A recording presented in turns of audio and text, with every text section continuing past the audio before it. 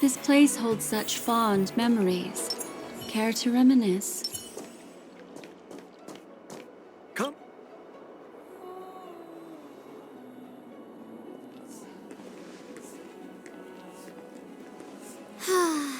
Seriously? When is this war dance going to start? The Sky Splitter has been hovering there for ages. When can we board and see what's inside? Is this how long-life species live? Everything proceeds so slowly. The effectiveness of anticipation in my emotional center is at an all-time high. Oh, I need to drink some coolant. Relax. The Realm Keeping Commission will send boarding notices to all ticket holders. The Gazette said the Sky Splitter will fire a salute before the ceremony starts. I saw the schedule for the first day of the tournament. Can you believe the Ringmaster accepted 4 challenges? And he's just a kid. So, who are you betting on, Bardo? I'm betting on neither. I lost all my credits betting on Roboball games in Tychean. This time, I've decided not to rely on probability games to accomplish my target of getting rich. War dance.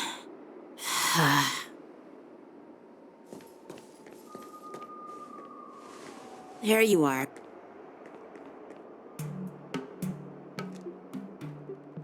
I heard you and Mr. Dan Heng went to meet the judges, and then a riot broke out in the shackling prison. I was so worried about you. Thank goodness you both made it out safe.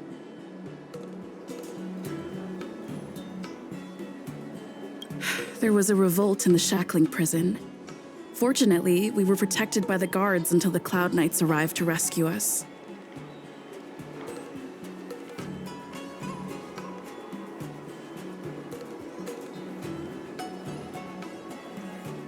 I was planning to take Miss March and Yun Li to Stargazer Navalia to see the Sky Splitter up close, but we stumbled upon a group of suspicious Foxians carrying official identities. They were acting strange, so out of curiosity, we decided to follow them. It turns out they were actually Borisin disguised as Foxians.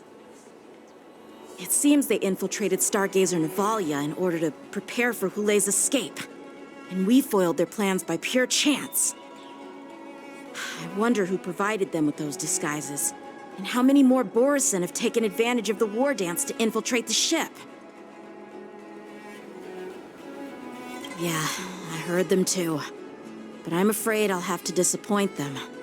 I've already reported to General Jing Yuan that I'll give up my role as the Ringmaster. The security of the Luofu is more important to me than anything else. I need to fulfill my duties as a Cloud Knight Lieutenant before taking on the honor of being a Ringmaster. Those tourists just want to see some good sword fights. Anyone can participate in this kind of tournament. It doesn't have to be me. The real challenge lies beyond the ring on the Sky Splitter. If we don't capture the fugitives soon, Hule will wreak havoc. Obviously, there's someone behind the scenes orchestrating this prison break, intending to spread chaos. If we fail to thwart their evil plan, what honor will be left for us to uphold? Well said. You may be tiny in stature, but your ambition matches that of the Yao Qing's warriors. Hey, this has nothing to do with my height.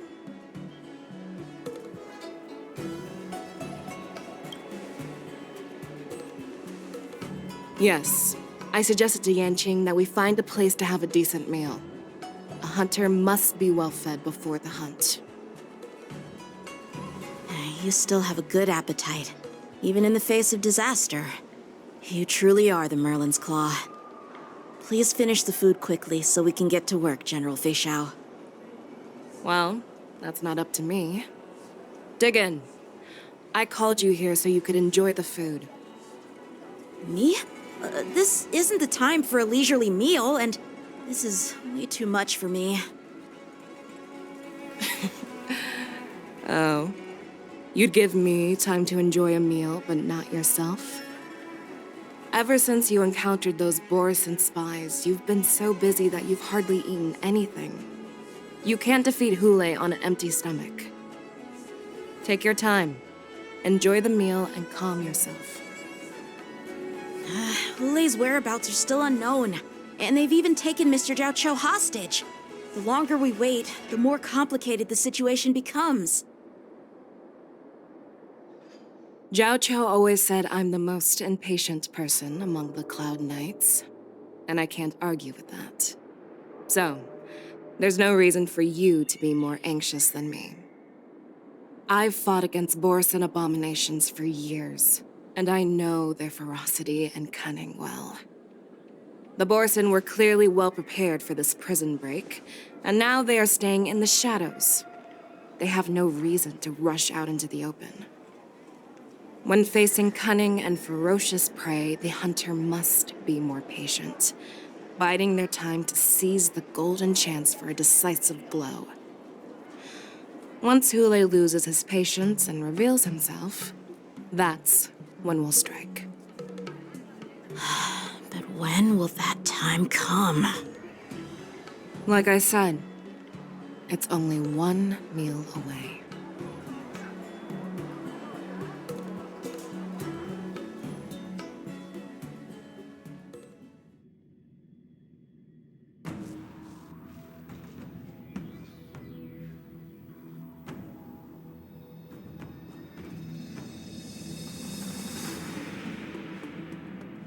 General Hua Yan, the Skyfaring Commission has finished its preparations.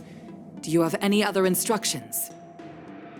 Representing the consensus between the Merlin's Claw and the Divine Foresight, I'll step in as the temporary commanding officer of the seat of Divine Foresight and oversee the Six Commission's affairs on the Luofu. What is the situation at the Shackling prison? Hule made a quick escape and even sealed the gates of the prison. As of now, the Cloud Knights have re-established contact with the staff inside. The good news is the two Nameless who were trapped in the Shackling prison are safe and sound. I know I shouldn't use the word great given the current situation, but I'm relieved that she and Dan Heng are safe. We've lost contact with one of the messengers from the Xianzhou Yaoqing. The Borisin have likely taken him hostage. Don't worry, Yuko.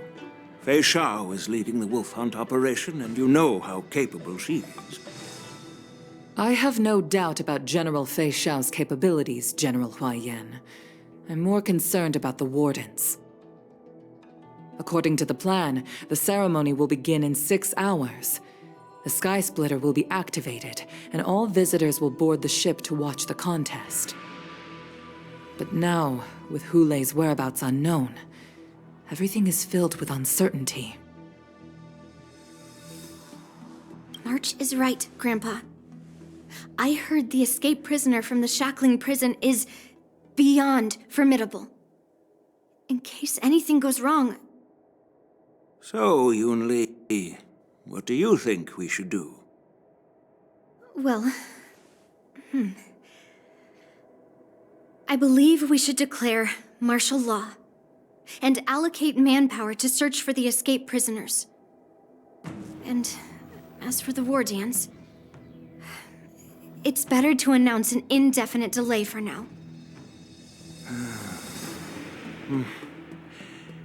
Your plan sounds solid, but unfortunately, solid plans rarely get a chance to be implemented. I believe there are at least 2 parties who won't accept your approach. The first are the many travelers who have come all the way here for the war dance. If we declare martial law now, it's like declaring that the Luofu isn't safe. How do you think the outsiders would react? They'd be terrified, and chaos might ensue. The second party is the staff of the Xianzhou Luofu's 6 commissions. They've invested a lot of resources and manpower into organizing the war dance. Suddenly suspending it indefinitely would create numerous challenges for them. But of course, not everyone disagrees with your idea. Really? The mastermind behind this incident would fully support your opinion, presumably. Hule's escape and your discovery of Borison's spies at Stargazer Navalia. Even a child could guess that these events were orchestrated. The fugitive is just one piece in the game. The one controlling the pieces wants to spread chaos and suspicion among the people on the Law Fu. If we declare martial law and postpone the war dance, we'll fall into their trap and instill fear in people even before Hule actually does anything. So what do we do? We'll search for the prisoners while maintaining order on the Law Fu, acting as if nothing has happened. As if nothing has happened? Yan Qing said he'd assist the generals, and now he's nowhere to be found. With the host ringmaster gone, how are we supposed to act like nothing has happened? That's why I called the two of you here.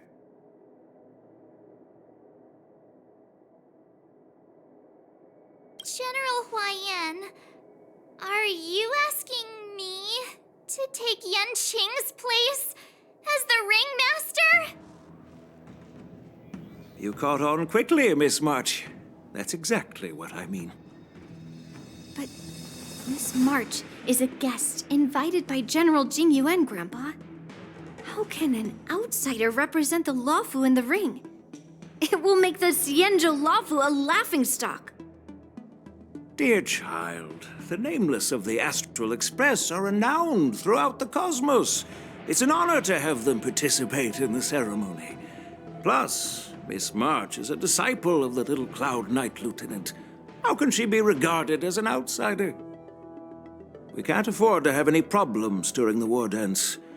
I'm entrusting you not only with the honor of the ring, but also with the security of the Sky Splitter. Yukong, please explain to them the rest of the arrangements.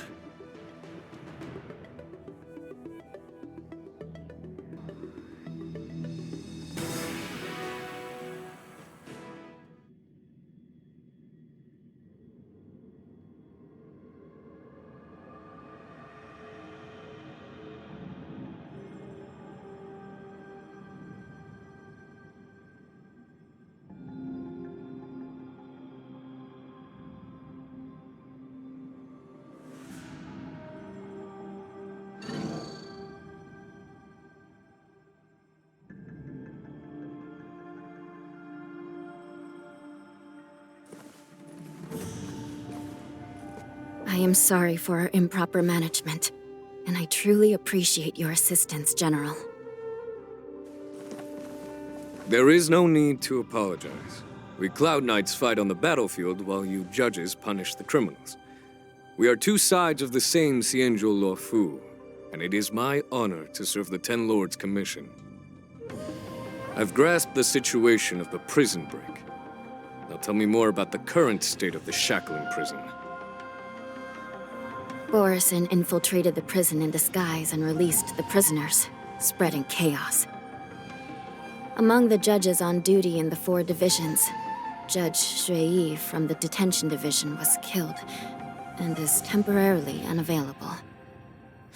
So, I'm taking over her duties and commanding Arumaton spectral envoys and spiritfarers to quickly restore order in the affected areas. I, and the two behind me, will go deeper into the prison to investigate. But, General, the situation inside is still chaotic and perilous. Your presence would be... It's common for Cloud Knight generals to face danger directly. Hule has escaped, and the Yao Qing envoy is being held hostage by the Borison.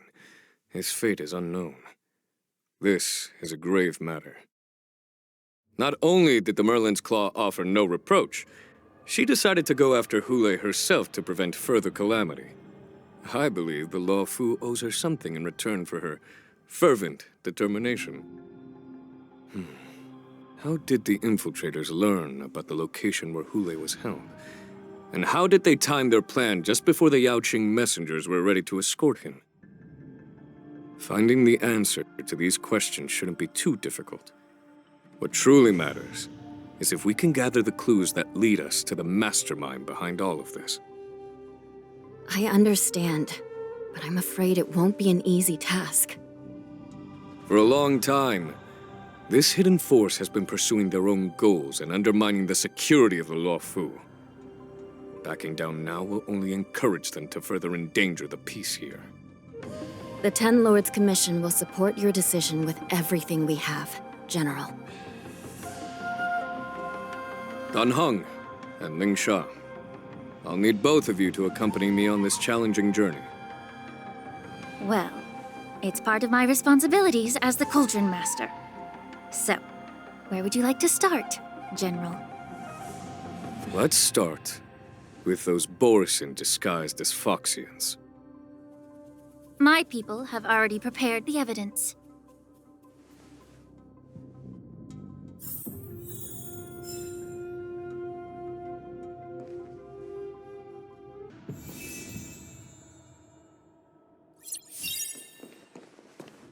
According to Lieutenant Yenqing's report, he stumbled upon a few suspicious Foxians at Stargazer Navalia.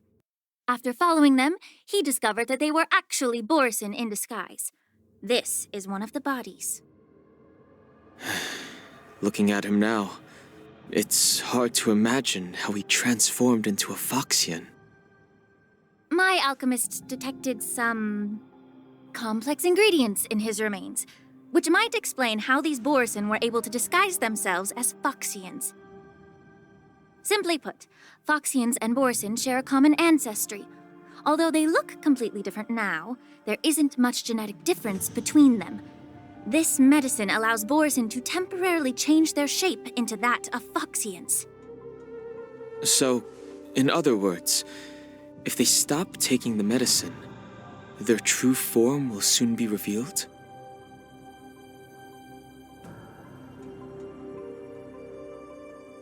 Indeed. This means that these Borisin have a steady supply of the medicine within the Lawfu. The disciples of Sanctus Medicus.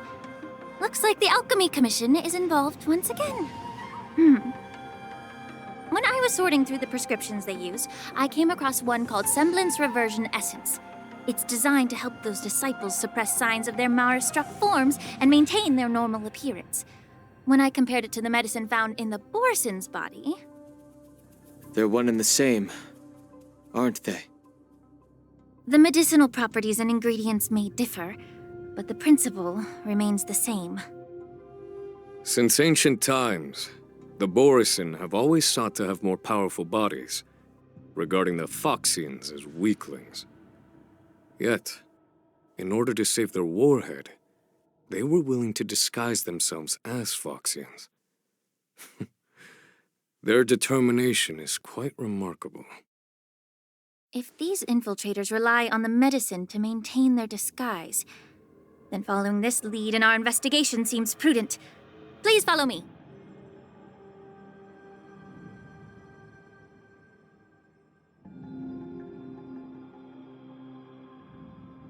Here we are. According to the judge, this area is not yet under control, so we should proceed cautiously. I've captured the nature of the medicine in my sensor. By following the medicinal fumes, we should be able to retrace the steps of the disguised Borisin.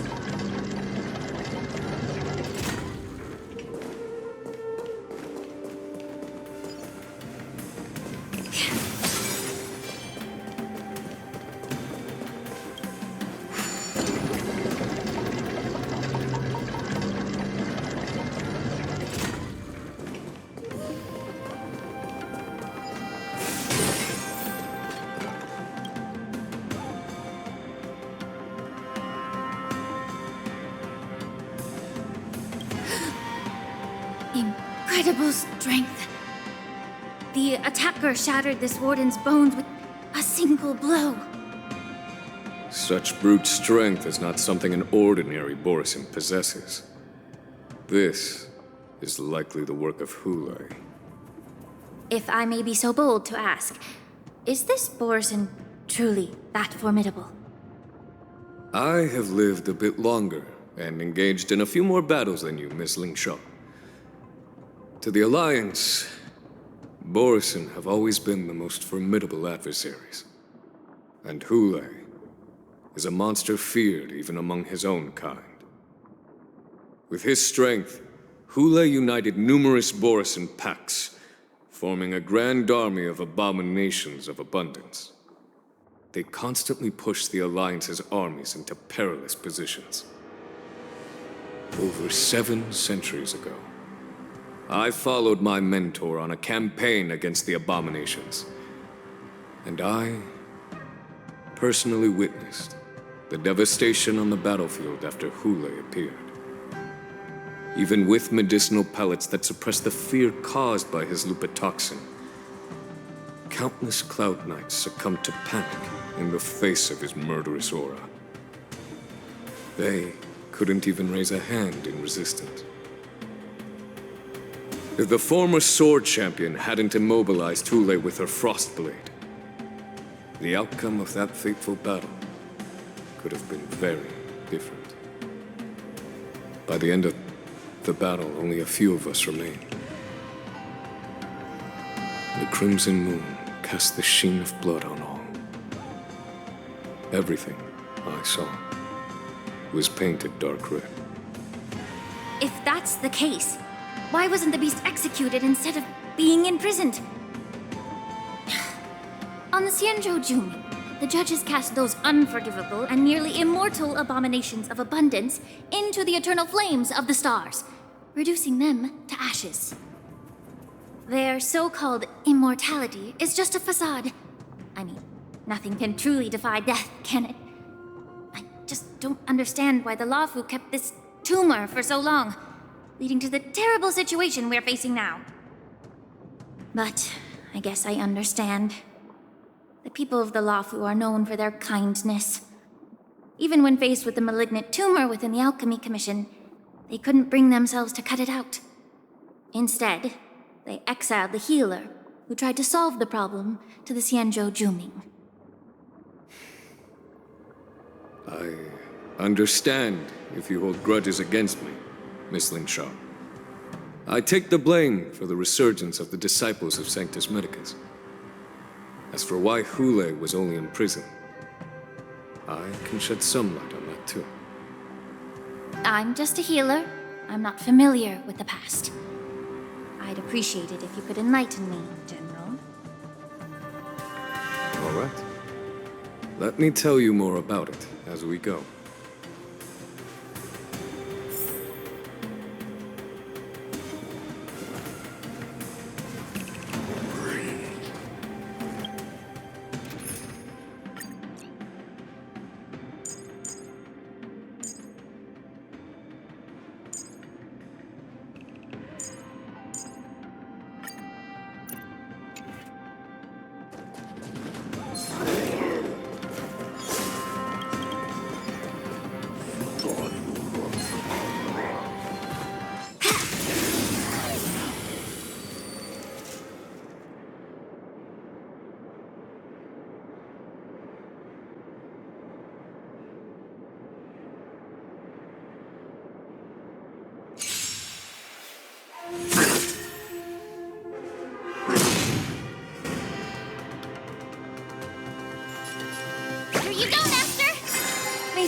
Resonate all together.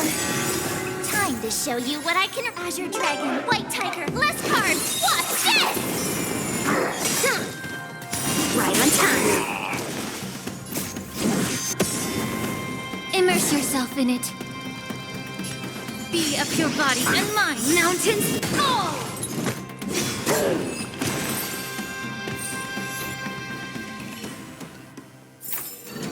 Tempered and forged. All are in view. Did this Cloud Knight also take the medicine?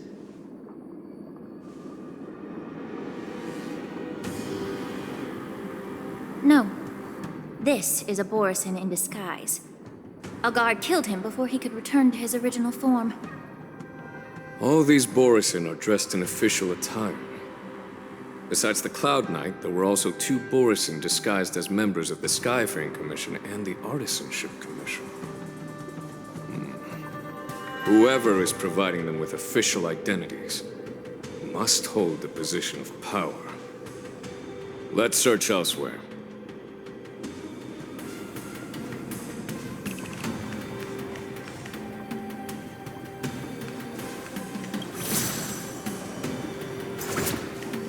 Accepting sword technique.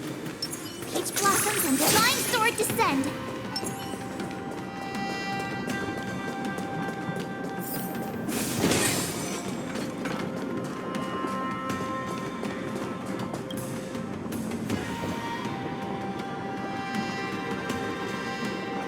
Someone bit open his arteries and drained almost all of his blood while he was still alive. Such a cruel and ruthless act. Despite being a long-lived species, Borsen are actually more like predatory beasts that must feed on raw blood and flesh. I've heard that Hule was deprived of food and water in the shackling prison. It's hard to imagine how he managed to suppress his hunger for over 7 centuries. Will the hostage from the Yaoqing be able to avoid being his meal? Such is the terrible nature of the abominations of abundance. We subjected him to the forest of swords to drain his life force. But in the end, his punishment turned into a test of our patience. Just like you said, Miss Linshaw. Casting a creature that can't be killed into a star would be a way to permanently get rid of it. But unfortunately... The Foxians didn't agree to that. Exactly. The atrocities committed by Hule went beyond mere massacres. Throughout numerous wars, we made every effort to eradicate the Borsen.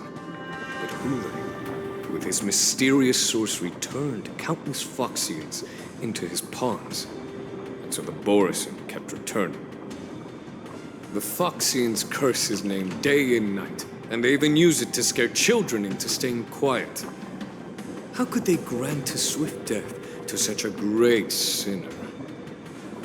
I wonder if you know why Hule wasn't taken into custody by the Foxian majority Xianzhou Yaoqing, but instead imprisoned in the Xianzhou Luofu, Miss Linshaw.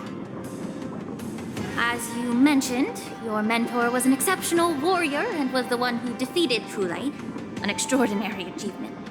Therefore, the Marshal placed this feral beast under the jurisdiction of the Xianzhou Luofu as an honor, I assume? It seems you have a major misunderstanding about this arrangement, Miss Linshaw. Allow me to explain it to you.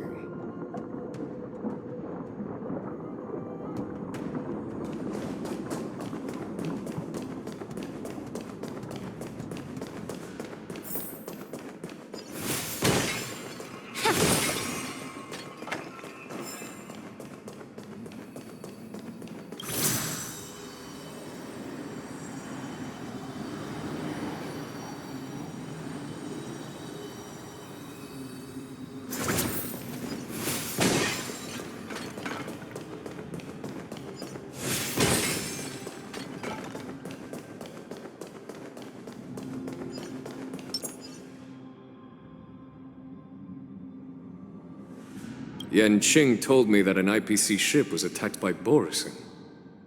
Is this what they were transporting on the ship? Yes. The Artisanship Commission and Alchemy Commission conducted a joint examination and found that the parts of this machine are made from specially refined Borsen biotissue. I heard the Intelligentsia Guild has been researching the biological properties of long-life species, hoping to make medical or combat-related discoveries. However, they haven't dared to cross any lines due to their so-called relationship with the Alliance. Perhaps to those scholars, Borsen are no different from lab animals. Maybe the Borsen attacked that ship to retaliate against the Intelligentsia Guild for experimenting on them? No. If it were only about revenge, they could just wreck the ship and destroy all the cargo, instead of allowing it to end up in the shackling prison. It was a deliberate display to showcase the dangerous nature of the cargo in broad daylight. This way, the cargo would end up in the shackling prison, serving as a tool for the prison break. This skill in exploiting the blind spots of others' mindsets is so atypical of them. I'm afraid the IPC and the Intelligentsia Guild unknowingly became their accomplices.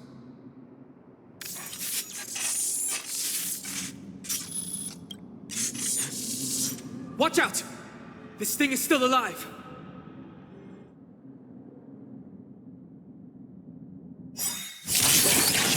Even after suffering such severe attacks?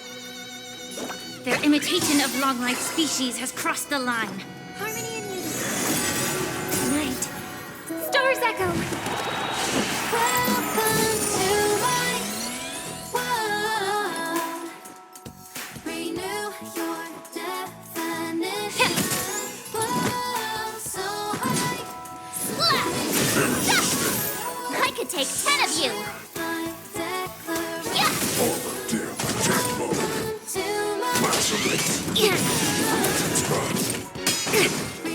Yes, you!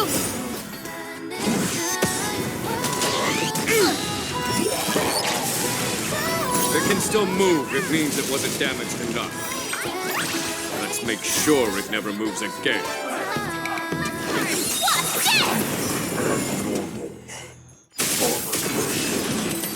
Hands up, embrace who you wanna be.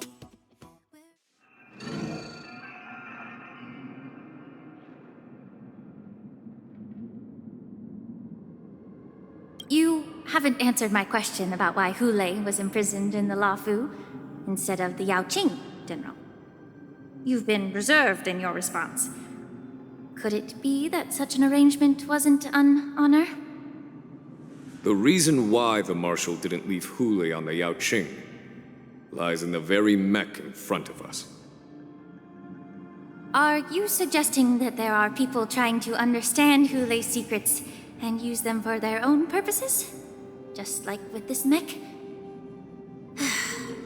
Well, I understand. I've heard that the Foxians on the Yaoqing share a bloodline with the Borison. And just like the Borison, some of the Foxians there experience an uncontrollable insanity called moon rage. The Marshal believed that this would be inhumane and no different from what the Borison did, so... Exactly. While Borison see moon rage as a blessing that unlocks their true potential, Foxians see it as an inevitable curse within their bloodline. Countless healers of the Yaoqing have attempted to unravel this mystery, but to no avail. Why can Borison control the power of moon rage? Can we Foxians break free from this curse? These questions were asked frequently. Each questioner had good intentions. But the road to catastrophe is paved with good intentions. To the Foxians of the Yaoqing, Hule was not only the warhead of the Borison, but also a monster that could be the subject of much research. Hule thus became a poison that corrupted people's minds without their knowing. That's why the Marshal decided to imprison Hule and the Lafu. It wasn't an honor, but rather a warning. Because such selfish pursuits in the name of good intentions once led to a tragedy on the Lafu that served as a warning to future generations. This edition of Imbibitor Lunae. By imprisoning Hule and the Xianzhou Lafu, the Marshal both suppressed the dangerous intentions of the Yaoqing Foxians and warned the Xianzhou Lafu to refrain from repeating its mistake. That was a necessary trade-off. The Xianzhou alliance is not solely about the Xianzhou natives. Only when all three races, Foxian, Vidyadhara, and Xianzhou natives, form an alliance, will there be a promising future for all. Thank you for enlightening me. Was it for the same reason that you traded off my mentor to the Xianzhou Zhuming, only to stand idle and allow the resurgence of the disciples of Sanctus Medicus? You said that I couldn't bear to cut out the malignant tumor within the Alchemy Commission, but instead exiled the healer who tried to solve the problem to the Xianzhou Zhuming. But did your mentor tell you her good intentions led her to perform certain healing arts on Dun Hung, who had just finished his hatching rebirth, so that he would regain the memories of his past life. What did you just say? She believed that restoring the High Elder's knowledge of his past life would allow the Vidyadhara to resume their duty as the guardians of the Ambrosial Arbor, quelling the strife within their clan and bringing everything back on the right path. But just as I mentioned earlier, the road to catastrophe is always paved with good intentions. Since then, the 6 charioteers decided that the Alchemy Commission would no longer have a cauldron master. Until your arrival now.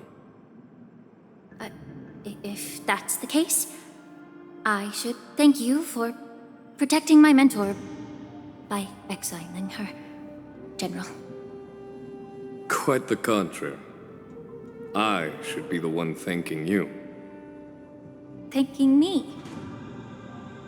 All I ever want is to have a clear conscience. However, can long-life species truly achieve that goal in their long-drawn lives?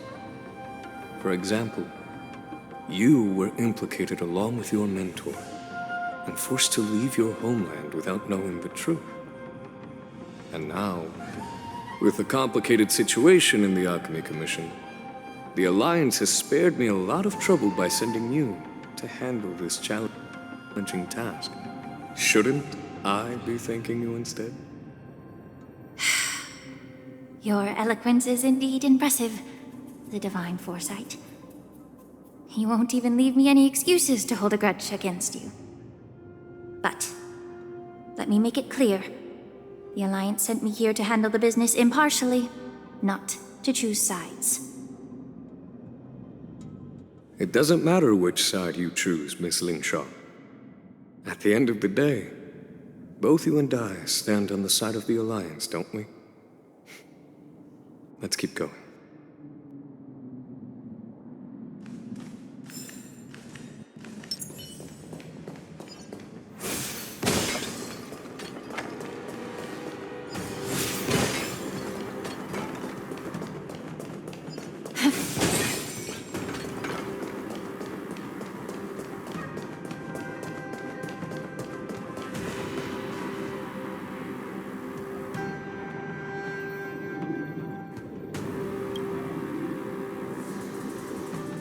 These Mara-struck soldiers don't appear to be escaped prisoners. How can you tell? These soldiers are fully armed. Obviously, they didn't hastily join the battle. The messenger named Morza did say that there were 2 groups of attackers. And the other attackers, aside from the Borison, could hide their tracks. I believe he was referring to these people. Hide their tracks? Exactly. I've engaged with these attackers before, and they used Cloud Hymn magic to hide their presence. Without careful observation, no one can detect them. You once warned me to be cautious of the Vidyadhara Elder's influence within the Alchemy Commission. Could it be? What's on your mind, Miss Lingshaw? Well, it seems that someone provided the attackers with a map of the shackling prison. And considering the Vidyadhara's involvement in the prison's construction, it raises suspicion about their role in this. Additionally, the fact that the Borison need medicine to disguise themselves would suggest that there are still moles within the Alchemy Commission assisting them covertly. Moreover, forging official identities for the undercover Borison would require someone with significant authority. And the presence of assassins capable of using Cloud Hymn magic deepens my suspicion about the Preceptors. But why would the Vidyadhara collude with the Borison and aid in Hulei's escape? They aim to spread chaos. They believe that only in chaos can they regain their former power and influence. Since this edition of Imbibe de Lune, the once proud dragon race has been powerless, watching their influence wane. Being a native of the Luo Fu, Miss Ling Sha, I believe you understand the implications. However, I don't think the preceptors are the true masterminds. If I'm not mistaken, the one behind all this treachery is the Lord Ravager who exploited the weaknesses within the Luo Fu and instigated the disciples of Sanctus Medicus, ultimately leading to the Ambrosial Arbor's resurrection. Fentilia. Please remember, General, that everything I've mentioned is mere speculation. We need concrete evidence for a public trial. If you want to interrogate someone within the Videodara's ranks, you'll need irrefutable proof. So, what's your plan, Miss Ling Sha? I'll send an invitation to the preceptors. An invitation? The preceptors have been inviting me for a personal meeting since my arrival on the Luofu.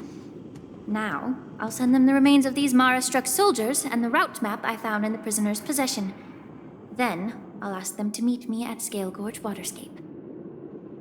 I'd like to hear their explanations. Good idea. If I were to take action, it might alert the true mastermind. I trust you to handle this matter, Miss Ling Sha. The internal affairs of the Videodara should remain under their jurisdiction. And don't worry if things don't go smoothly. Once the wolf hunt operation is over, the hidden truths will come to light. Speaking of the wolf hunt operation, I'm truly worried about the Yaoqing messenger who was taken hostage. Hule was starving in the shackling prison for centuries. I don't know if the messenger can survive in that wolf's clutches. May Rainbow's blessing keep him safe.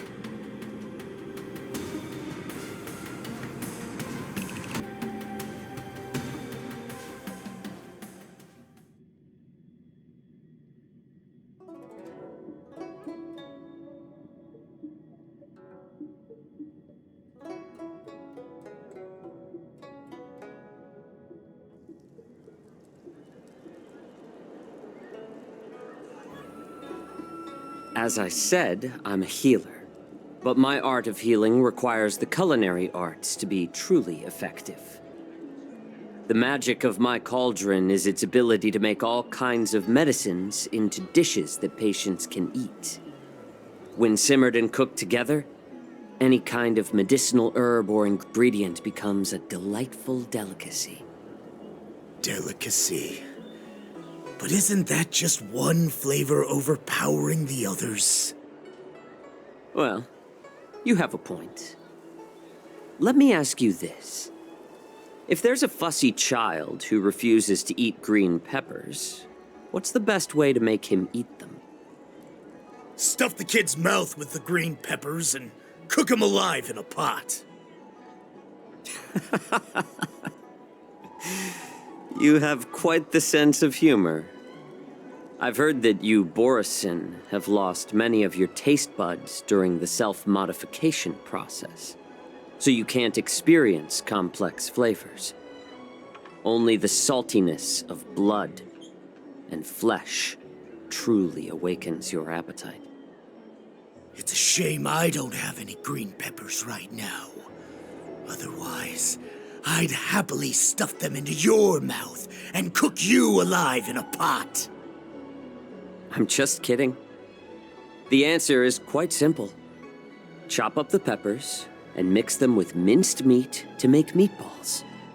This way, the flavor of the meat overpowers the taste of the peppers. And even a fussy child can enjoy them. Can I just boil your tongue in this hot pot? I know you're trying to buy time until someone comes to your rescue. You said that Jin Liu recently returned to the Luofu, right? Well, she did come back. But, unfortunately, I also found out that she committed serious crimes and was escorted to another Xianzhou ship. Do you really think you can delay our departure by provoking Lord Hule's desire for revenge with your clever little tongue? You see Borison as savages who know nothing about the Xianzhou. But in fact, we know all about your tracking tricks. Like the jade abacus you're carrying, and the side cranes in the sky. The more hope you hold in your heart, the greater your pain will be when death comes. I wonder if you can maintain your composure when I tear your throat open. His composure is only a temporary effect of the medicine. And it will wear off soon, right? Lord Hule! Oh, you pathetic Foxians.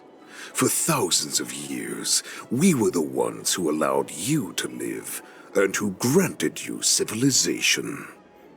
But in the end, you chose to betray us for the freedom promised by the Xianzhou people. But it's all right. As long as you catch the scent of your masters, you obediently return to us. No matter how far you run away.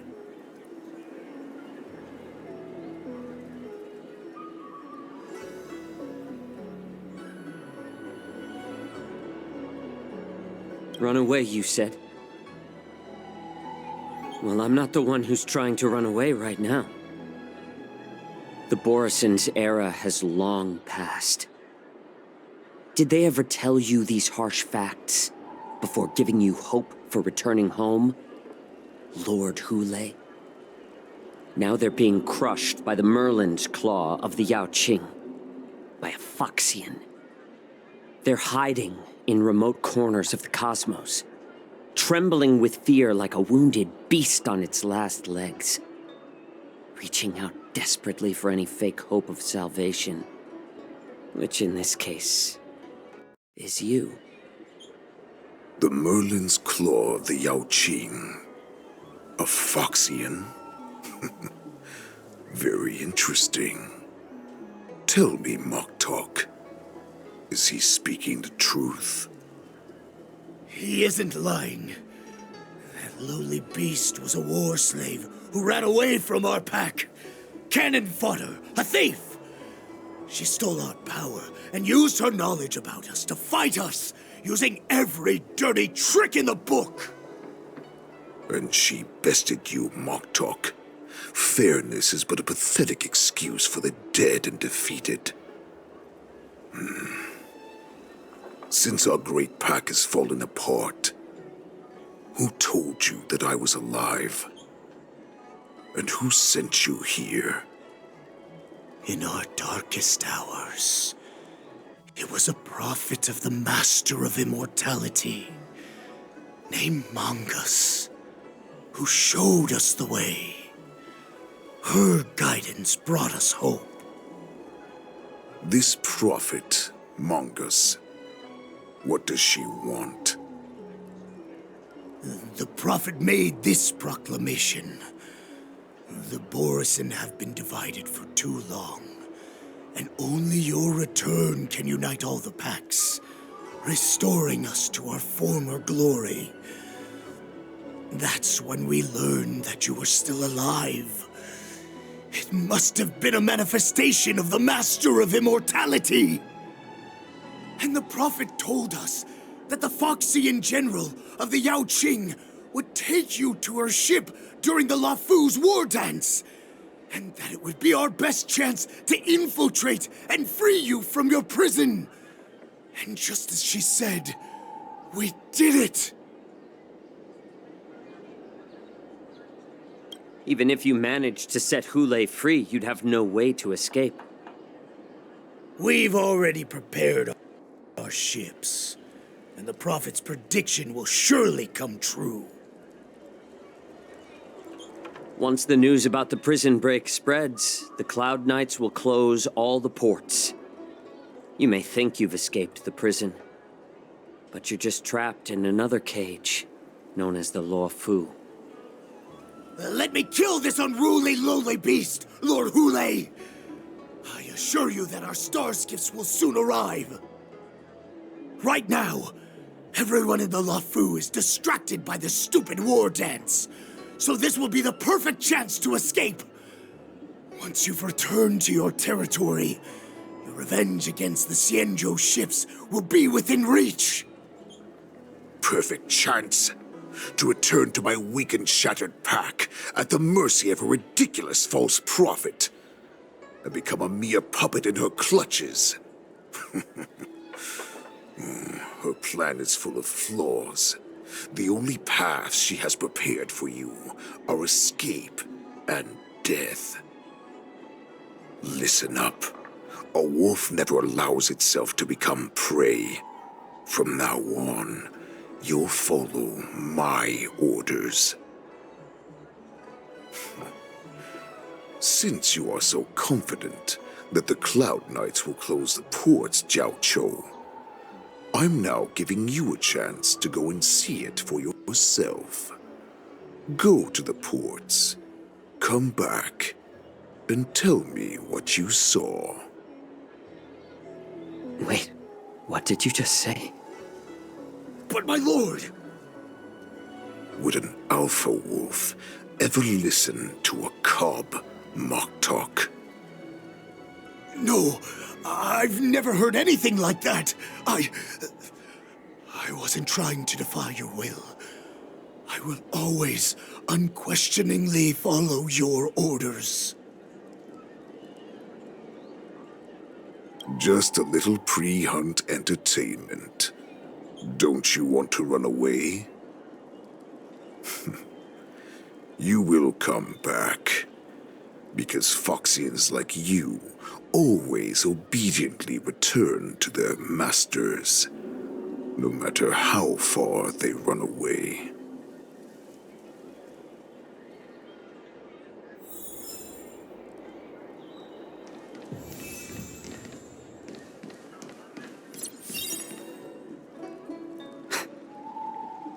I can't believe he actually let me go. What game is he playing? Perhaps I can try to warn the Cloud Knights. No. Perhaps I can just escape.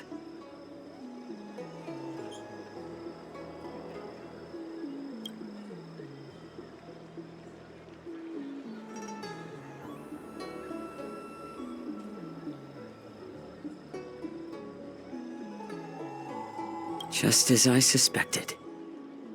He's testing me. The Cloud Knights must have been aware of the situation inside the shackling prison for some time. Will General Fei Xiao personally lead a squad to capture Hule? For now, I'll do as he asked.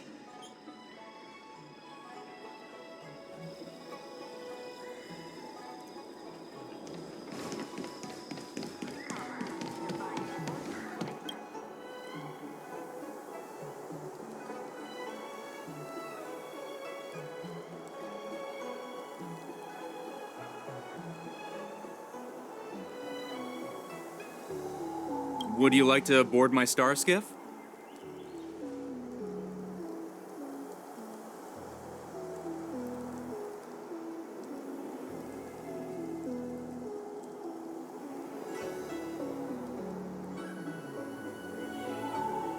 Well, my little star skiff can't accommodate that many. But I have a larger one that will arrive in less than 15 minutes if you need it. So, where would you like to go? We need to hurry, wherever we're going. The war dance is about to start, and the Skyfaring Commission is prioritizing star skiffs heading to the Sky Splitter.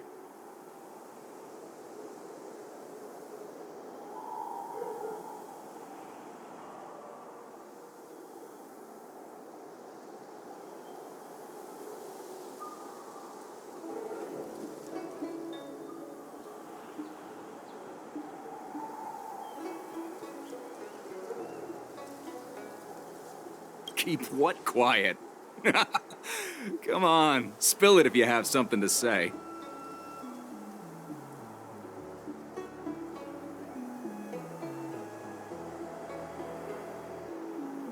Realm Keeping Commission? It's right up ahead. Look, I've got a business to run, so why don't you go there yourself?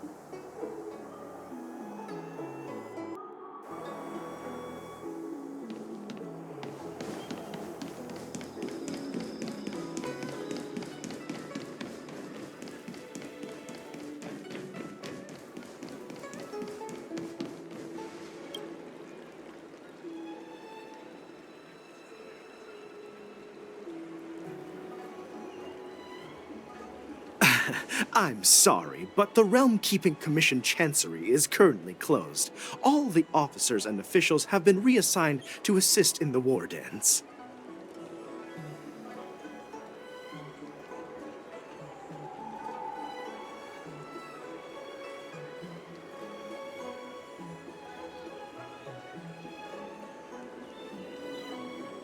If I can help you.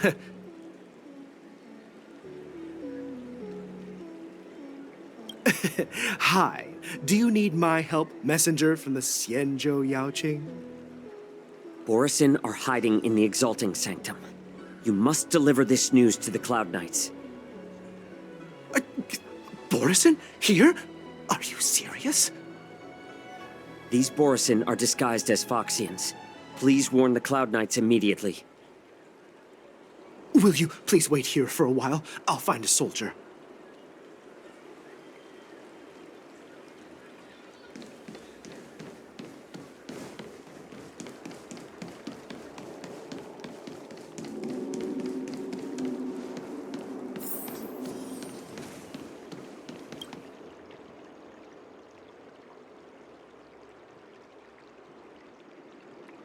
Hey there. I noticed you'd been looking at me for quite a while. Do you need my help?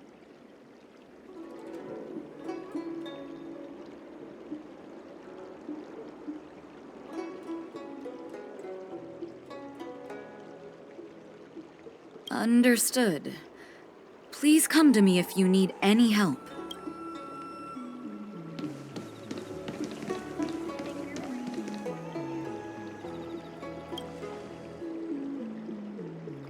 Hey there. I noticed you'd been... Could you please provide more details?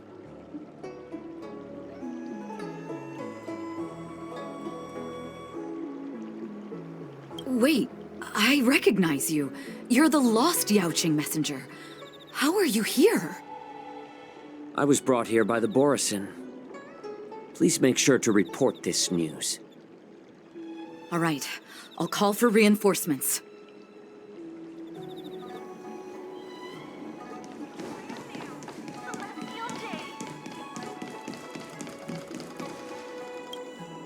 Stop asking.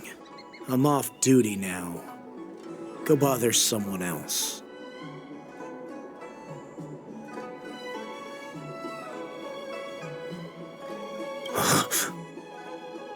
You're not one of us, but I smell a familiar scent on you. The Warhead sent me here to check on the situation.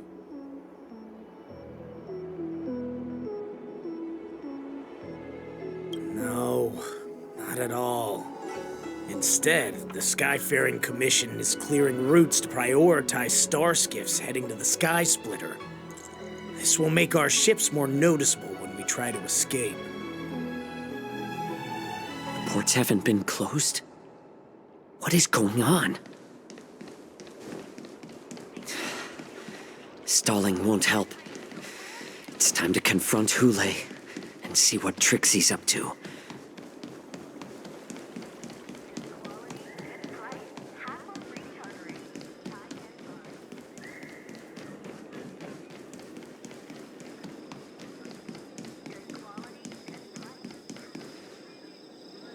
You're back, Jiao Chou. Come and take a good look. Who are these people? This Cloud Knight says there's official business that requires my cooperation. What are you trying to do, Moktuk? They have nothing to do with this. Nothing to do? I told you to go to the port and check out the situation. But I never gave you permission to talk with others. Remember, these people died because of you.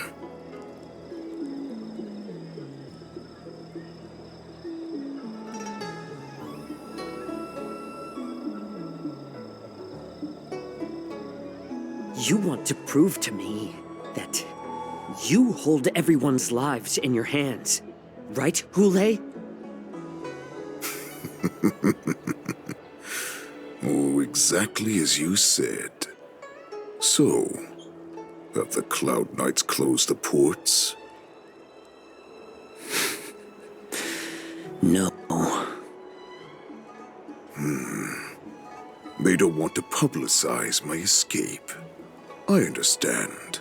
It's no surprise, for fear is more deadly than claws and fangs.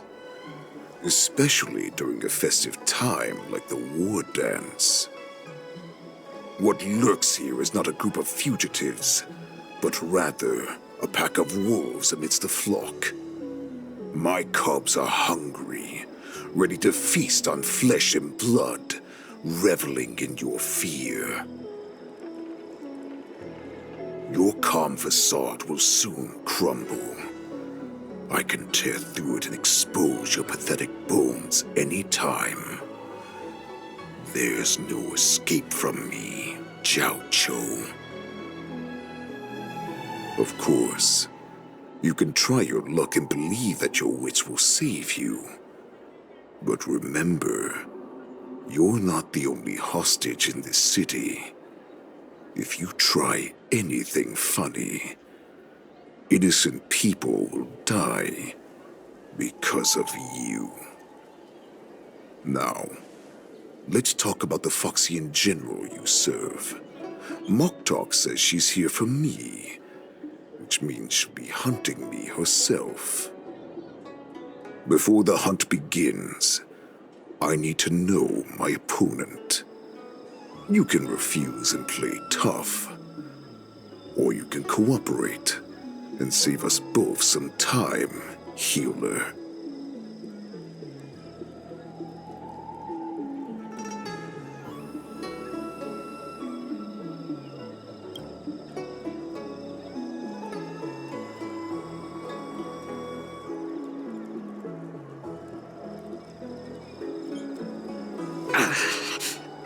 Good. At least you didn't try to draw attention with a scream. That way no one will die in vain. But remember, the next time you refuse me, I'll crush your healing hands, then your knees, then your spine. I'll dismantle you piece by piece, until only your silver tongue remains for you to speak. Fine. I'll tell you what you want to know about her. But I expect something in return.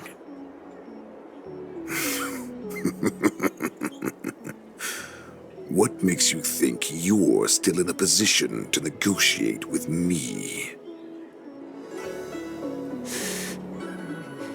You can torture me until I talk. Or let's save us both some time. Warhead. Here's the question that's been bothering me. How have you managed to survive and endure centuries of torture? Borison aren't supposed to live that long, or possess such regenerative abilities. So, is that why the Shenjiao Yao Qing wanted to take me away? To some, I'm a hostage, but to others, I hold the secrets they desire. I still remember, in the early years of my captivity, the Foxians came and went. They extracted my blood and marrow, trying to unravel the mystery of moon rage. They wanted to conquer their fear of the Borison and free themselves from their bloodline. Unfortunately, they failed to uncover the secret, so they resorted to the most brutal punishments they could imagine. Some seek power to destroy their enemies, while others seek power to become their enemies. Which one are you, Jiao-Cho? Ah, I see. You're the most pitiful of them all, healer of the Yaoqing. You seek power to share it with others and do good. Well, then let me tell you the answer you seek. In our ancient legends, Duran, the ancestor of the Borison, was dissatisfied with his limited lifespan and power. He yearned to dominate the skies and become the master of all the stars. To achieve his goal, he sacrificed the lives of countless Borison and Foxians, pouring them into the spring bestowed by the Master of Immortality. Through a form of genetic sorcery, the water gave birth to a miracle. The lunar embryo. Duran ascended the birthing bed and obtained what he desired, a heart in the shape of a deep red full moon. He cut open his chest and replaced his original heart with this crimson moon.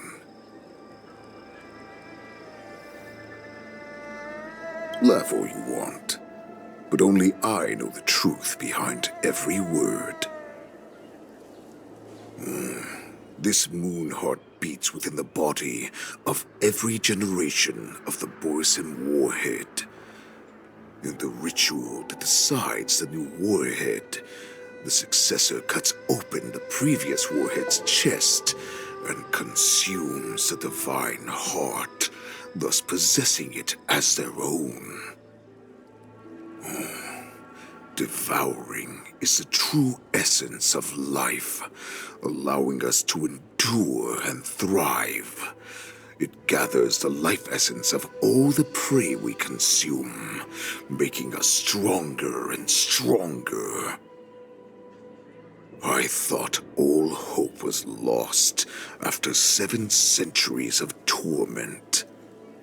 But now, this heart is beating once again. All right. Now it's your turn to tell me everything about the Merlin's Claw.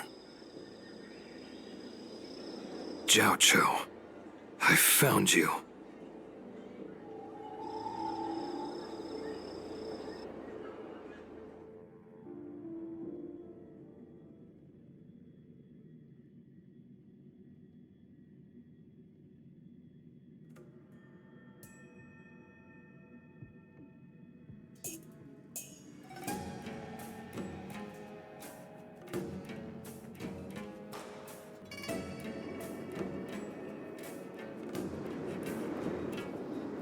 I know I'm in no position to question your orders, but if I understand correctly, you already have intelligence about the Borison?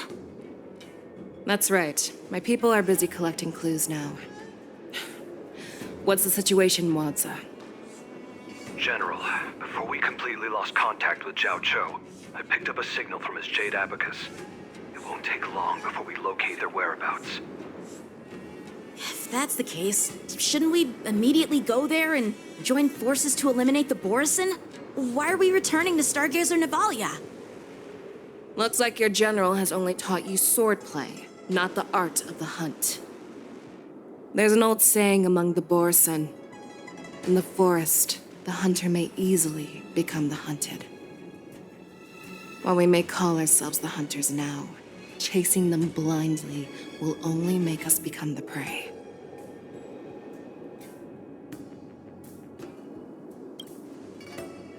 Are you joking, General?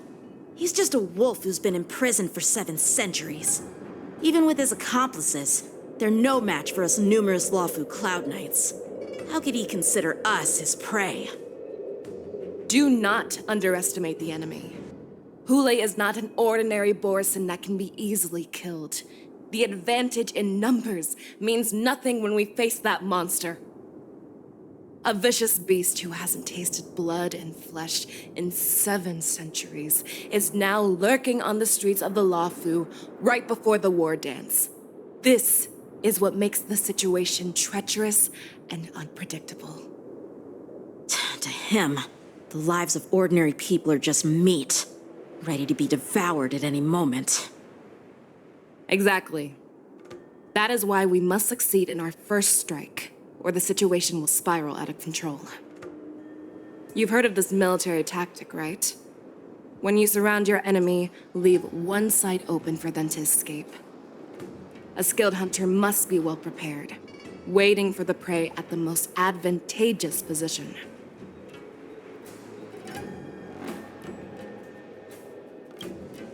What would we do if we were the escapees from the shackling prison?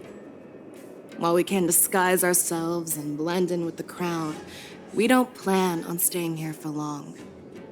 In this case, what do we need most now? A star skiff to get us out of the Lawfu.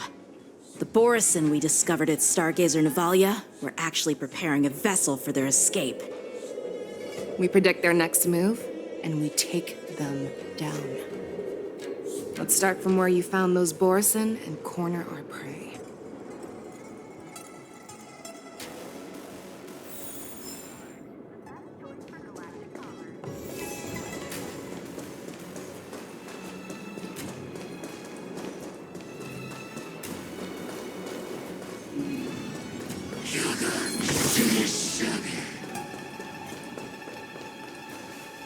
This is where we ran into the Borison last time. It looks the same as usual. Because I blocked all the relevant news to make it seem as if nothing had happened.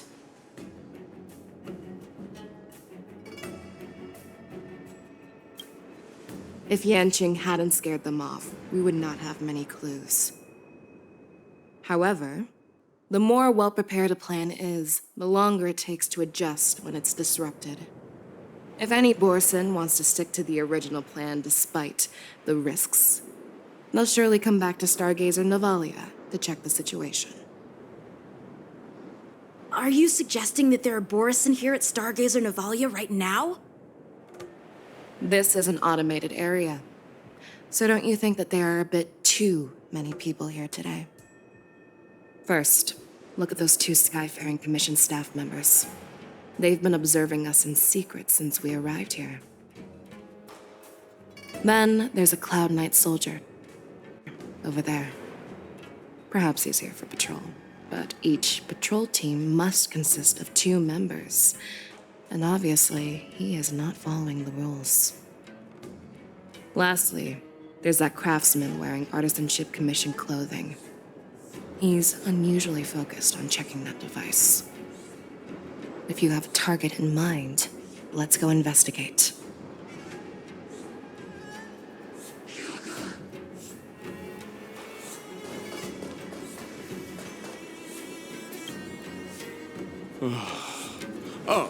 Lieutenant Yanqing and General Fei Xiao? You're aware of the Borison prison break, right? Yeah, I've received the news, and I'll be on the alert. Looks like you've been keeping an eye on the Sky Splitter. Have you noticed anything unusual? No, everything is normal on the ship. Nothing out of the ordinary.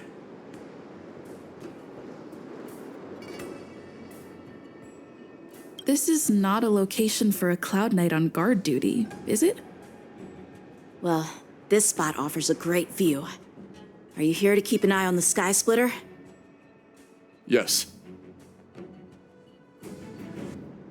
You've been observing the Sky Splitter for a while. Have you noticed anything? Honestly, just watching the ship from here isn't too thrilling. I wish I could go on board and witness Lieutenant Yenqing's contests. Speaking of which, Lieutenant Yenqing, aren't you supposed to be on the Sky Splitter? Is it alright for you to be here instead? Thank you for your concern, but I have more pressing matters to attend to.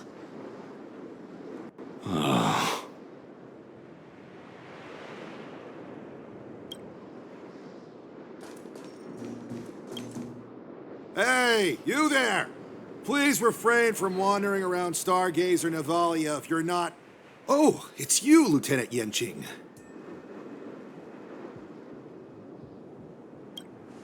I'm an official staff member assigned to investigate a peculiar issue. A peculiar issue? Yeah, we've had some unscheduled star skiffs being constructed at this dock in Stargazer Navalia. Could there have been an error in the production planning for the assembly line? This is just weird. I thought all the pending star skiffs from before the war dance had been scheduled already. I'm sorry, but I need to focus on my work right now. If you have any questions, we can discuss them later.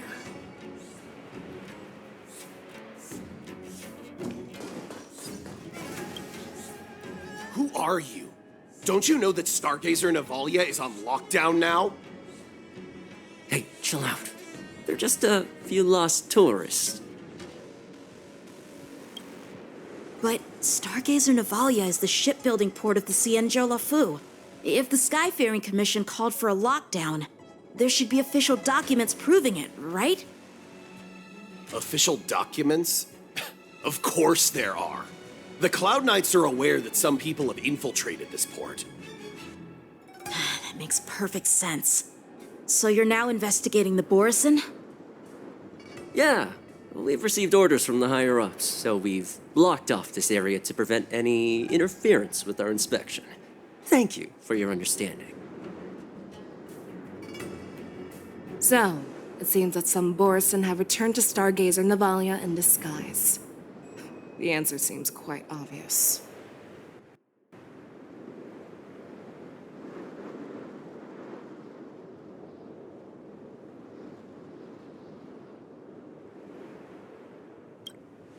That's my suspicion as well. Remember when I mentioned that the Cloud Knights blocked all relevant news to make it seem as if nothing happened? Stargazer Navalia is not under lockdown. But on the contrary, those staff members use Stargazer Navalia is on lockdown as an excuse to persuade us to leave. This contradicts the Cloud Knights' plans. Their flimsy disguise has been exposed. Even if they try to hide, there's no way they can escape us.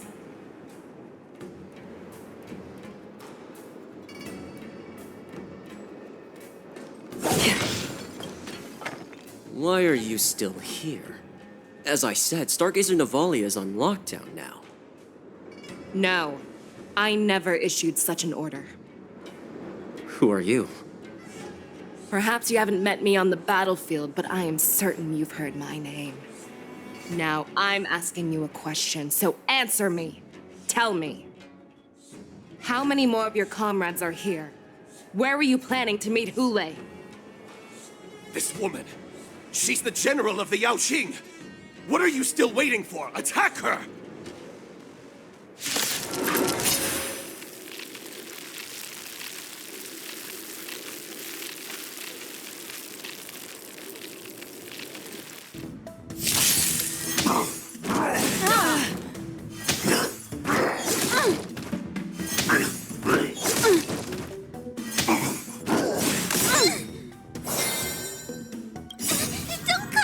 Fiends or devils, I'll crush them all! Memories are ever beneath the waters lies an endless abyss. Good times. Time to say bye. Boom. Destiny isn't chosen. Relax. I weep for the departed. It too shall fall. Run! Tell Lord Moktok about this!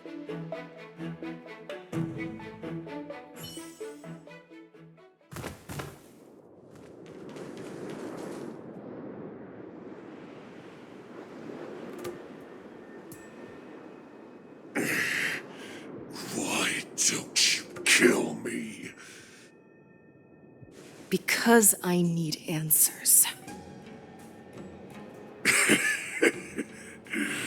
You were our war slave, so you should know us descendants of Duran.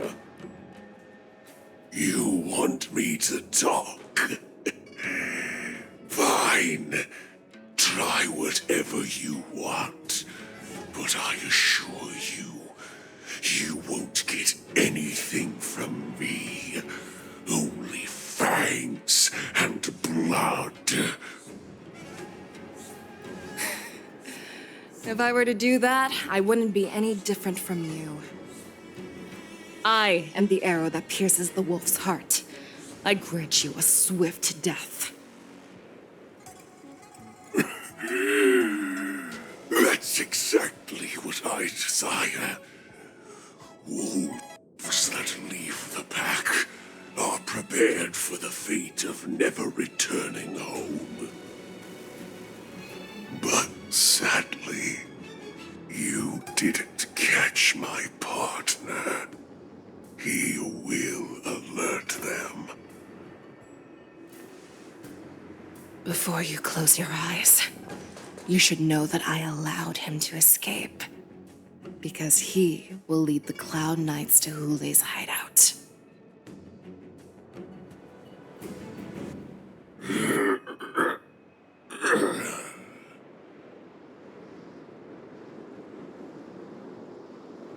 Is this how you leave one side open?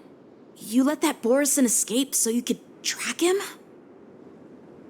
This is the most common hunting tactic used by Borison. I know the methods of these abominations all too well.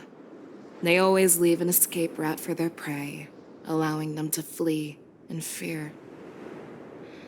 Then they chase them like it's a game. Borison get great satisfaction from the last struggles of their victims. Have you witnessed these things firsthand? That guy called you a war slave. What exactly have you experienced? Well, just a hazy past that I can barely recollect. Long ago, I was one of them.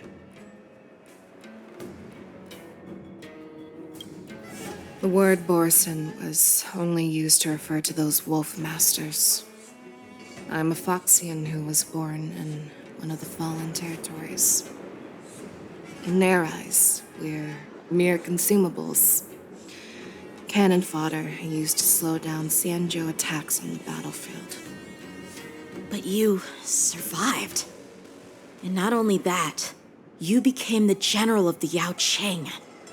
If I get the chance, I'd love to hear stories of your past, General.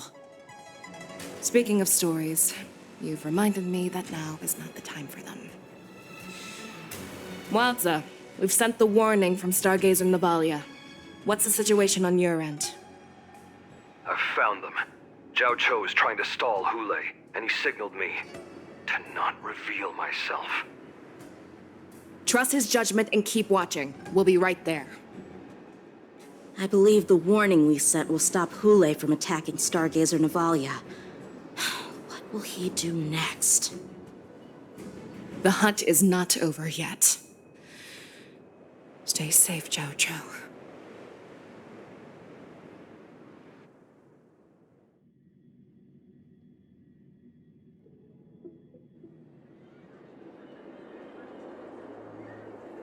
Please, save me.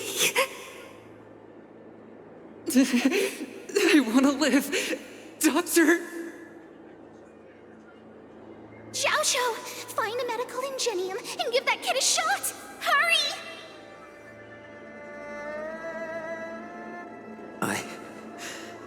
I see. How's the front line? The Borison Beast ships have already landed on the Fenghu. It won't be long before this place is overrun as well. What about General Yueyu? Any news from her? I'm her healer. I should stay by her side at a time like this. She asked me to tell you that she's not coming back. She must protect the Cloud Pier telescope. General asks you to save that kid. The girl fought desperately just to bring us all back here alive. I've never seen such a brutal fighting style. Her body, it's like she was split open.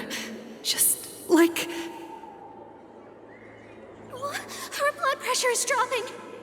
Do you hear me, Xiao Xiao? Loud and clear. Get me some tumble dust. We've got to start the operation right now. I will bring her back. Is that why you're so determined to learn my secrets? Do you hear me, Jiao Chou? I do. Loud and clear. So she saved you all in that great battle on the Xiangzhou Fenghu 3 decades ago. But to your surprise, you discovered her Borisin bloodline while she was at death's door. Moktok told me that she was a war slave who escaped from the Eclipse Pack. Oh, what a twist of fate. Turns out, she's from the same clan as I am. Now I understand. No wonder she displayed such astounding power, determination, and cruelty in battle. Turns out it's all because of her Borisin bloodline. Mutt. Despicable mutt.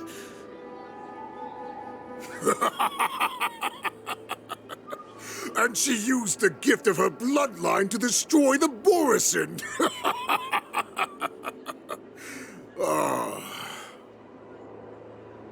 Moon Rage, a blessing for wolves, and a curse for foxes.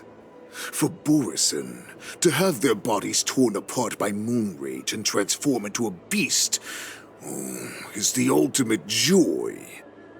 But for you Foxians with poor regenerative abilities, it means certain death. With the burning fury in her heart, that Foxian general will eventually lose her sanity and indulge in endless bloodshed. The scars on her body will not be caused by enemy weapons, but by the immense power she can't withstand. One day, she will be torn apart and die as a monster.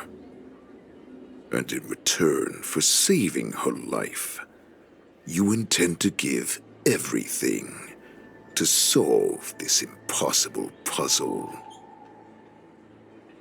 Hule. Do you know the saddest thing about being a healer?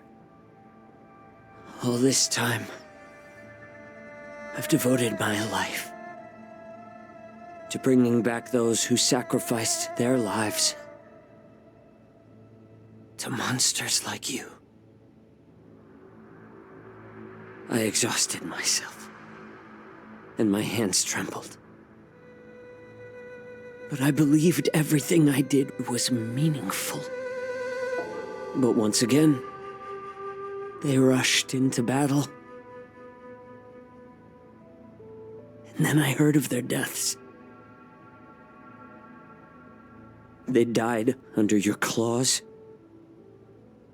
in your jaws, amidst the flames of crashing star skiffs, and under the Lux arrow of rainbow. Like a useless idiot, I saved a fish named Life out of the cauldron called Death, only to watch it struggle and dive back into the boiling broth.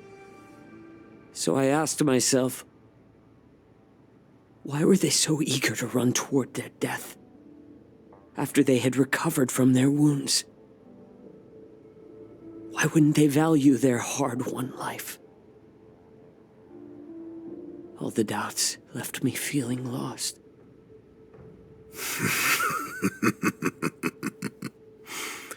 I can smell your desperation. All the way down to your bone marrow.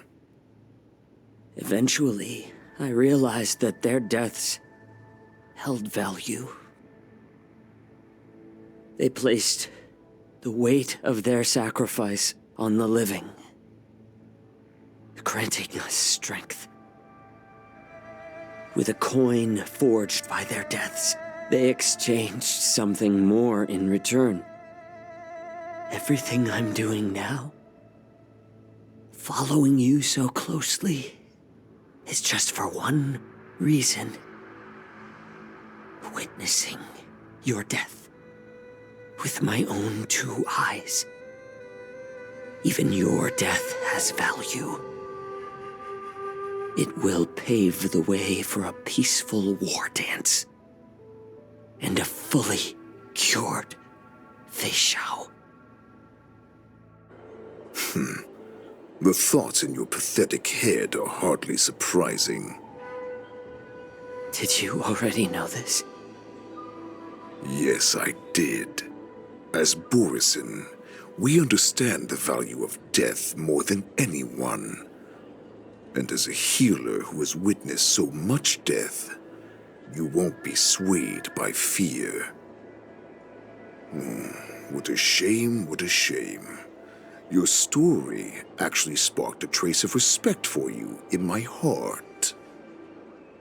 Can you even feel respect with your corrupted heart? Of course, because I caught a whiff of my own kind in you. Unfortunately, in the end, you're still just a weak fox.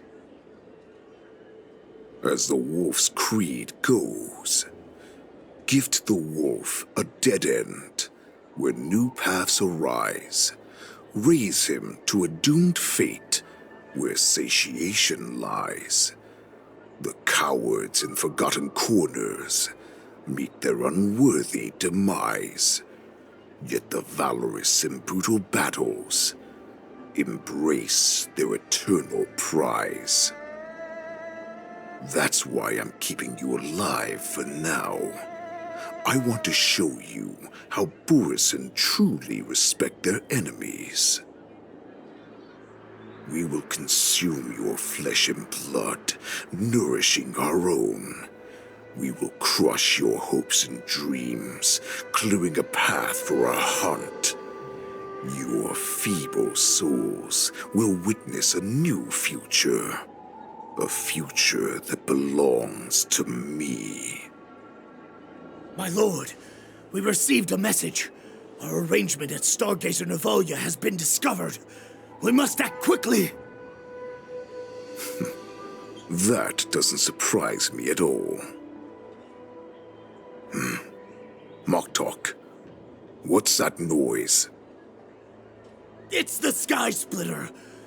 The ship that the war dance will be held on is about to set off. The Skyfaring Commission will clear the air routes. And if our star skiffs try to escape, we'll be spotted.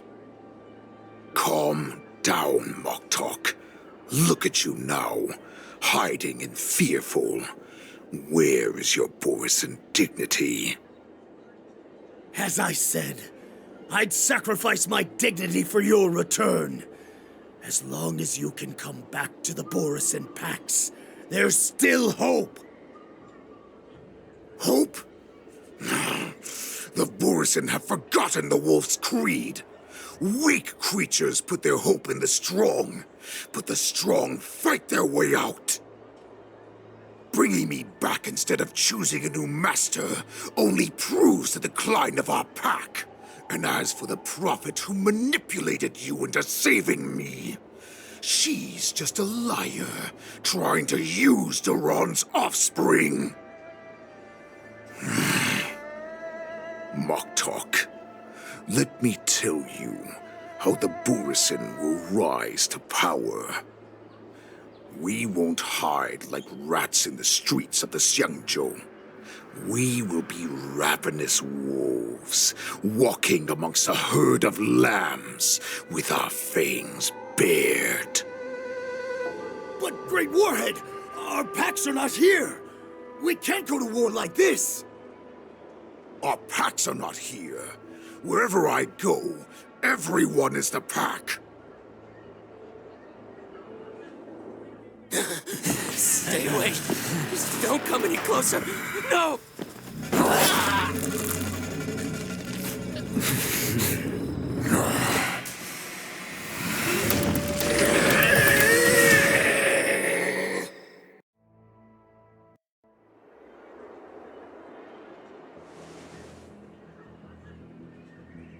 Mock talk. We're the apex predators at the top of the hierarchy. As wolves, we create fear. We don't become servants to it. If you're blind to the path, I will be the crimson moon that lights the way for you. Share my crimson blood with our brethren. Use it to infect those Foxians and strike fear into their hearts. Now, you devious monkey, come out and face me. Chow Chow. Melissa. Run. No, he can't run, and neither can you. You've come at the right time, monkey of the Yaoqing. Tell your general. Tell her that I will unleash a massacre here, drowning the Xiangzhou Lafu in blood. From this moment on, wolves bearing my blood will hunt on every street, feasting on the followers of that devilish archer. Follow me, my cops. We shall stride among the prey. Give the wolf a dead end when new paths arise. Raise him to a doomed fate where satiation lies. The cowards in forgotten corners meet their unworthy demise. Yet the valorous in brutal battles embrace their eternal prize.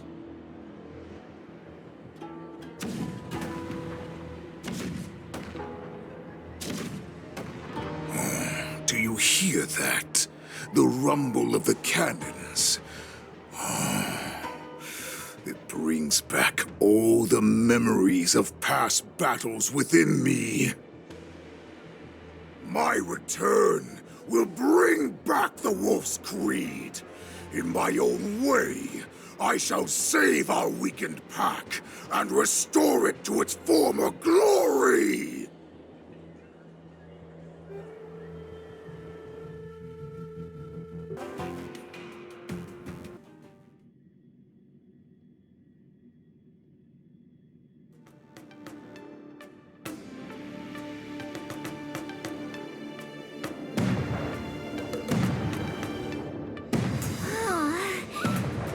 The Sky Splitter's gun salute is really loud.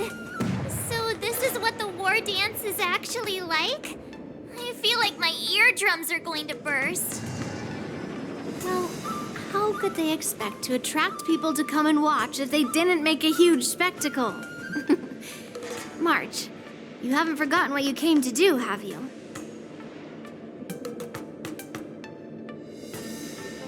As a representative of the Xianzhou Lafu, I will defeat all challengers. That's the spirit. Sounds like you're all fired up. If you could just keep your legs from shaking so much, it would be more convincing, March. As the saying goes, the disciple takes the toil of their master. Remember, you are here under the identity of a Lafu Swordmaster, taking the place of your no-good master Yenqing as the ringmaster. supposed to do if my opponent for this round is super talented and just wipes the floor with me in seconds? I'm still a beginner in swordplay. I don't know where I got the confidence when I agreed to help General Huayan. Come on, there's no need to worry about that. If you are defeated, then your opponent shall have to answer to me. Although, if that happens, the honor and the glory of the Xianzhou Luofu shall all be taken by the Juming. Master Yun Li, please, I'm about to compete. Can you say something that will give me a little confidence? March, think about the great storms that you, nameless of the Express, have weathered along your many journeys. There's no doubt that you have faced far more terrifying enemies than your opponents here today, right? Don't you feel a lot more relaxed looking at it that way?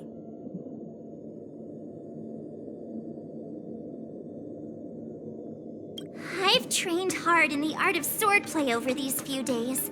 It's time for me to get in the ring and prove myself. Let's go! Master Yun Li, I don't think I'm completely ready.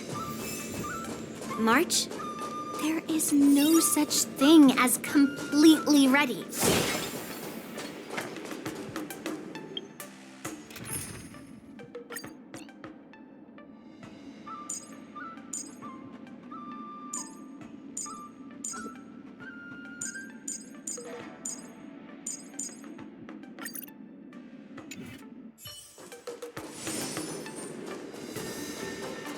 Miss Yun Li, Miss March. This way, please. I was informed of your arrival by Madame Yukong and came to greet you personally. The news that you will be the ringmaster in place of Lieutenant Yan Qing has been made public, Miss March. Just now, as I passed the contestants' hall, I overheard them all discussing this news. The most common question I heard was, who is March 7th? If they ask you this, how will you introduce yourself? Do you have something prepared?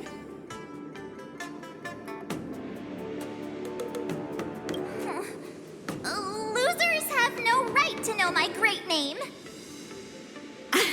Is this some kind of villain entrance line? I see you are both quite relaxed. Impressive, given the imminent danger you face. Miss Yun Li's contestant information was registered for the war dance a long time ago.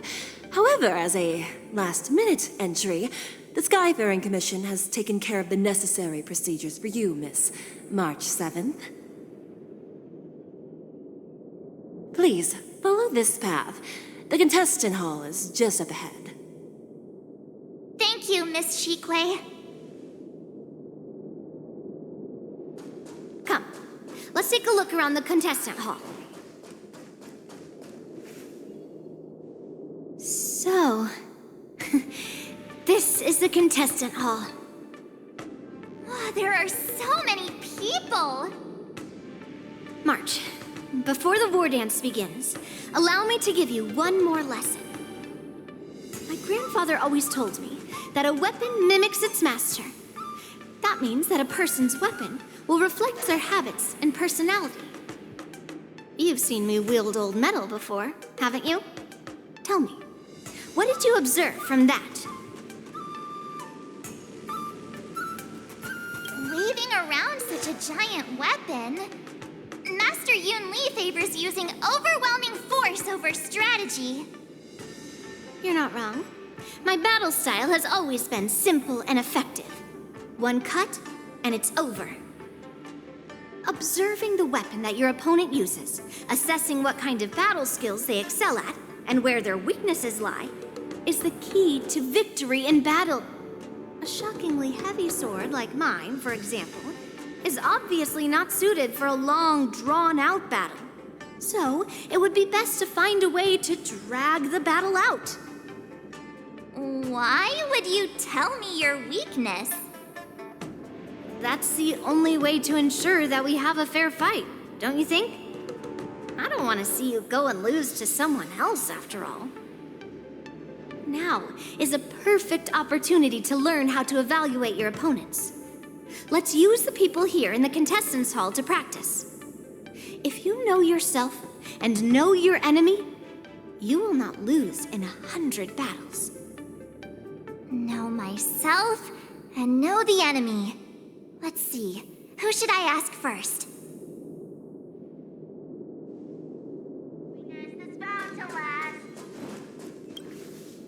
Ugh. I am not used to wearing clothes like this at all. Oh, you're March 7th. The stand-in for Lieutenant Yunqing, correct? That's right. And you are? As you can see, I am the journalist entrusted with interviewing contestants on site. I see the Skyfaring Commission has really gone all out as the host. Interesting. That's right. A big event like this just can't go ahead without a few of us running around. Since the competition is getting started, could I ask you some questions that are on my mind? Oh, great! First, the question that is on everyone's minds. Lieutenant Yunqing is not appearing in today's war dance. This is just gossip from unreliable sources, but I hear that Lieutenant Yunqing is seriously injured. Is this true?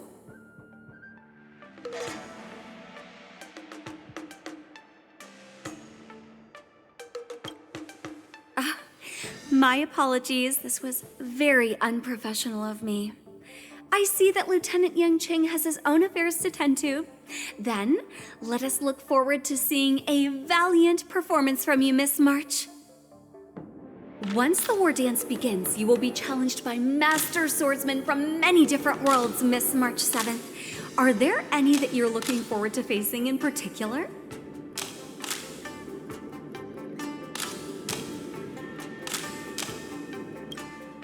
May I ask who that might be?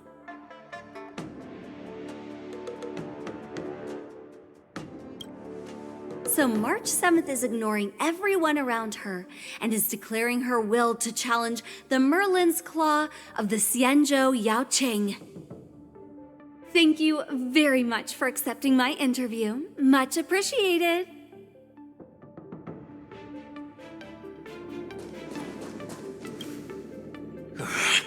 I came here because I wanted to meet the great Lieutenant Yunqing I've heard so much about, and finally cross blades with him myself. Who would have imagined that he would take a disciple and have her be the ringmaster in his place? This is no more than running away from a fight, and is a great dishonor to the Yaoqing. This last-minute replacement, March 7th, who exactly is she? That's right. I'm the March 7th that everyone's been talking about. What? You're March 7th? Don't worry. I'm a newbie swordmaster who's only been practicing the art of swordplay for half a month. March 7th. Standing before you is a seasoned Cloud Knight who has practiced swordsmanship for over 200 years. Tricking the opponent into underestimating me is a valid tactic too, right?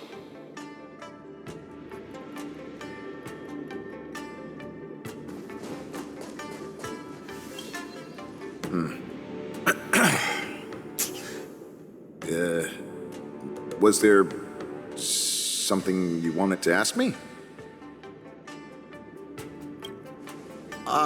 Yes. Yeah, this is just a regular Cloud Knight Devastator glaive. Oh, I understand what's going on, Miss March 7th and Miss Yun Li. I'm actually not a contestant. I'm just here as a security guard. Nothing out of the ordinary. I guess you could say it's all fair winds and calm wolves.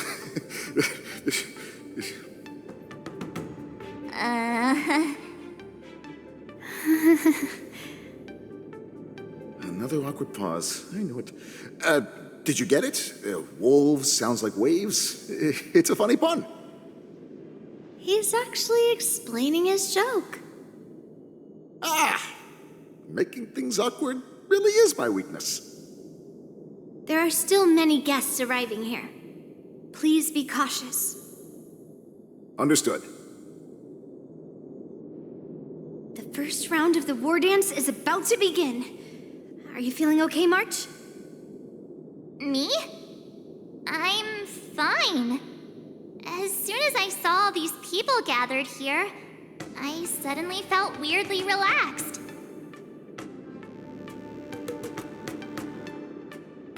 Just make sure to maintain this composure when you go in the ring. I understand why you wanted me to know myself and know my enemy. I don't feel as nervous as I did before. So, do you want to go out and see the ring? I knew it! Let's go.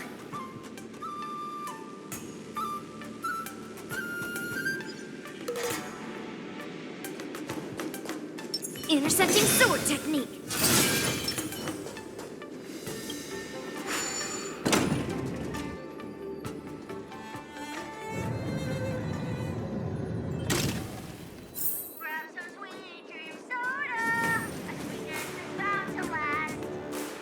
If we walk through here, we'll be able to see the War Dance's official venue.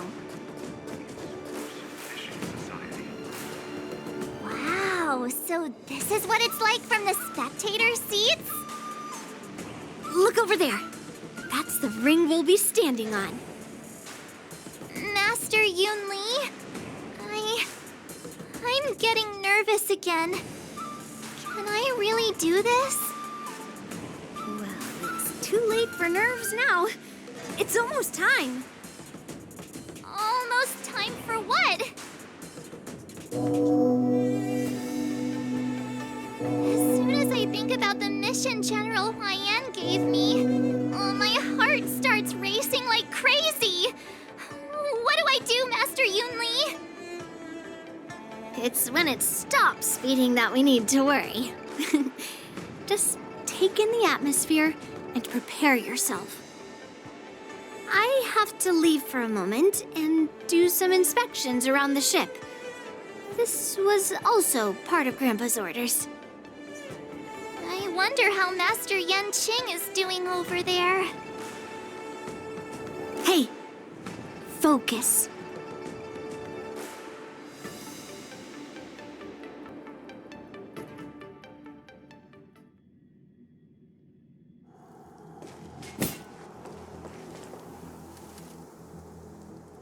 General, report!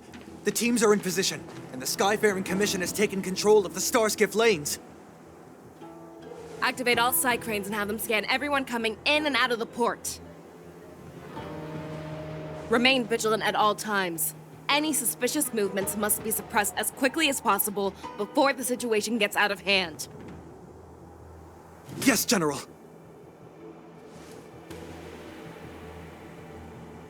You two, follow me.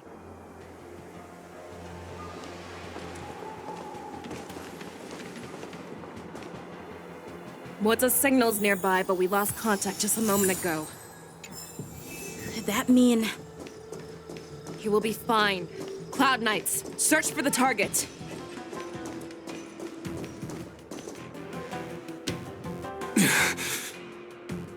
All of you, get out of my way.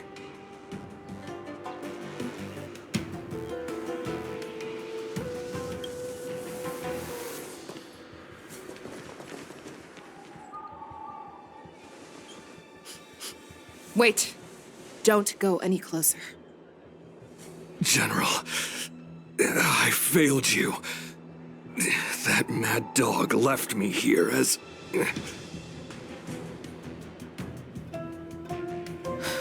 A declaration of war. That's right.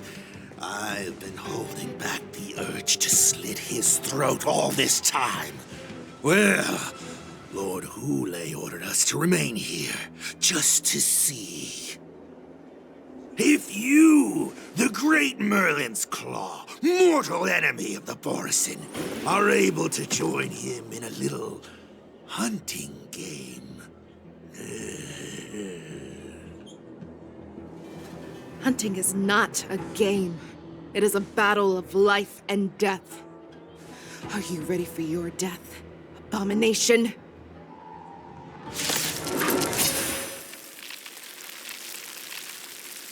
Die, you lowly beast! Die!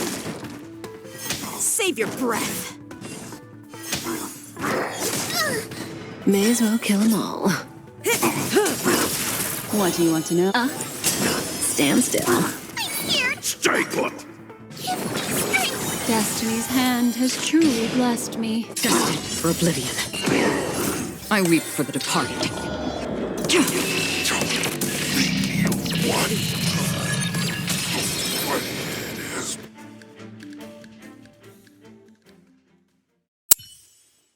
Wowza, are you okay? I wasn't able to save Jiao Chou. Hule was more cunning and powerful than I imagined. Tell me, how is he planning to declare this war against me? With a one-on-one duel? Or with a hostage exchange, maybe? Hule is planning on attacking the bustling streets of the Xianzhou Luofu. What did you just say? Impossible. Even if there is still undercover Borisin that we haven't sniffed out, Hule can't have more than a few dozen people. How is he planning on simultaneously attacking the streets of the Xianzhou Luofu? He has an ace up his sleeve. Hule's body holds a plague mark passed down through generations of Borisin. I've seen him convert a Foxian to a Borisin wolf trooper with my own eyes. This is Hule's declaration of war. His blood. It can cause Foxians to rapidly transform and lose their minds. He has passed his blood to his minions, and is planning to spread it across the Luofu and stir up panic.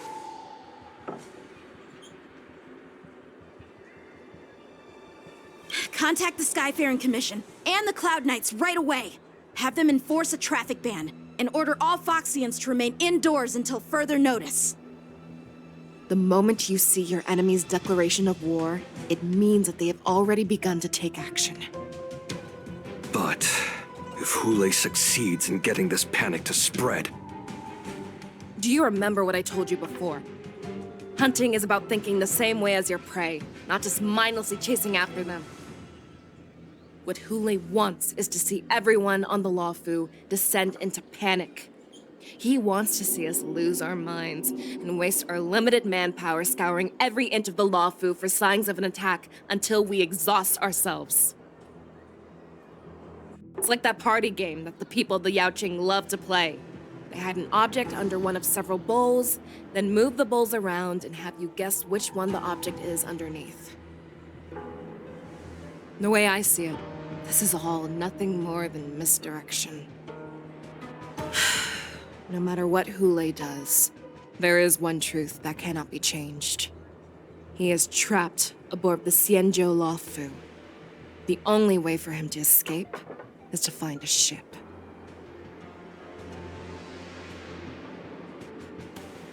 Right now, the only ship he'd be able to see is the Sky Splitter.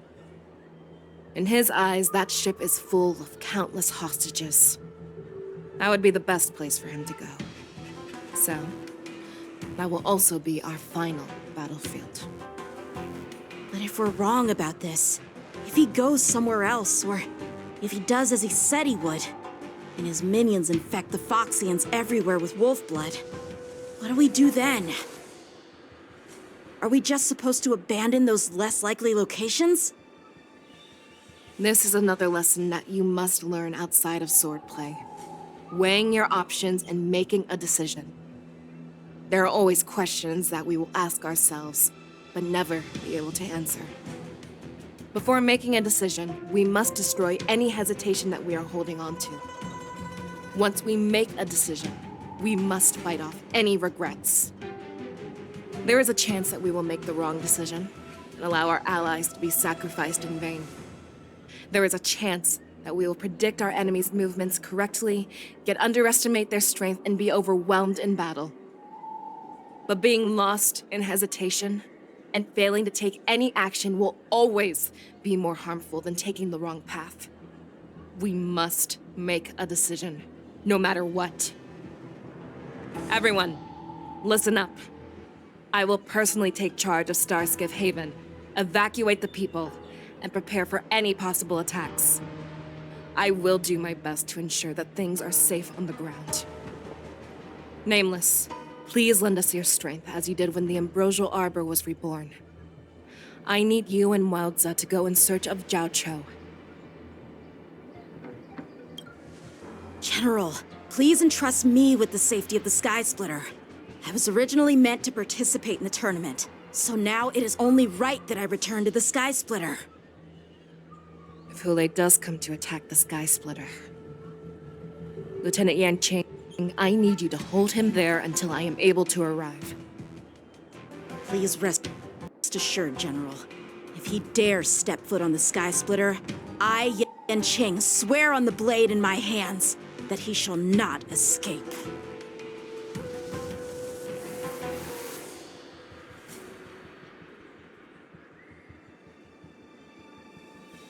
Cloud Knights! The Borsin have arrogantly decided to challenge us on Xianzhou territory. They vow that they will unleash a bloodbath along the streets of the Xianzhou. The unarmed civilians of the Xianzhou and countless visitors from afar are under our protection. Let me ask you, as Cloud Knights, will we allow the Borsin to succeed with their plan? Be on your guard.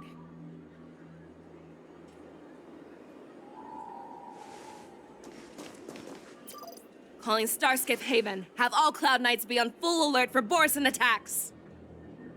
Fei Shao, the ports of Starskiff Haven are crawling with wolf-like creatures. They're moving fast. Hold them back! I will be there immediately!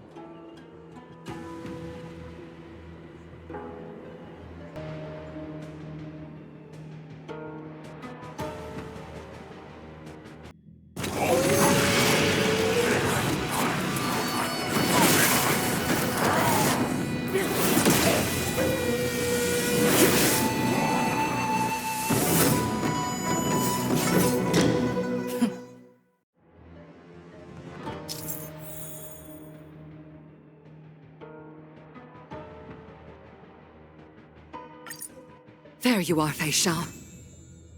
Madam Yukong! After 30 years, we find ourselves fighting side by side once more. It's been a while since I've let loose. Let's get this started. Remember.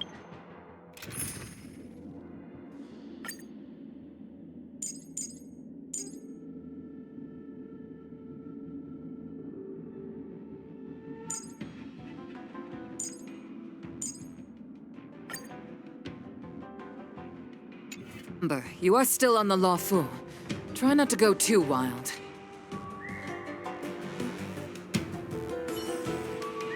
Let's see.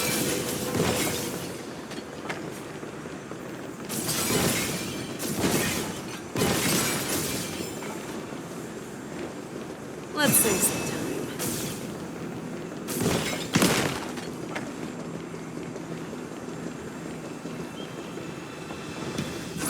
All together!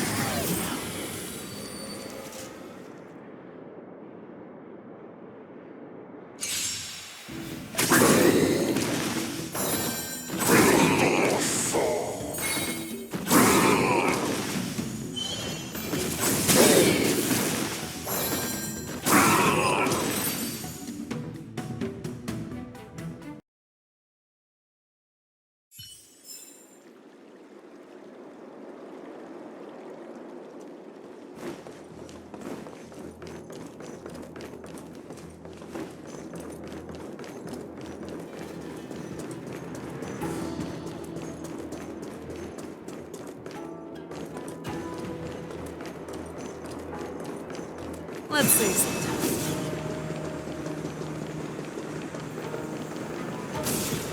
All together!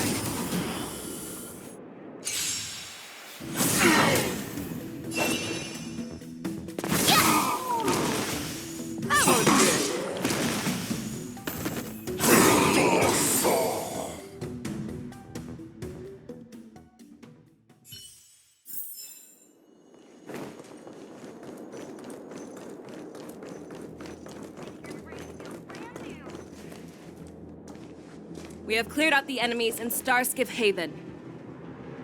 But it seems that there are fierce battles being waged at both the Exalting Sanctum and Arum Alley. I will prepare a Starskiff. We cannot allow the fighting to continue. This is now a race against time to stop this farce that Hule has created. I know Jiao Cho always wants me to know my limits and not get carried away, but now is the time to bring this to a swift end. Contact the Exalting Sanctum. Tell them if they see a light in the sky, all units are to retreat immediately. Madam Yukong, lend me your bow.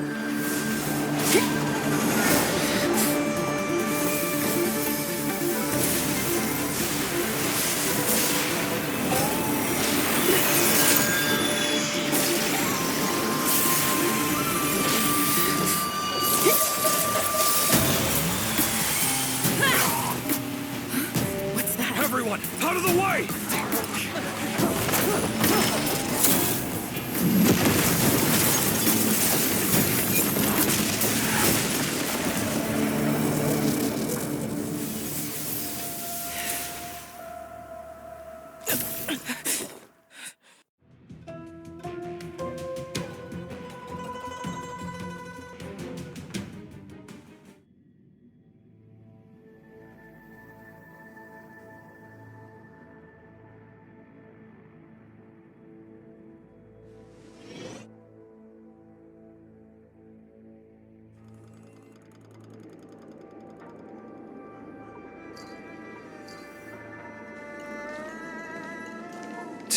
What a mess. I just knew it would end up this way.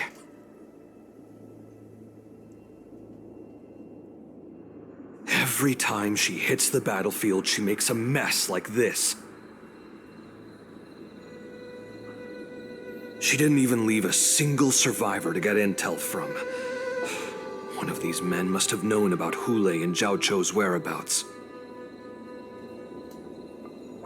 That was one of Fei Xiao's arrows.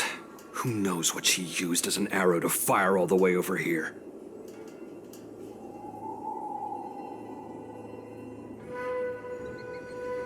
I wouldn't say always, but often would be fair.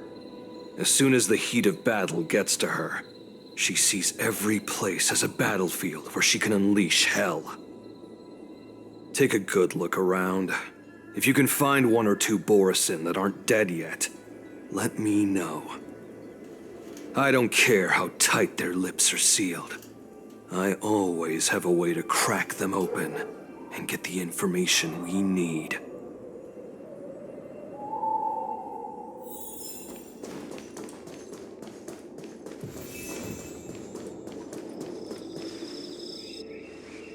What a terrifying attack.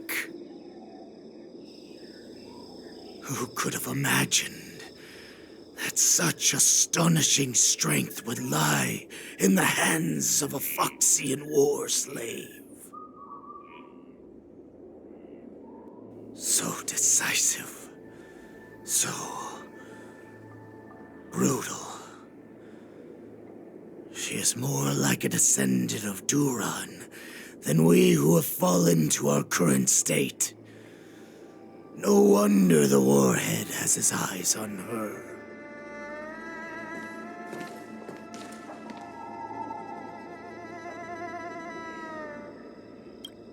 I remember you, Mock Talk. You are harder to kill than a cockroach. But the fact that you have willingly shown yourself saves us some time. It is not too late for you to surrender. Tell me, where are Hule and Jiao Cho?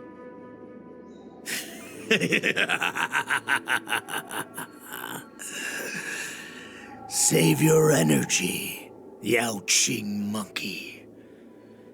If there is one principle that we beasts know well, it is that we might have to break off an arm to break free from a cage. Today, I will be that arm. I lived as a hunter for many years, yet But I have only followed the warhead for this recent, brief period. However, his existence has brought light back to our once blind eyes, like the moon of Verdantia. He has shown me the way. The descendants of Duran have abandoned the Wolf's Creed. In order to ensure our survival, we took solace in the shadows and fed on one another. We were no longer wolves. We were no more than rats, living a dirty and pathetic life. Thanks to the gift granted to us by Lord Hule, I have shared his vision and his blood. The descendants of Duran should live for the victory of the pack, and they should die for it as well. Come, Yao Qing man. Show me your fangs. We will fight to the death! Puh! How honorable, you mangy dog. But you seem to have misunderstood. There will be no fair one-on-one duel. Let's see how tough you are once we've put you down.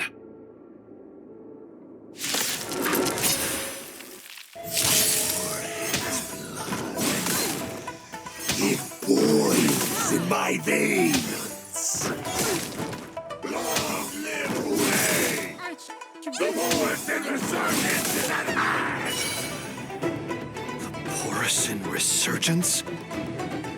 You think you can still pillage and murder freely, as you did 1,000 years before? The Xianzhou Yao Qing will ensure that this is nothing more than your dying fantasy. Fight!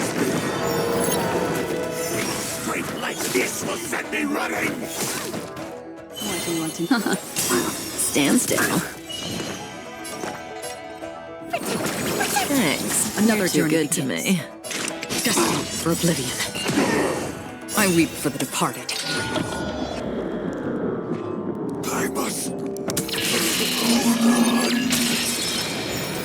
Come in it. Borisin Resurgence shall come.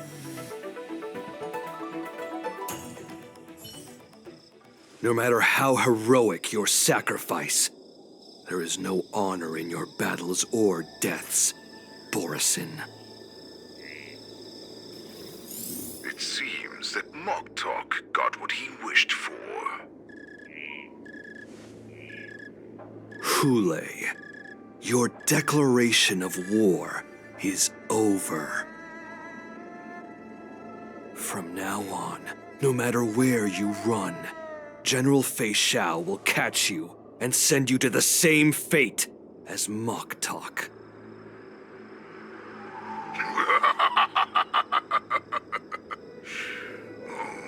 Your tongue is sharper than your claws. Don't stand in my way, child. Have your general speak with me. Our little hunting game is not over yet. Stand down, Wanza. I am here, Hule. What do you wish to say? The Merlin's Claw. Though we have never met on the battlefield, I have heard many interesting things about you from both my men and your healer.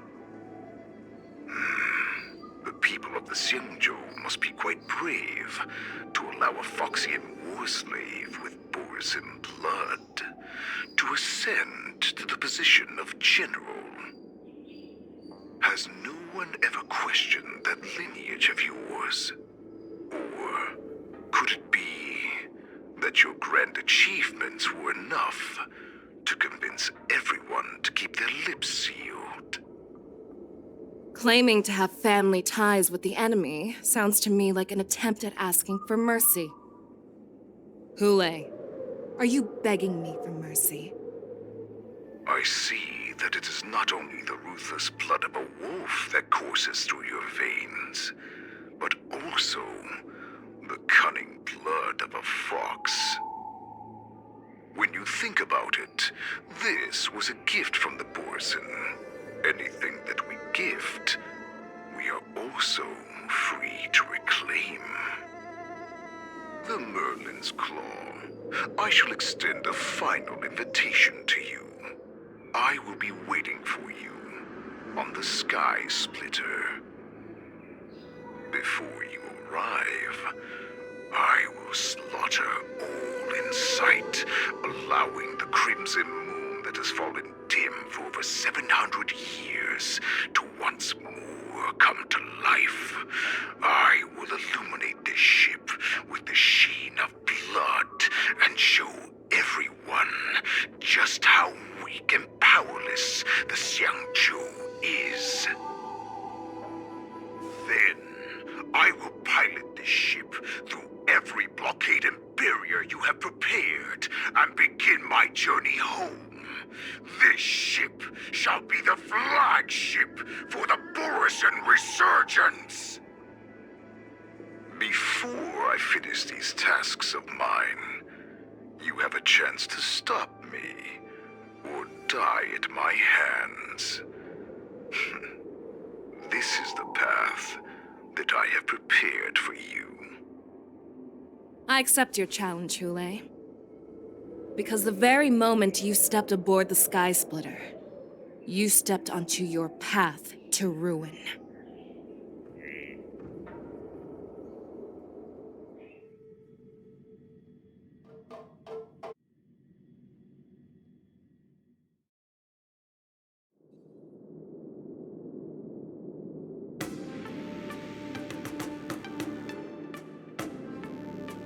I'm entrusting you not only with the honor of the ring, but also with the security of the Sky Splitter. That's easy for my grandfather to say. But this mission doesn't seem so simple anymore. The first round of the tournament is about to begin. I wonder how Yanqing and the others are doing. According to the plan, I should seek out the Cloud Knight soldiers aboard the Sky Splitter and see if they've discovered anything. Maybe I should take a moment to meet with March before the tournament starts. March is in the contestants' lounge right now. I wonder how her preparations are coming along. March, it's me, Yunli. Are you okay?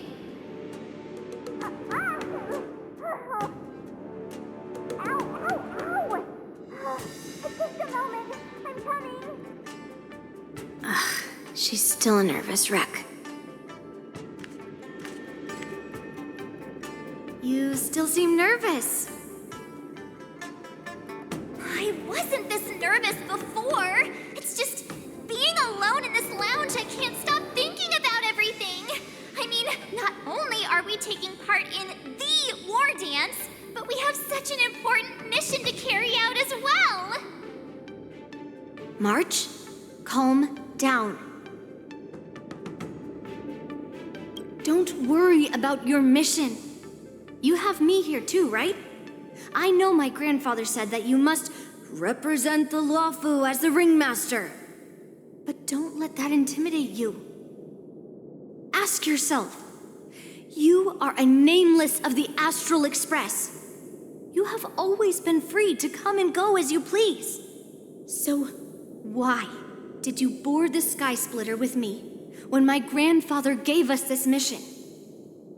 Why? Because I also want the war dance to go smoothly. For us Nameless, even though we're just visitors at every stop, it was here that I met my two masters and made many new friends. I want the war dance to go ahead without any problems, for everyone's sake. Good answer. The tournament is about to begin, so I must go carry out the mission that Grandpa gave me. March, may your blade be sharp and your victory glorious. Thank you, Master Yunli. According to Grandpa's plan, I should seek out the Cloud Knight soldiers aboard the Sky. Is that you, Miss Yunli? If there's anything that I can help you with, please let me know. The Cloud Knights are all in position, following General Huaiyan's orders. Very good. Although, there is one thing I want to confirm with you.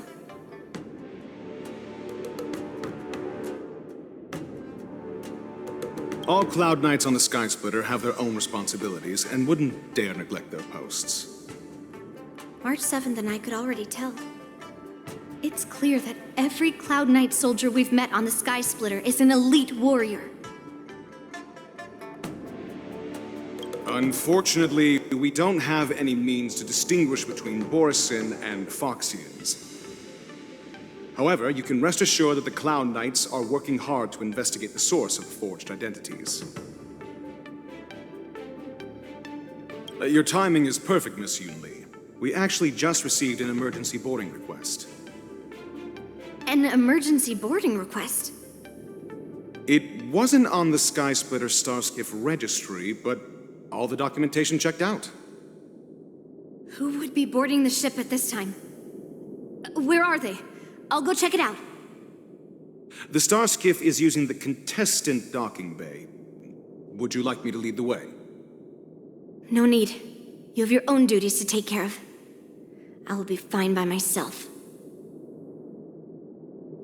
I have to check on this immediately.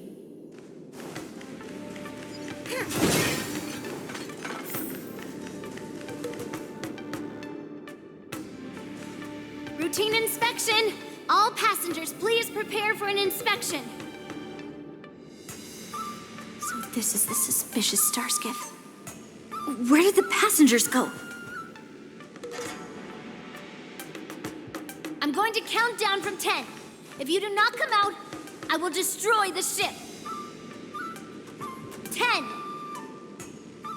9, 8, 7, 6, 5, 4. Time is running out. 3, 2, 1. Wait a second!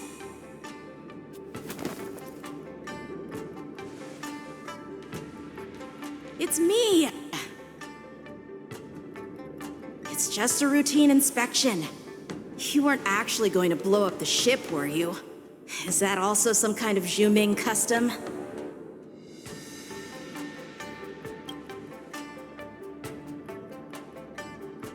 Wait!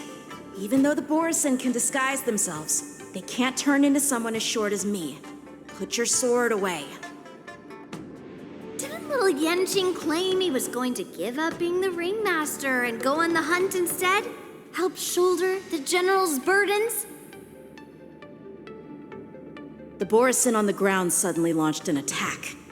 General Fei Xiao was concerned that this was all a diversion by Hule, so I requested to come to the Sky Splitter and provide support.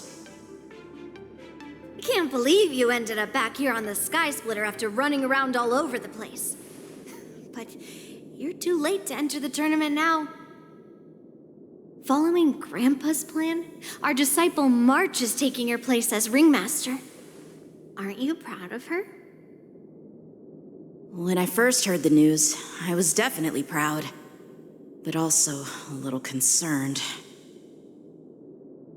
More manpower is always a good thing, since the Sky Splitter is so large. Oh, and by the way, you should know that... What's happening?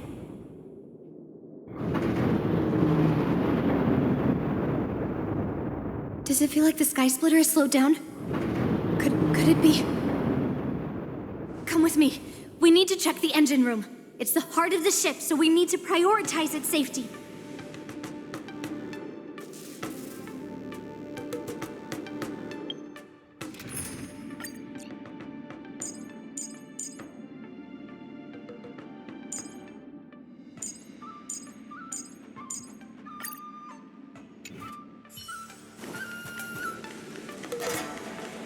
No warden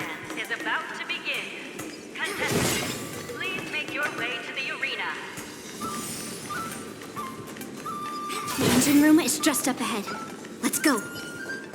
Intercepting sword technique.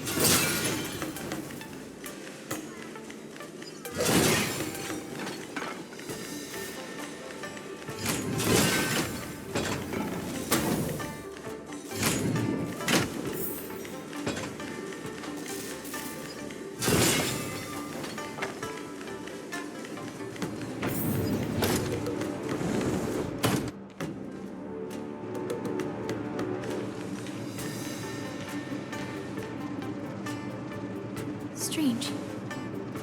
Why is there no one here?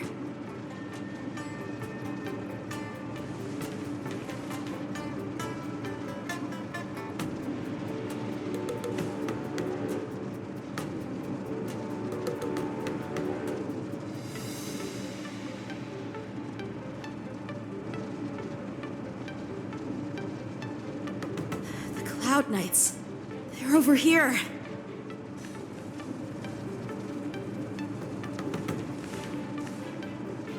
And you should be lying alongside them. Don't worry, children. There's plenty of space to hide your bodies over here. Even though I truly hoped that the war dance would go ahead uninterrupted, and that I was worrying for no reason. Now that these guys have finally shown up, it's a huge weight off my mind. Bring it on, you abominations!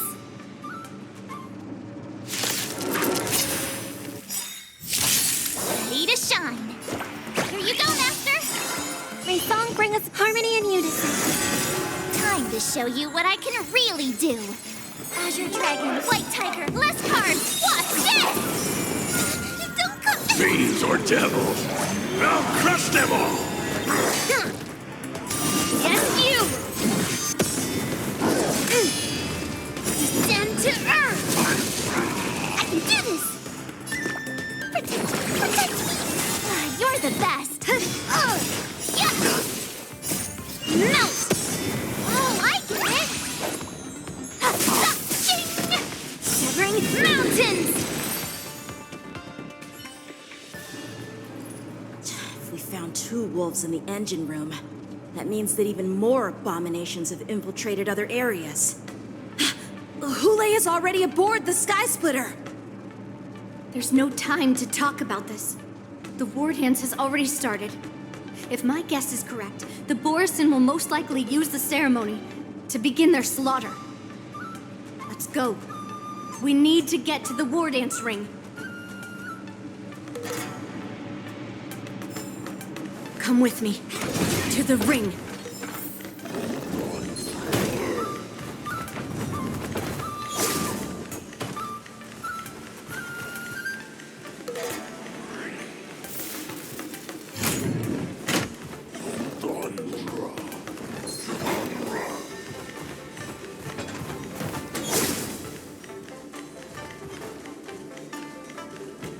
This way.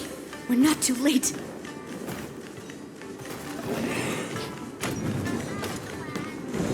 We would like to welcome all of our honored guests and contestants.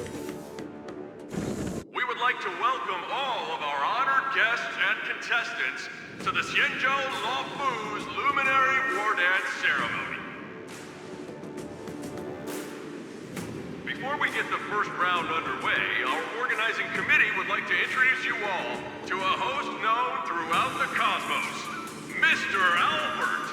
He is here today as our special guest host.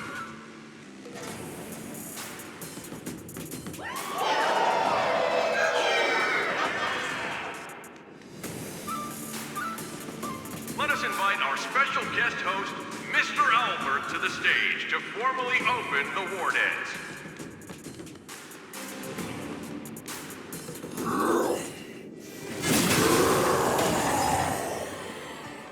Your war dance ends here.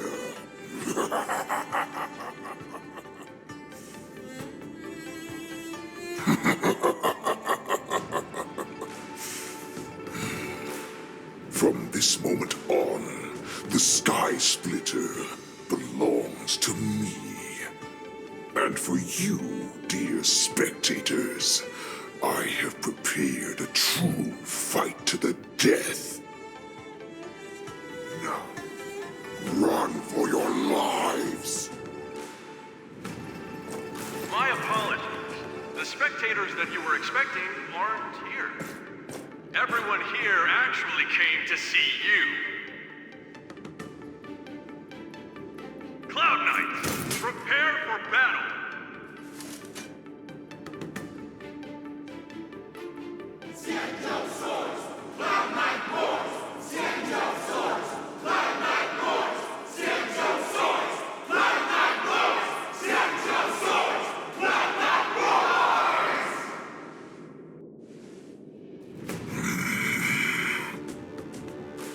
I see you ready for me.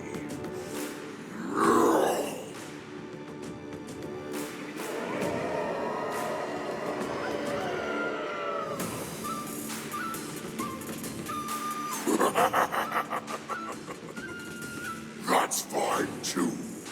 Since you have all prepared for your deaths, come, give me all you've got. Entertain me.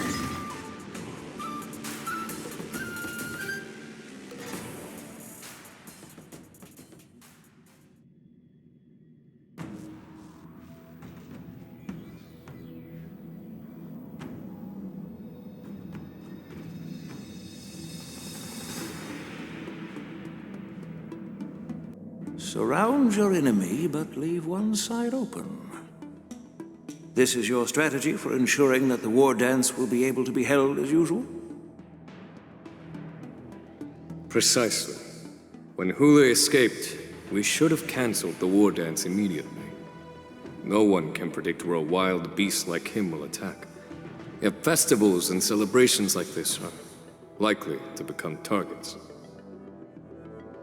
However, preparations for the war dance were in the works for so long, I couldn't bear to announce its cancellation. So I thought, if the show must go on, then let it go on. But that doesn't mean that the war dance we hold today has to be the real event. All we need to do is swap all the spectators and contestants aboard the ship with Cloud Knight soldiers, and the Sky Splitter, soaring high above, will become the ultimate battleground for our hunt. But what do we do if Hule is not planning to attack the war dance? Then we just need to draw his attention to the Sky Splitter. We'll have the Skyfaring Commission clear all transport lanes and cut down Starskiff traffic. Then, when the time comes, there will be only one ship in the sky, and he will have no reason not to attack. General Fei Shao will be in charge of scaring the wolves and cutting off their other means of escape, making him think that this will be his best way out. Given that the Borisin already have insiders on the Law Fu, I will be in charge of putting pressure on them, making them focus solely on keeping themselves safe. Very good. Then I'd better dust off my weary bones too. I will go with the Skyfaring Commission to guard the Jade Gate and ensure that things do not spiral out of control. Knowing that Elder Huayan is part of our last line of defense is a great comfort. This hunt will make Hule understand that the arrows of the hunt will always be one step ahead of the abominations.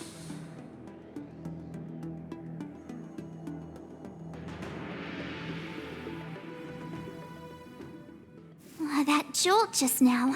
What's going on? It feels like the entire ship has started to slow down. Borisin must have actually infiltrated the Sky Splitter. Based on General Huayan's orders, it's time for me to take action.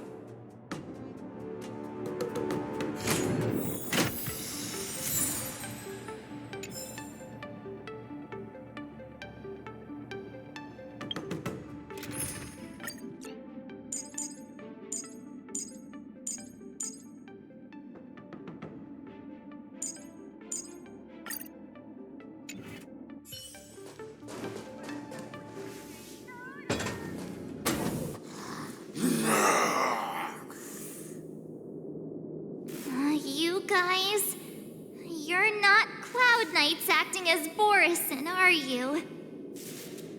You're real Borison, aren't you?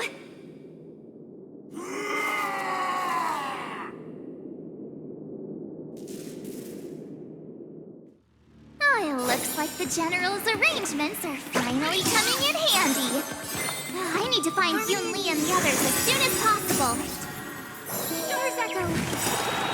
Welcome to time to show you what I can really. Azure Dragon, White Tiger, less carbs. Watch this! I can do this! Protect! You're the best! Ready to shine! Yeah! Right on time! Yes, you!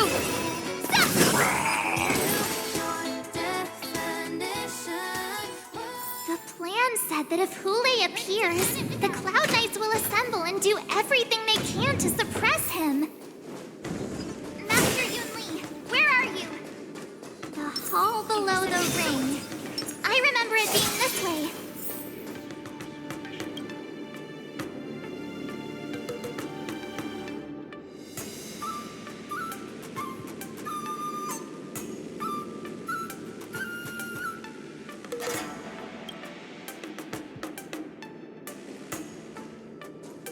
Master Yanqing! What are you doing here? I was concerned about the safety of the Sky Splitter, and my dear disciple, of course. Yanqing, the wolf you are hunting is standing above us in the war dance ring at this very moment, facing the Cloud Knights. This war dance will not be seen by the people of the Xianzhou, nor will it be just a ceremonial sword fight. This is a battle to the death that offers no honor, only mortal danger. March, are you ready?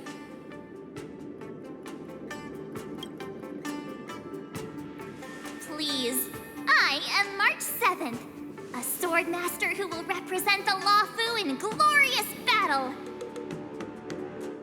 Yoon Lee, Miss March, may your blades be sharp, and your victories glorious. May your blades be sharp, and your victories glorious. May your blades...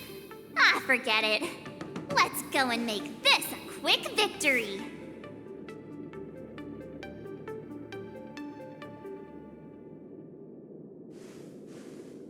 Let's go.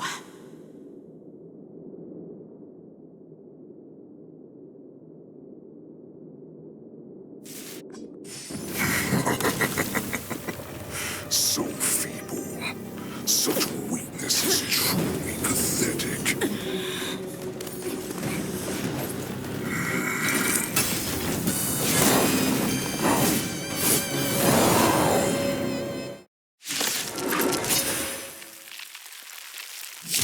I've been waiting a long time for this, Hule. I see that Chao has sent some young cubs to the slaughter. Right on time.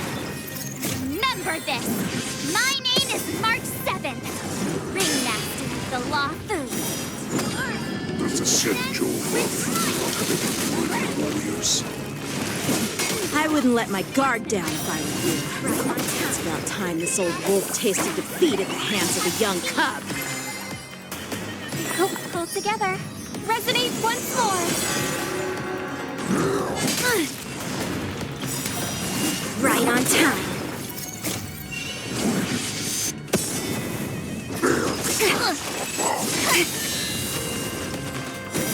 The clouds, it cleaves a path. Time to show you what I can really do. Azure Dragon, White Tiger, eating less carbs. Watch this! Give me strength! You're the best. The outcome lies within the...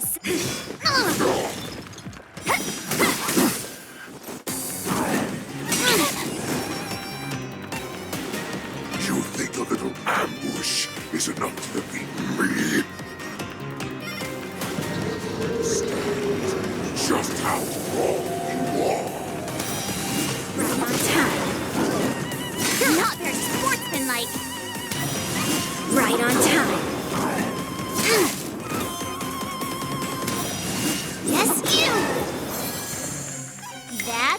true master does it.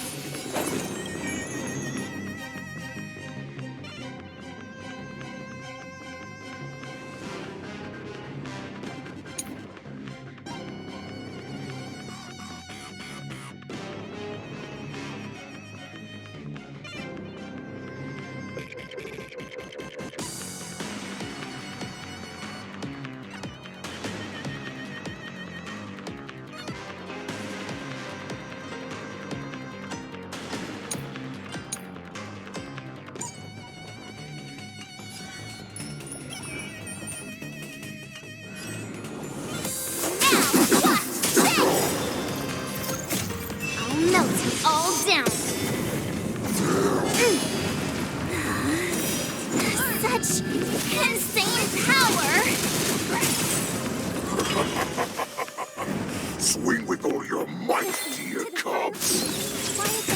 You thought I would run? A wolf's path only goes forward. Running is never an option. The stars echo because of me! Rise no more times. Somebody help me! Why is the chow still not here? All of its cubs. This goes on. They'll all be dead by the time she arrives. What I can imagine drinking. White tiger, eating less cubs. Watch this! I get it now.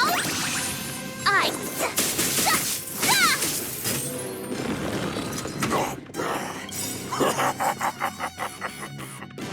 But it will take much more than that. Your feeble weapons are like blades of grass, like a unbreakable body.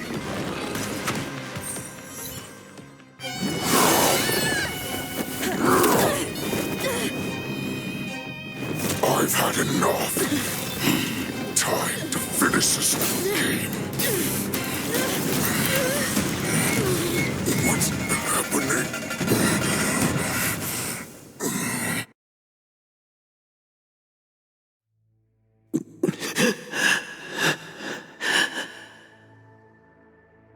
Secrets are a weapon that a hunter cannot live without. Those that have no secrets are no more than prey, cut open and waiting for death. What you're saying is, in your eyes, I am no more than prey that has exhausted all of its secrets and is simply awaiting its death. Do you think you have some other escape route?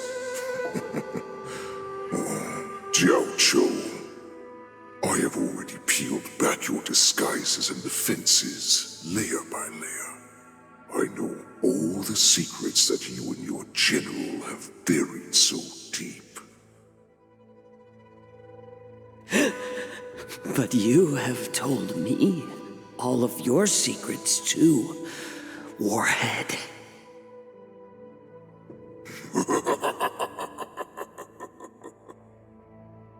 Oh, but you will never have a chance to use them.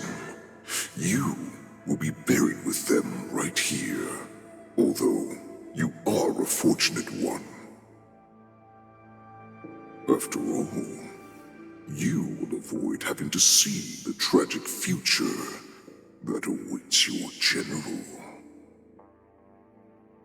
I'm sure she understands her fate far better than you ever will. One day on the battlefield, she will be overpowered by her ever-intensifying moon rage, and finally be torn apart by her fury and transformation.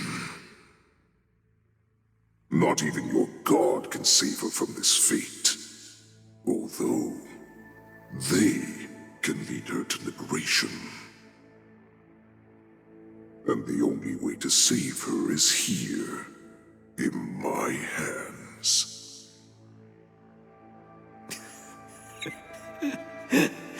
Are you the healer? Or am I? Are you really that certain of your own judgment? I must leave, Foxian. But before I go, you know what I must do, don't you? Drink blood wine.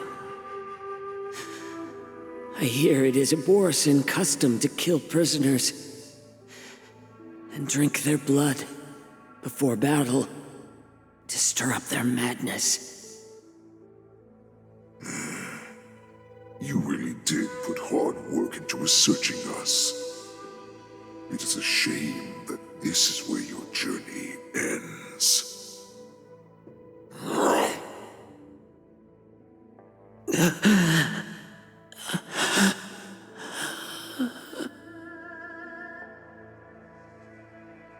Are you the healer, Jiao Chou?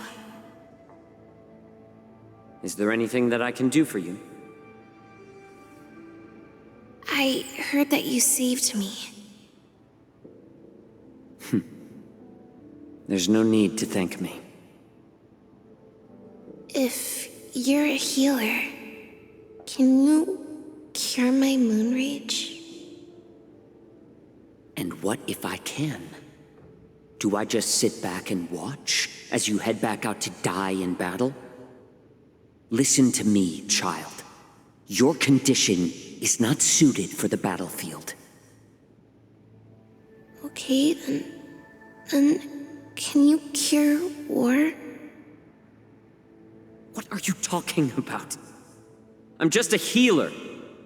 All I can do is... So all you can do is heal us and let us go cure war. Such arrogance, young lady. This war has been waged for thousands of years, and it will only continue. What do you mean by cure war? All you will achieve is getting yourself killed. You healers work yourselves to the bone to save people, even though there will always be sickness and death. So we will also keep fighting. I cannot speak for the dead, but I know that General Yueyu, as well as all the warriors that never returned from battle, will not have died in vain. They fought so that others could make it home alive. Your actions are no different.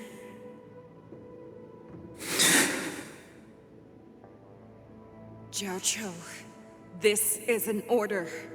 Cure me!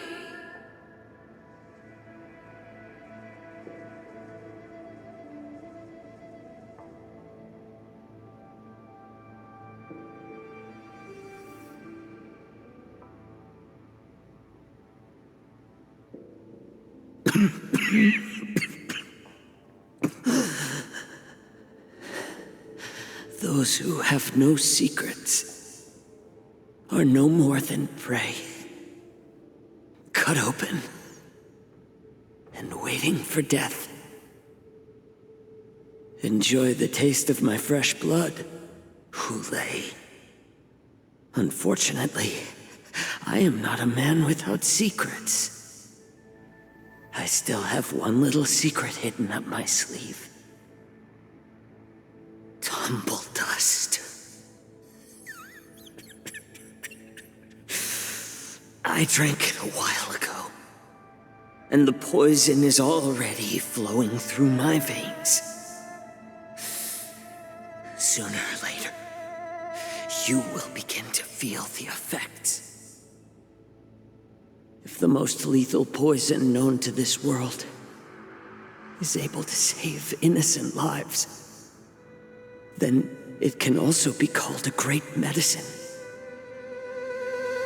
I will do my best to cure you. Fish out. I kept my promise at the cost of this insignificant life. Bring victory to the Yaoqing.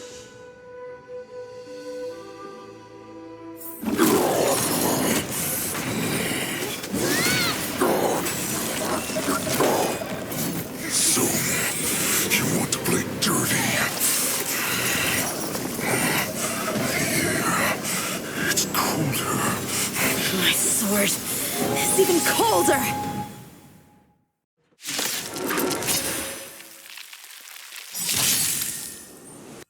Hulei's movements are slowing down? This is our chance. It's time for us to put this dog down! Clouds, it cleaves a path!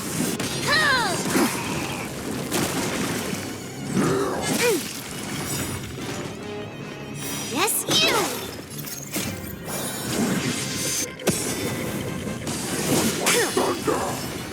To Earth, it descends with might! Eradicate!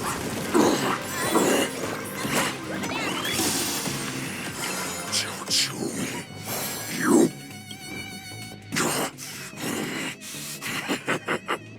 A pathetic little poison like this. You think this is enough to turn the tide of battle?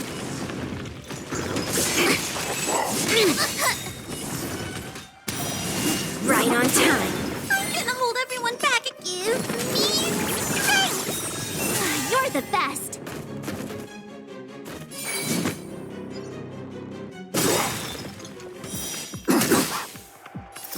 I'll melt you all down!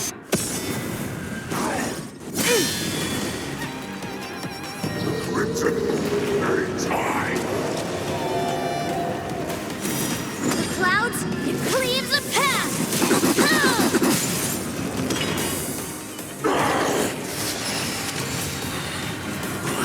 Slowing down.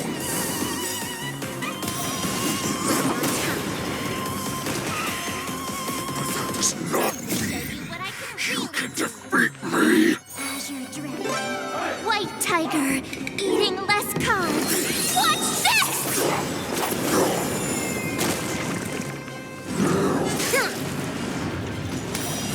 Right on time. Right on time. I get it now! Tonight. So tonight. The stars echo because of me! Rise no more time. I could take.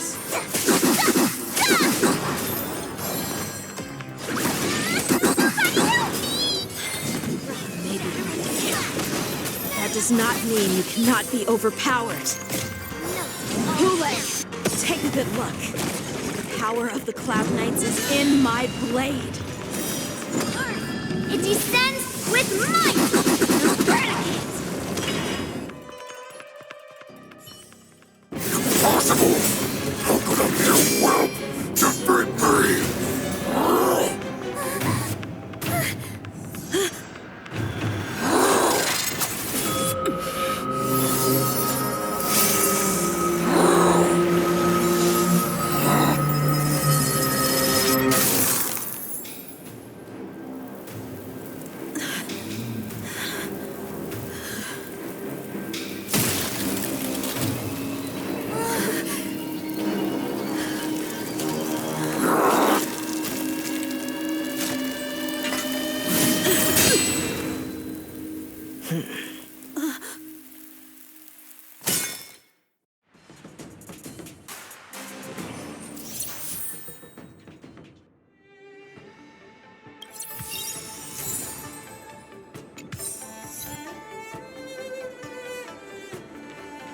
The hunt is finally over.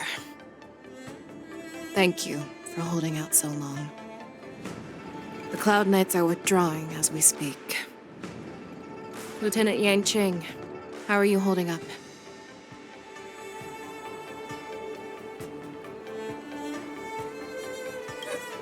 General, is everything okay on the ground? Everything's fine. We were able to suppress the Borisin attacks. When I sensed that Hulei was not on the ground, I raced to get here as quickly as I could. Who would have imagined that I would arrive late to the battlefield for the first time in my life? No. Perhaps you young ones' blades were just too fast for me. I originally thought, in the best-case scenario, you would team up and hold this beast back while protecting yourselves. However, you joined forces and defeated Hulei. Ah, the youth are truly to be feared and respected. Come, we need to lock up Hule once again before anything unexpected happens.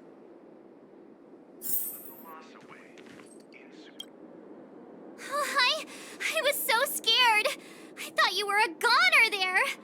We're so lucky the General made it in time.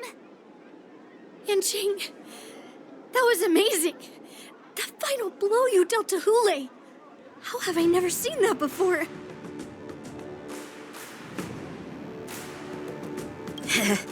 Do you want to learn it? I can teach you. But I'll need some time to heal up first. I hate to say it, but if you can teach me that move, I'll maybe admit that you're just a tiny little bit stronger than me.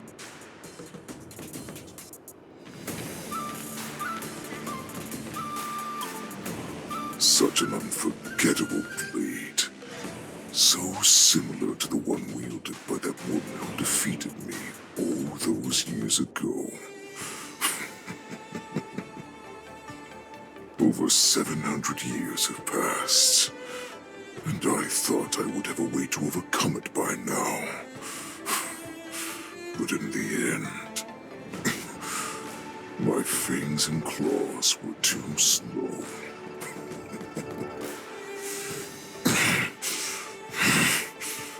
You won, child. Stop struggling, Hule. There's plenty of time for you to be tortured by your regrets when you go back to the shackling prison. Yes, I was defeated, but this was not unexpected. And regardless, you still showed your face, Fei Xiao.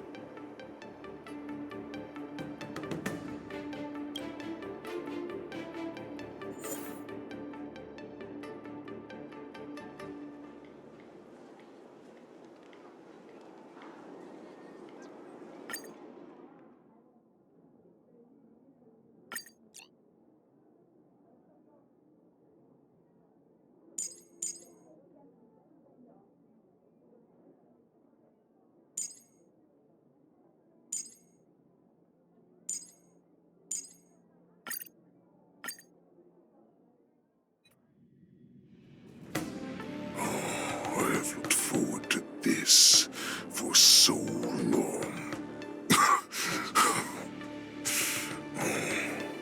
Our little hunting game has finally reached its climax.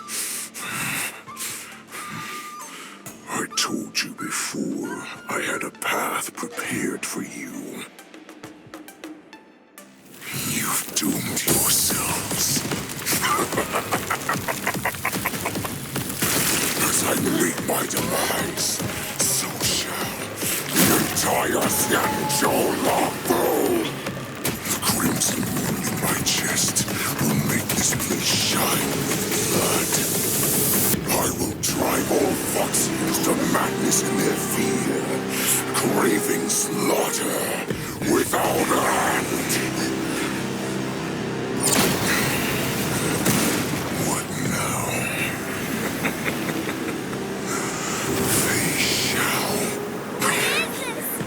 This is the heart of the Borisin Warhead, a product of the Plague Mark. I'll leave the next part to you.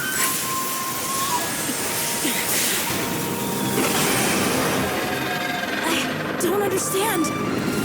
We cannot allow this thing to spread. I will do all within my power to consume this crimson moon. Once the situation changes, Lieutenant Yanqing, you are to enforce the Cloud Knight's military rules. Understood.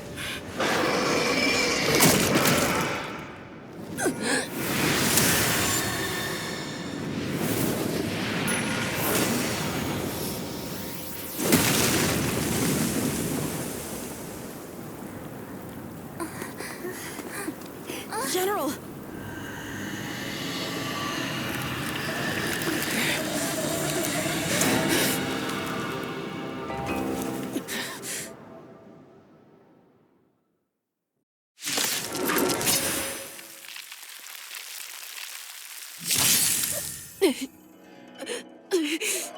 Die, Borisin! What? We clearly don't have wolf ears. Can someone else take this one? Pardon my manners.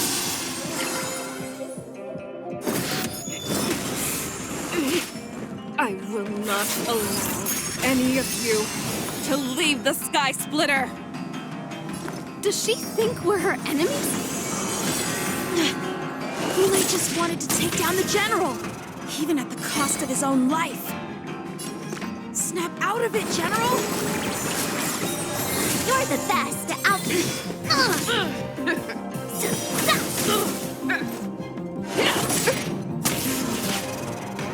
I could take better not underestimate me. Time to show you what I can. Azure Dragon, White Tiger, eating less carbs. Watch this! Just when I thought we'd get a minute to catch our breath. What do we do? Do we fight or run? After all this, do you still think running is an option?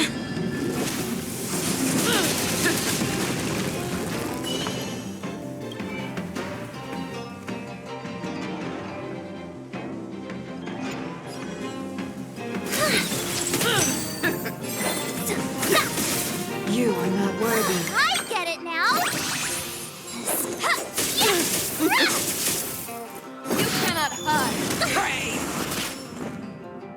I will devour you! Get them!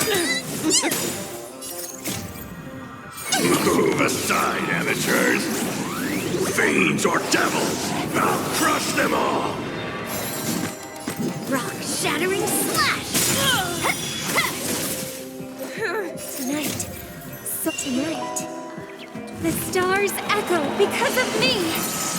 Rise no more time. You'll make better not underestimate me. Time to show you what I. Azure Dragon, White Tiger, eating less carbs. Watch this! We have to fight. Why? Demons, depart! Pulverizing sword strike. Melt you all down. I could take some.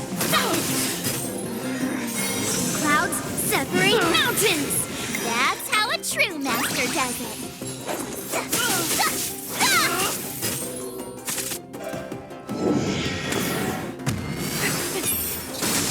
Stop trying.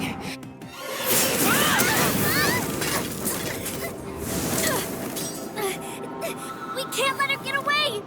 But do we stand any chance at all?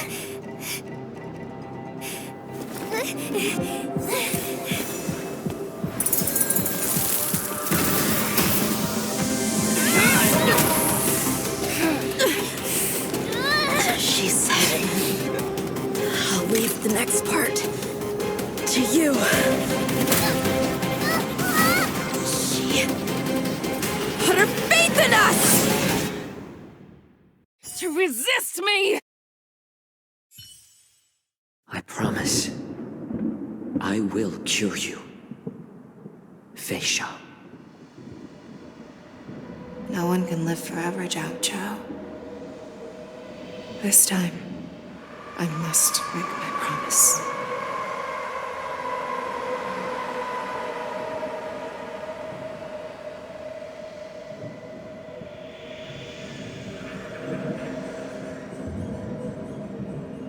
Is this the Sky Splitter?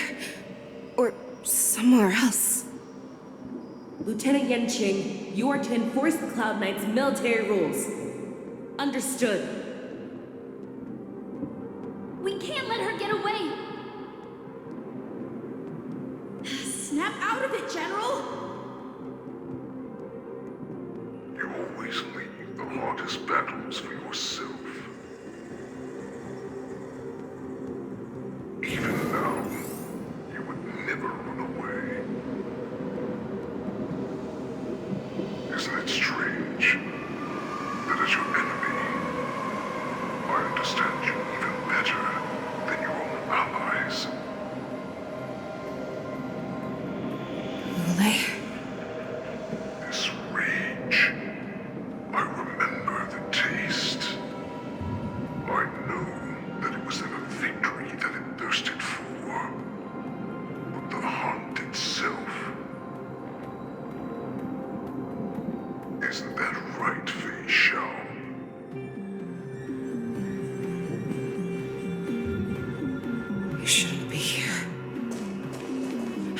you die with my own eyes.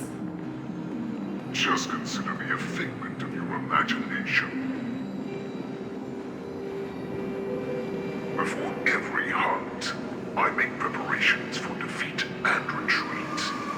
But not this time. This time, defeat was exactly the ending I was racing towards. When I learned your story from Zhao Chou, I realized that he had always been hiding a secret, and that not even the healer himself understood the meaning of this secret. What an ironic fate, don't you think? All this time, waiting for this day to come. I never imagined that this was how it would turn out. But I accept it.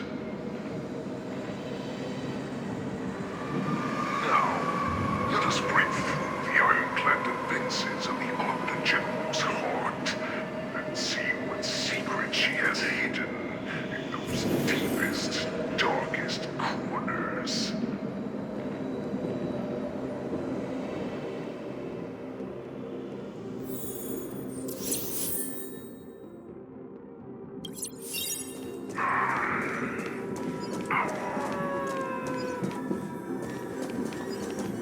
No! Please!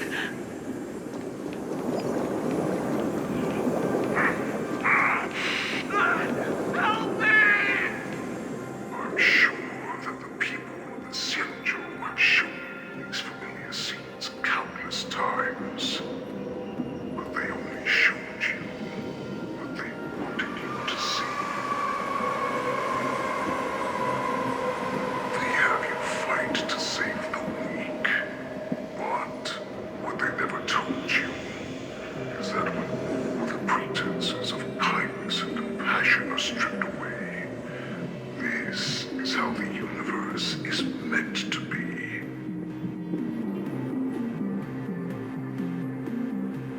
When the Xianzhou is weak, they play the victim so they can win your sympathy. When they are strong, they make you their avenger and have you fight in the name of justice. I found it. This is your shadow of doubt.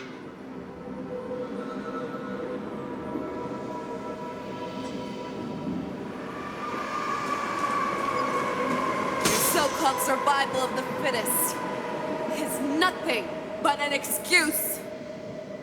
You cannot weaken my resolve, Roulet.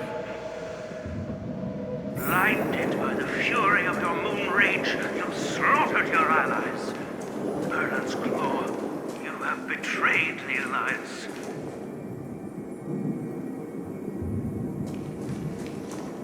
Your actions are no different from those of the abominations we stand against. At the end of the day, it is the blood of the abominations that runs through your veins. One day, you will inevitably become an enemy of the Alliance. Cloud Knights, formation! You ran into the arms of your new master's army without hesitation. You thought that you had found freedom, respect, and recognition.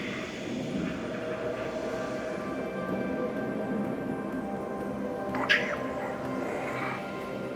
They know all too well that a wolf will always be a wolf. Now your greatest fear is about to come true. You have become an enemy of the Xianzhou.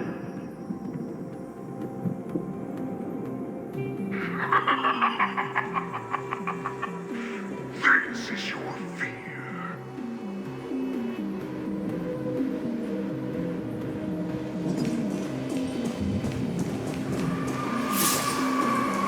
You aim to instill terror within me. Yet all of this is nothing but a phantom!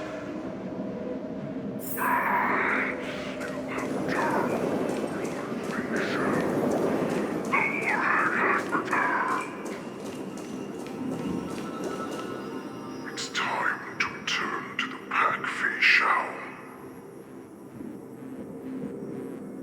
No matter how deep the hatred you bear for the Borson, no matter how much we may consider each other enemies, I will still show you this path that you never imagined was available to you. Because you made a choice. You devoured the Crimson Moon. You are worthy to become the Borson's warhead. What did you say? The descendants of Duran who came to rescue me hoped with all their hearts that once I regained my freedom, I would be able to turn the tides of battle and change the fate of our people, allowing the Borson to return to their former glory. But this was just a dream used by someone with ulterior motives to manipulate the Borson. They would rather place their hopes of survival on an imaginary savior than gain the courage and strength to fight to the death. Borson like that deserve no more than to be sent to their deaths. And I, a prisoner who was held captive for over 700 years, a criminal of war who was deprived even an honorable death in battle, would become a puppet upon my return, at the mercy of others. This is a fate that I will never accept. For those who are truly strong, Foxian and Borson are no more than labels. Someone who is truly strong chooses their own path.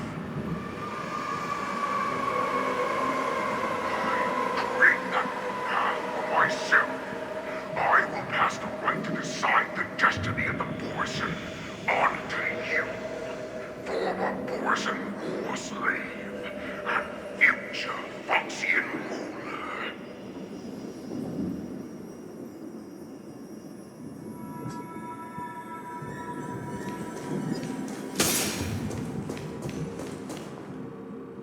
Your healer, Jiao Cho, served you with such loyalty. He was even willing to die in order to cure your moon rage. I told him before that the only way to save you lay in my hands. If you just nod your head, you will awaken from this nightmare that the Crimson Moon has inflicted on you, and your body will be born anew. From that moment, you will no longer be trapped by your rage. Your doubt will be swept from your mind like dust, and your fear will naturally disappear. So this was the path that you prepared for me. To become a new you. That's right. We are so similar after all. We are both monsters that were born for war, and die for war.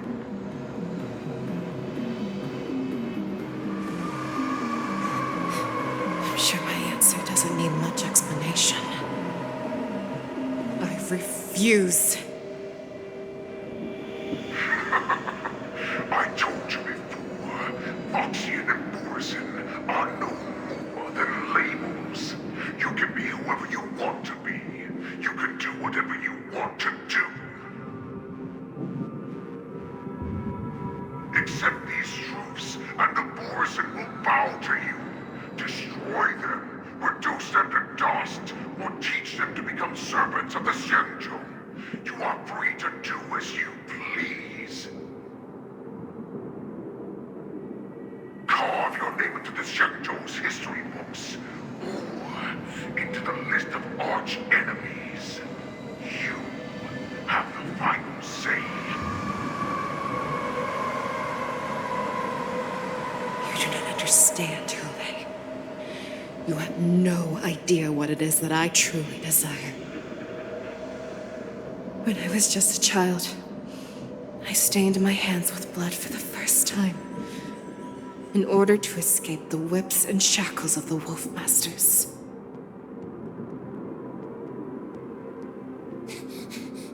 Nirgal, don't stop! Keep running!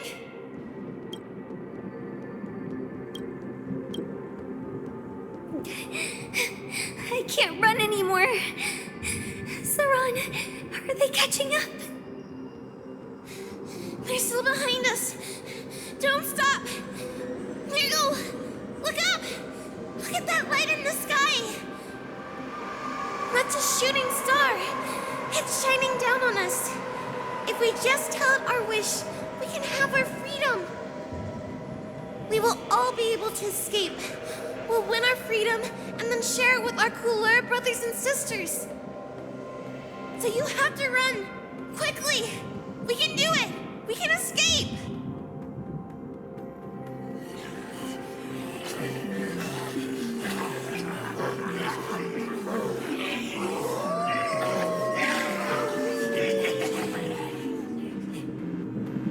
Nirgal, run with me! We ran and ran with all the strength we had. But we ended up losing each other. I escaped the hunting pack and encountered a woman that could fly. Cloud Knight. I imagine you kept your promise. Unfortunately, when I led her back in order to free my Kulor companions, there was nothing left there but a bottomless pit. The light of the devilish archer. A star of calamity that strikes the ground and leaves only devastation in its wake. In the years that followed, I followed the trail of that light alongside my Cloud Knight allies, and saw it fall countless more times. Gradually, I came to understand. That light was not some shooting star that carried wishes and aspirations. Each Lux arrow meant that countless lives in a helpless world were about to be obliterated. I prayed to the god of the skyboat that I would never have to witness one of these shooting stars fall again. But they ignored my prayers. That's right. They never answer us. They just let us loose in this world to massacre each other. That is why the fierce battle between us has raged to this day. If the gods who never bleed nor cry, who watch silently from above, refuse to listen to the prayers of mortals, then we have no choice but to fight for our own desires. Do you understand now, Saran? You and I are similar in more ways than you think.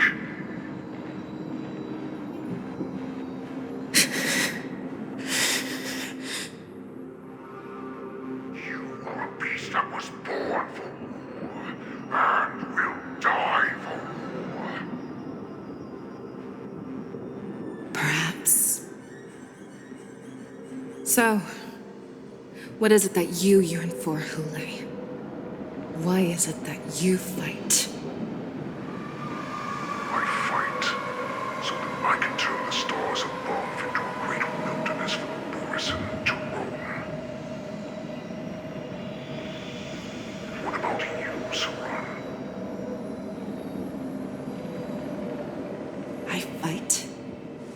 So that one day I will never have to witness another shooting star falling to the ground. So that just one more person can live and return to the Yaoqing alongside me. You would resist becoming the person you were supposed to be.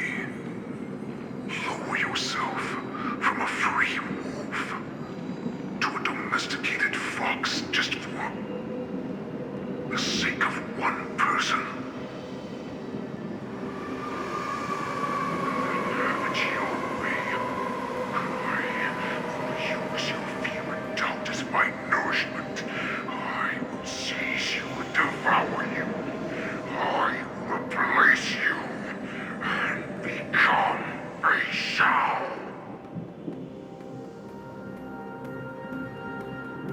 We are so similar.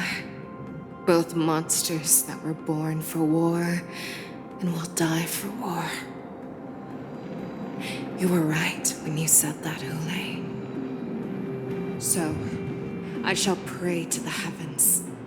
Even if they do not respond to me, I pray that the arrows of the hunt will pierce the heart of every monster.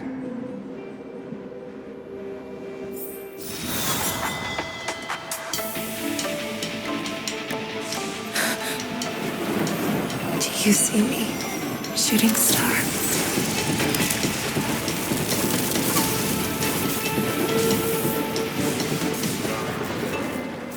The knights are sworn to protect the Xianzhou.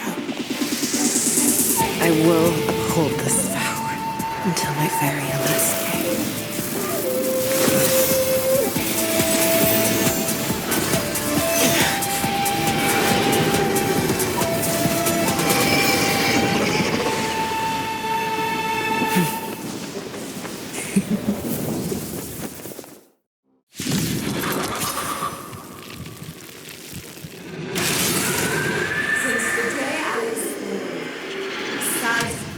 Tears of blood, and all living creatures have howled and lamented.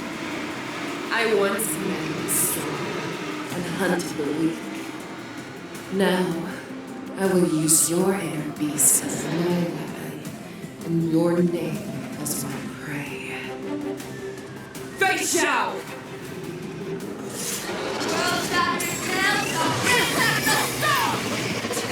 Your disguises and show you how cowardly and powerless you truly are, Hule!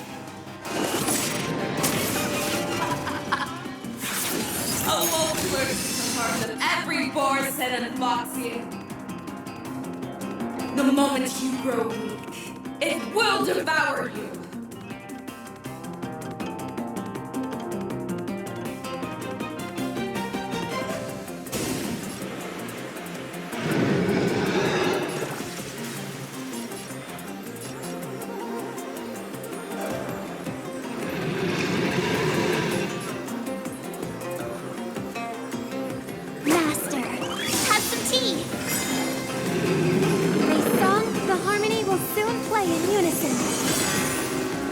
Make your move, Hule!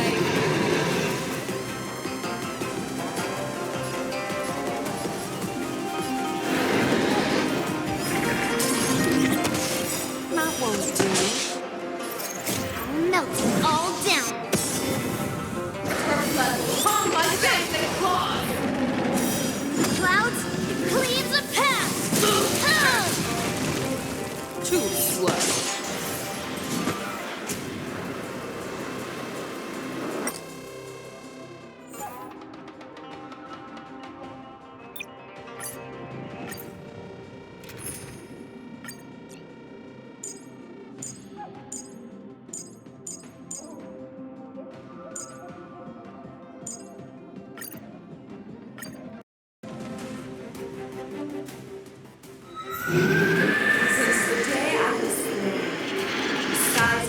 Tears of blood, and all living creatures have howled and lamented. I once commanded the strong and hunted the weak.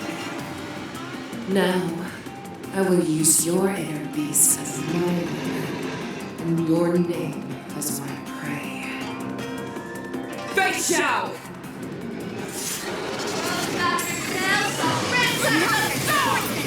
Tear back your disguises and show you how cowardly and powerless you truly are, Hule! A wolf lurks in the heart of every Borson and Foxy. The moment you grow weak, it will devour you. Pull together. Resonate once more. Back down. Never hesitate! That won't do. Too slow. Time to show you what I can. Azure Dragon. White Tiger. Eating less carbs. Watch this! On my face and claws! Get them!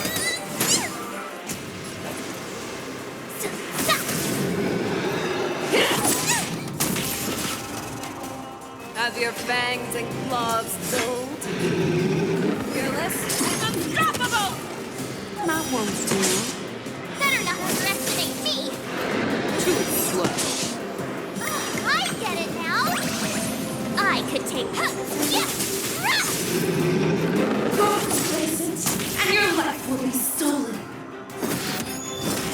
Fight, Jack, and you shall live forever!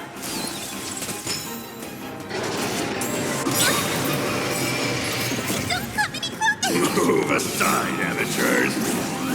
Fiends or devils! I'll crush them all! Tonight. So tonight. The stars echo because of me. Rise immortals. Give me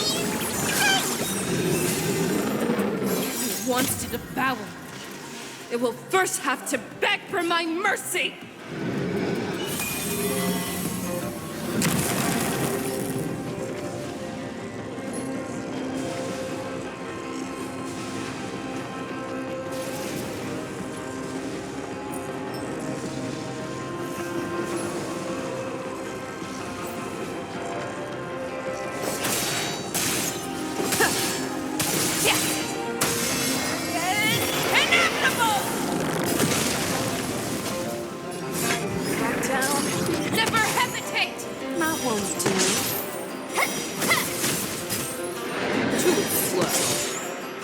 That's how a trick master does it. Time to show you what I can. Azure Dragon. White Tiger. Eating less carbs. Watch this! That's better.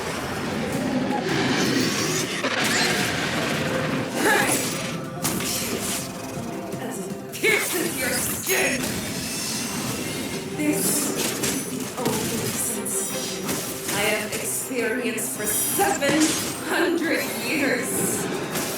Pain! A world that is held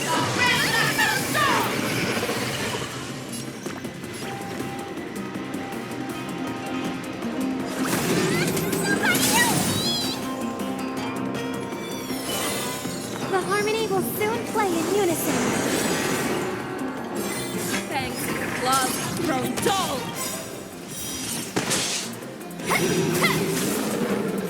That won't do. I swear to be the emperor.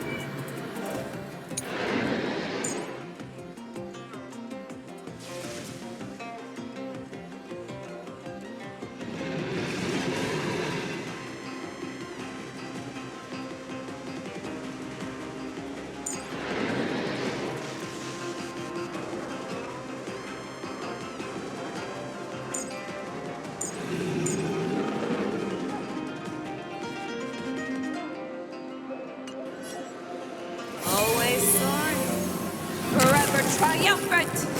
Yeah. Is inevitable. Be gone. Your blood give me victory.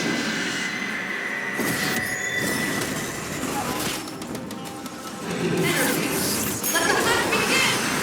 I get it now. I could take. Azure Dragon, White Tiger, eating less carbs. Watch this! I swear to be the arrowhead. Always soaring.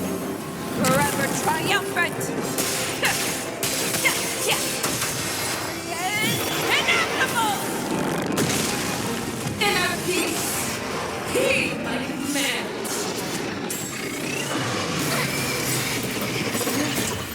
So tonight, the stars echo because of me. Rise one more time. Make your move! Move back down. Never hesitate! Too slow. That won't do.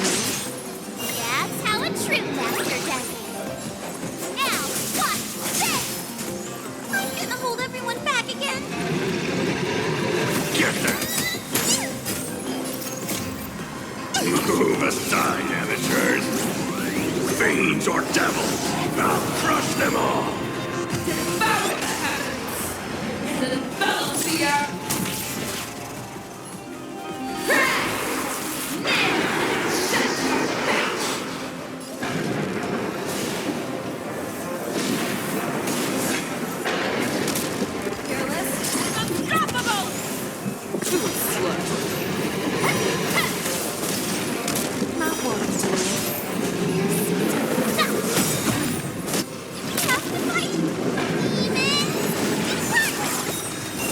You're the best.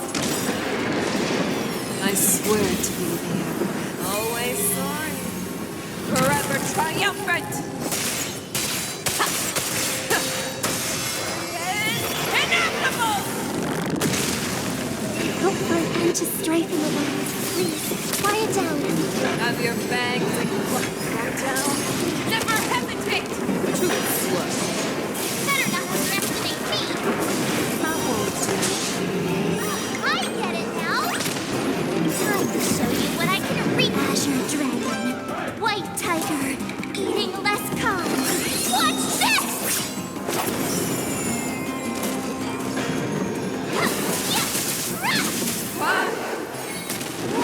You disappear!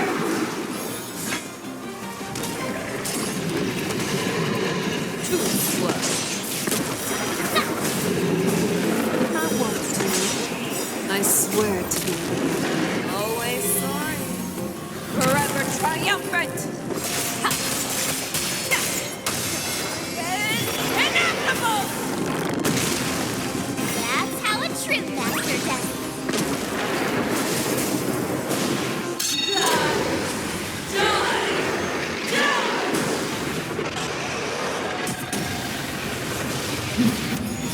The script must go on. Your life shines hard.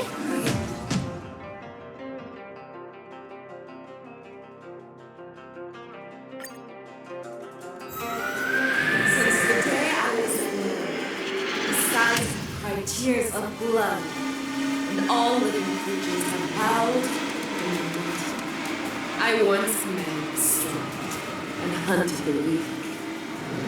Now, I will use your inner beast as my weapon, and your name as my prey. Face Shao!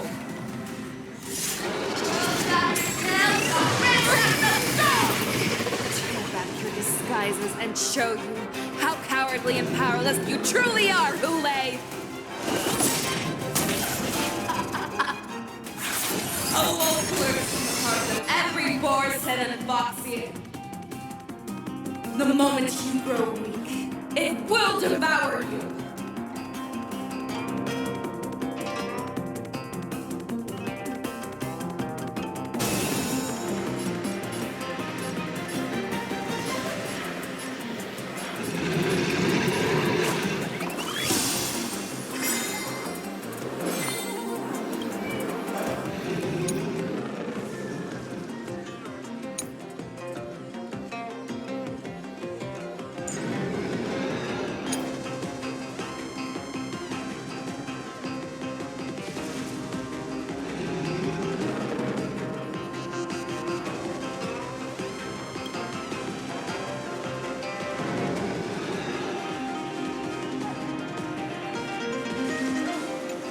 time to play the next piece. The harmony will soon play in unison. How's this? Too slow. Time to show you what I can Azure Dragon, White Tiger, eating less carbs. Watch this! My family claws!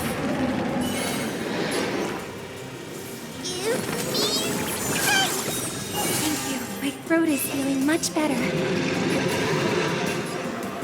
Better not underestimate me. I swear to be the arrowhead. Always soaring. Forever triumphant!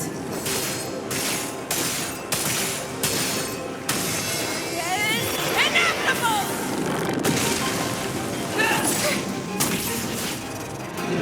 Have your fangs and claws, don't back down. Never hesitate! I won't do it. Too slow. That's how a true master does it.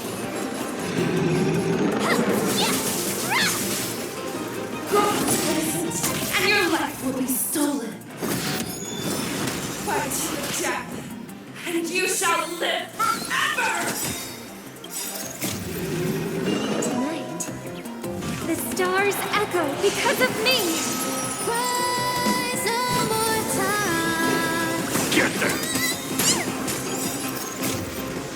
Move aside, amateurs! Fiends or devils! I'll crush them all! Wants to devour me. It will first have to beg for my mercy! Too slow. Better not underestimate me. Time to show you what I can Azure Dragon, White Tiger, eating less carbs. Watch this! I get it now. I could... I swear to be the arrowhead.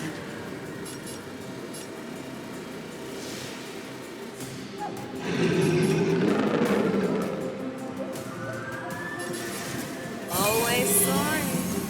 Forever triumphant! Yes!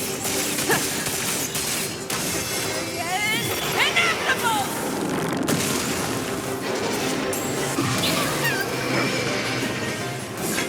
Back down. Never hesitate! I won't do it. Too slow.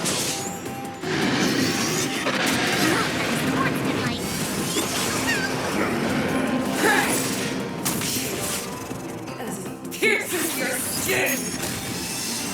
This is the only sensation I have experienced for 700 years. Pain!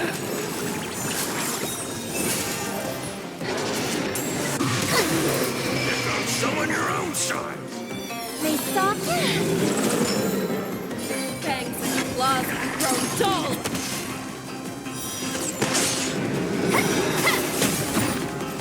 Too slow. That's how a true master does it. Time to show you what I can Azure Dragon, White Tiger, eating less carbs. Watch this! It's okay, it's okay. I have to fight! Somebody help me! Tonight, so tonight, the stars echo because of me. Rise one more time. How's this? Begone! Your blood!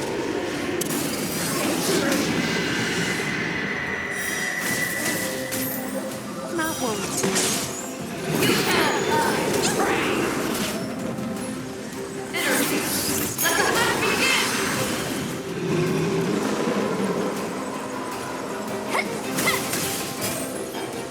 I get it now!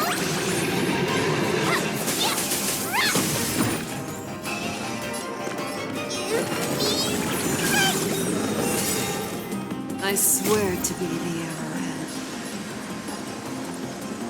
Always soaring. Forever triumphant!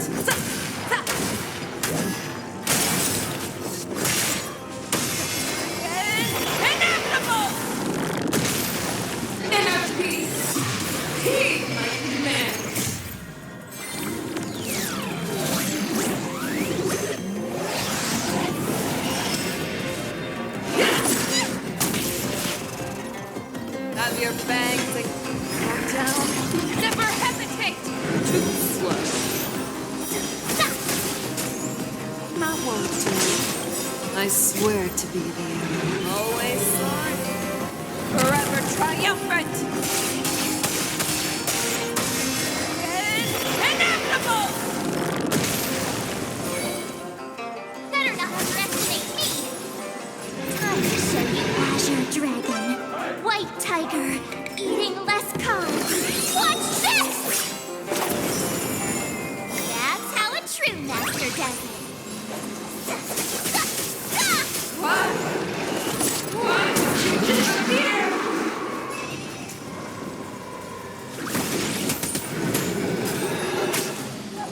Devour the heavens!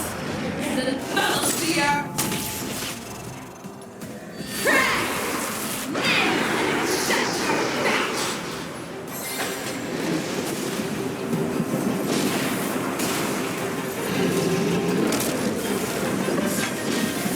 Fearless and unstoppable! Too slow.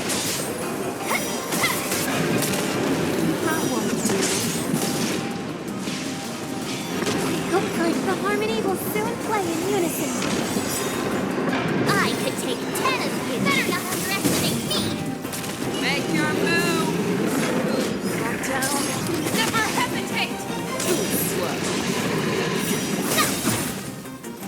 Not one to do. I get it now. Skills polished. Only to shine. So bright. The stars echo because of me. Rise immortal.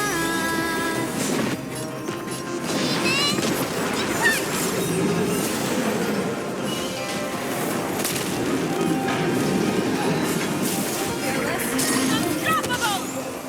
Too slow. Not one to do.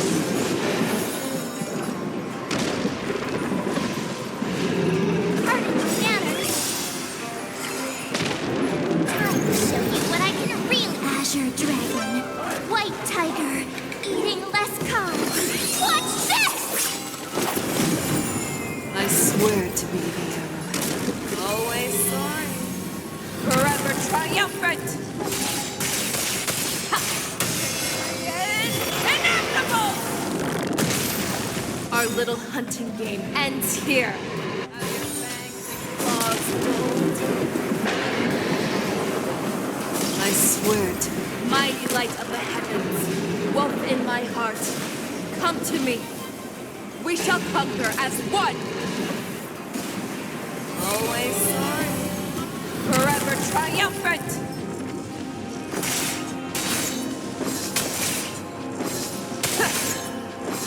Yeah. Inevitable!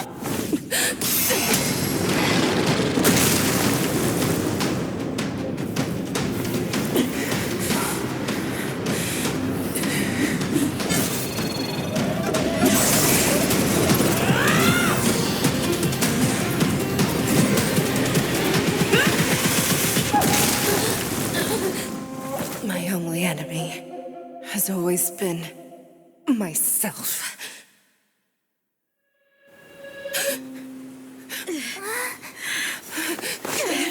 General. General, you're awake.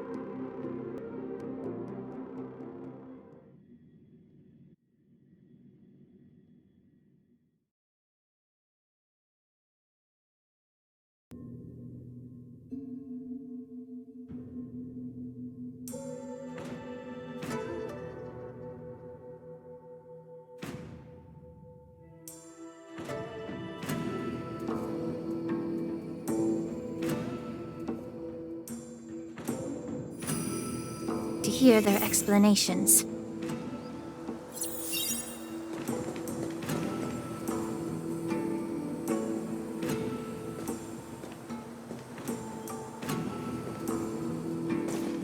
Welcome, Miss Lingsha.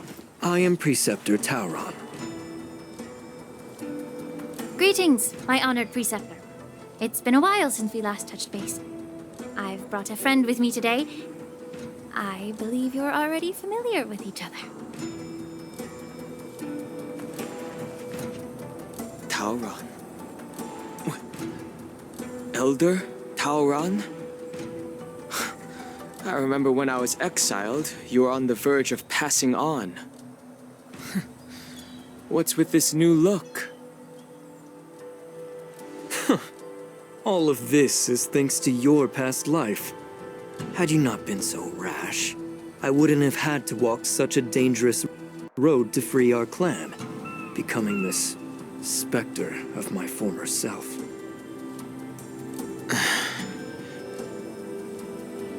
Dan Heng, you've returned twice, but it seems that meeting us fossils wasn't on your agenda. Regrettable indeed. Now here you are to meet me anyway. Life does love its ironies, doesn't it? I didn't come here with Miss Lingsha today to reminisce. Indeed.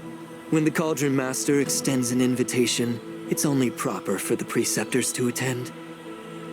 As the newly appointed Cauldron Master, there's been much to take care of within the Alchemy Commission. It's only now that I've had the chance to speak with you. Please forgive the delay, Elder. I sent over some evidence regarding the prison break in the Shackling Prison. I trust you've already looked it over. Yes.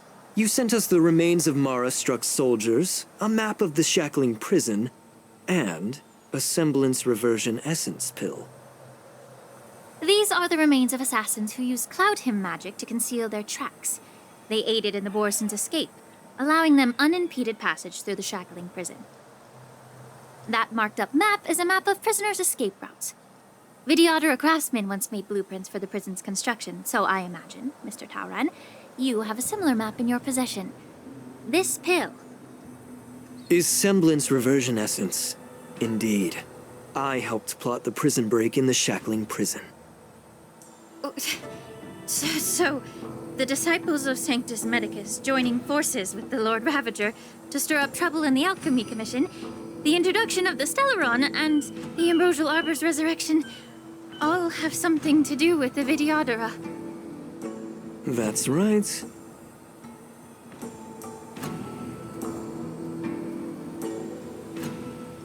Are you surprised? After all, both of you were sent here by the Seat of Divine Foresight as messengers to hear my confession, weren't you? Ever since the sedition of Imbibidor Lunae, the population of the Vidyadhara has dwindled. With the High Elder exiled, a few of us Preceptors had to do what we could to turn the tide. My methods might have been drastic, perhaps even incomprehensible. But it was all for one cause. The survival of the Vidyadhara. Yet, the Xianzhou natives zealously forbid any plague marks and did nothing while the Vidyadhara suffered. Dan Heng, Lingsha, as Vidyadhara, you should understand the desperation behind my actions. All I've tried to do is to ensure our survival. I'm well aware of the challenges the Vidyadhara face. Fighting for survival isn't a sin. But Elder, your actions have gone beyond mere survival. You've become a beast driven solely by the propagation, devoid of even a hint of empathy. Oh. Despite calling ourselves a noble draconic bloodline, at our core, we're merely bipedal beasts. The survival of our kind is paramount. If I hadn't resorted to beastly actions, the Vidyadhara might not even exist. The sages show no mercy, as the old wisdom goes. When the High Elder abandoned our people's survival, I had to shoulder the world's sins alone. Lingsha, Dan Heng, the past is behind us, but the future of the Vidyadhara still lies within your grasp. The situation on the Xianzhou Luofu has changed rapidly. As Vidyadhara, we must unite in purpose and avoid the mistakes of the previous Imbibitor Lunae. I was initially skeptical about the Vidyadhara's betrayal of the Alliance. But after hearing your confession, I realized that there is no point in talking about trust. Breaking the covenant of our alliance will bring war upon the Vidyadhara. Even if we are able to have offspring again, what difference will it make? Once my plan succeeds, the Alliance will see the Vidyadhara as their saviors, because both parties ultimately share the same interests. So now that survival won't convince us, you want to talk about interests? For 1,000 years, the Alliance has been engaged in brutal warfare against the denizens of abundance. Yet victory has remained beyond reach. Have you ever wondered why? Should the Alliance emerge victorious, they will inevitably become the next denizens of abundance. However, if they suffer defeat, the Alliance will face extinction. Thus, the Alliance has deceitfully upheld this precarious balance. However, I have a way to escape from this dilemma. The Alliance's path to salvation lies within the secret of dragon transmutation. Imagine if there were a way to transform other life forms into Vidyadhara. The Alliance would then possess an endless stream of soldiers and would not need to worry about casualties. Once the war ended, these soldiers would cease reproduction, eliminating concerns of overpopulation. This is the way to salvation for the Xianzhou Alliance. The ultimate path to end the universe's suffering under the immortality plague. Only we, the Vidyadhara, can achieve this. So, you relied on this rhetoric to manipulate the ignorant members of the Vidyadhara into serving you. I am deeply disappointed in you, Elder. Your thoughts and intentions are completely devoid of empathy. Cloud Knights! Hold it!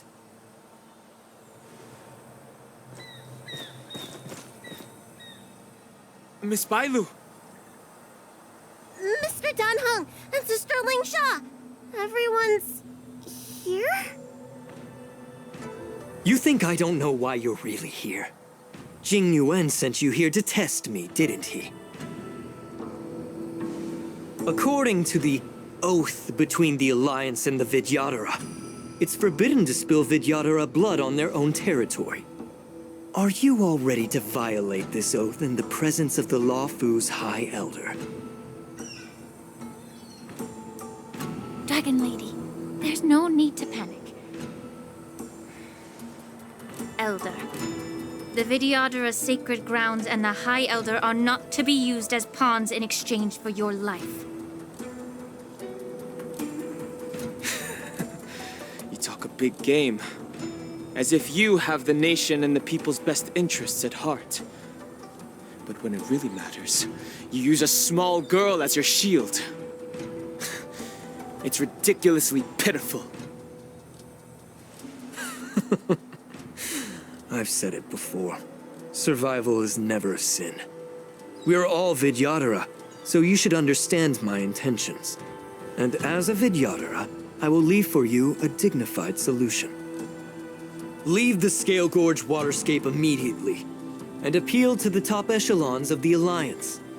Let the 6 charioteers hold a trial, and sentence me to exuviation and rebirth. I see right through your plans, Mr. Taoran. Vidyadhara rebirth erases past crimes, but I'm well aware of the Preceptor's dirty tricks during rebirth. You might not be you, but you will still be you. I won't forgive myself for past sins under the pretext of knowing nothing, nor will I allow you to evade accountability. Dan Heng, I've always disliked your inability to see the bigger picture. Rebirth hasn't changed you one bit. Miss Bailu, as High Elder of the Luofu Vidyadhara, Please share your thoughts at this moment. I don't want to stay here.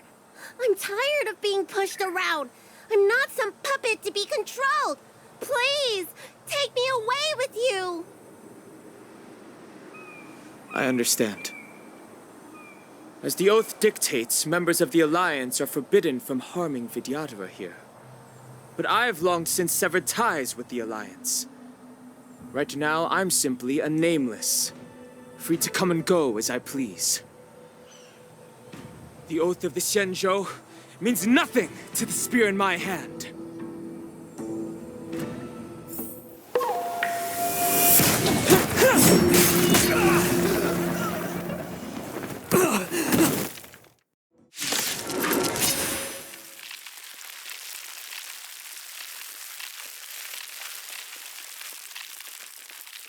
Get them!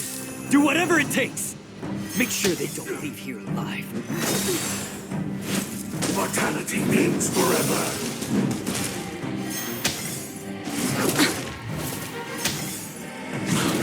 Again?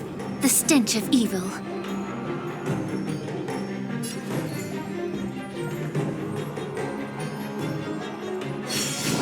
Say bye to breathing. Memories are ever beneath the waters lies an endless abyss. Stand still.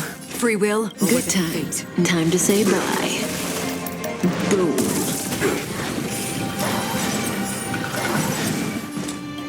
I weep for the departed. It too shall fall.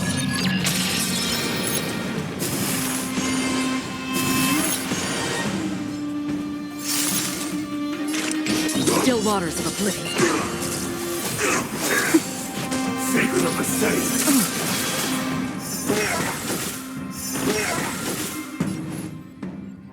Yeah. The truth burns clear as a flame. Everything in this world is bleeding. May as well kill them all. Relax. Immortality.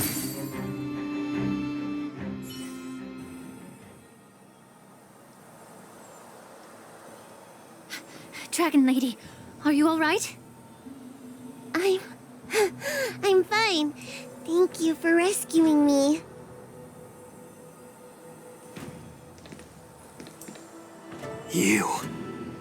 You actually came here in person?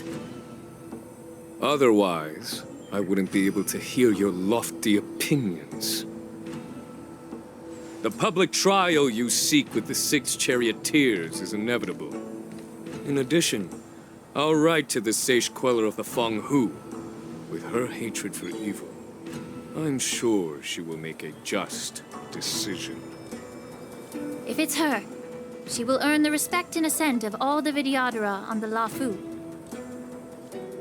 In terms of martial prowess, you indeed have the upper hand. But if you're under the impression that this advantage can be used to settle the score with us preceptors,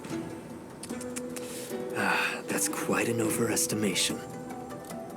Given the Vidyadhara's foundation within the Alliance, do you really think you can do anything to us? As I mentioned, I'll take all the blame and become the scapegoat. With the secrets I possess, the interrogation alone will take an eternity.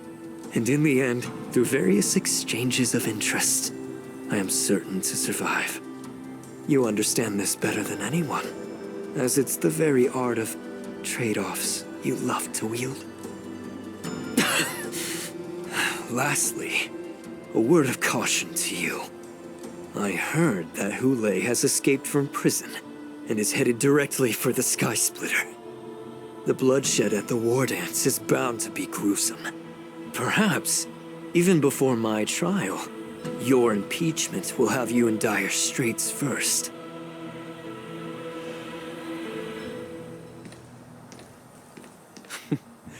Regrettably, Mr. Taoran, the Sky Splitter only hosted Cloud Knights today. No audience. And just moments ago, Hule was executed by the Cloud Knights.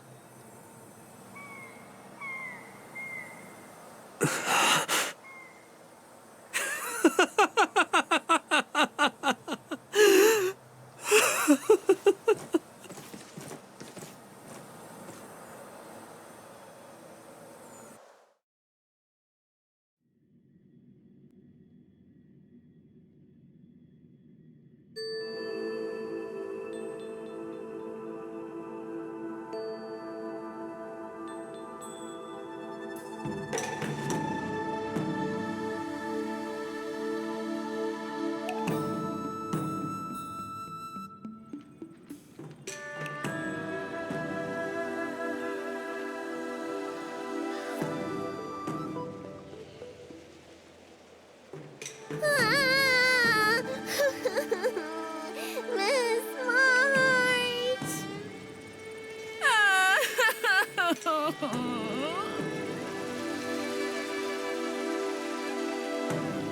Miss March! My dear Miss March! I was only in the bathroom for a little bit, and you've already arranged my deck? Hey, can't you play some normal games with Dragon Lady?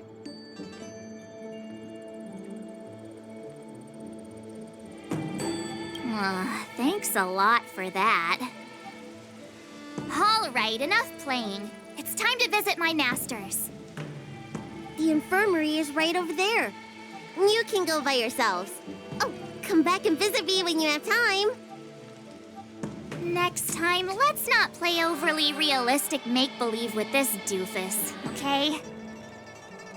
Well, there's not much I could do. General Fei Xiao didn't really give me any chance to shine during this wolf hunt operation. If I had been in the ring, I could have knocked down 10 Huleis with just one strike. You sound exactly like Master Yenqing. But for now, both he and Yun Li have been forced to go to the Alchemy Commission for some well-needed rest. I'm the least accomplished in swordplay, but I came out unscathed. I really ought to thank my masters for taking all the blows on my behalf.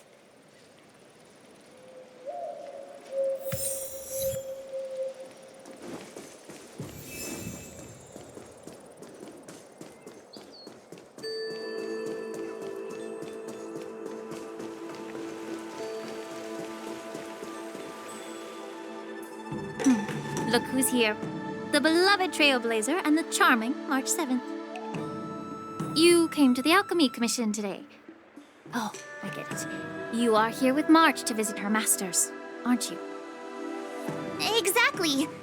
How are my masters doing at the moment? Unfortunately, only one master is here. I'm doing fine. Hey, watch your words! Don't you jinx my master!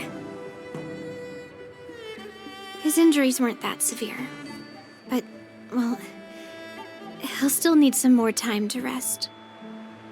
Considering the intense battle with Hule, and then with General Fei Xiao, the rigorous sparring session with her, his small body couldn't take it anymore. Master Yun Li, didn't you also engage in combat?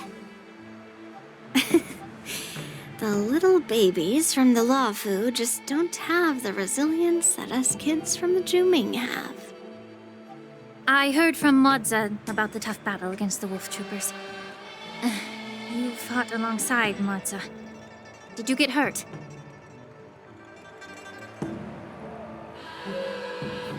I can guess why. General Fei Xiao is just too strong. Yun Li, go and lie down. Got it, Lingsha. What about that smiley fox healer and the guy with the hood? Thank goodness you and the others found Yaoqiu. He lost a lot of blood and needs to rest properly. He and Maoza are seriously wounded. I've had to forcibly confine them to the Alchemy Commission. All 3 from the Yaoqing are critically injured. But fortunately, the Xianzhou Laofu has a miraculous healer lady. It's a silver lining in this misfortune. It looks like the entire delegation from the Xianzhou Yaoqing is gathered at the Alchemy Commission. Why don't we go see General Fei Xiao and bring her some fruit? I would normally say no, because they need to rest. But, alas, what can you do when the two of them have a leader who is just as restless? General Fei Xiao just slipped out of the recovery room. She thinks she's so sneaky, but I know everything that happens in the Alchemy Commission. If you're looking to meet her, the luminescent depths might be your best bet.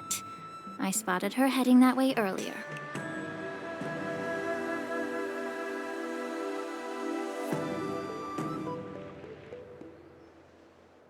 The sound of those footsteps. They must belong to General Fei Xiao. Out and about, despite the doctor's orders. What a coincidence. Someone else who refuses to listen to the doctor's orders. Well, being a doctor myself, I don't think my knowledge of my own body is inferior to the Dragon Lady's. The healer does not heal himself. Don't try to act tough in front of me. I'm sorry, Zhao Chou. I didn't expect you to use poison that way. What a miscalculation. If only I'd found you sooner. If only I hadn't sent you to the shackling prison.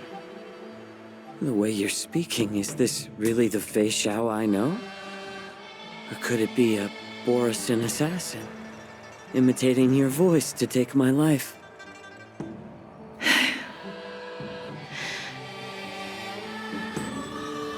Zhao Chou, your eyes.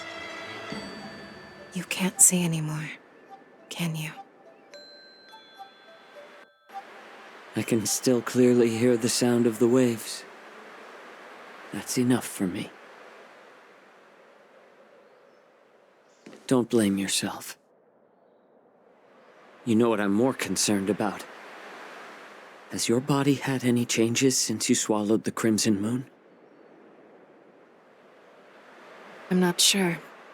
There don't appear to be any changes. However, the many doubts that once plagued me have dissipated. I never thought I'd live to hear you discuss your health again. But thanks to Moza and that child, the price I've paid seems trivial compared to what we've achieved. I hold no grievances, Fei Xiao. I am content.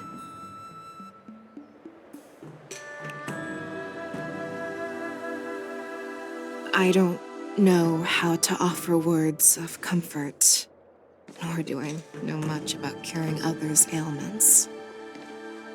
I am just a warrior, so my pledge to you is simple. An eye for an eye. So you were here too.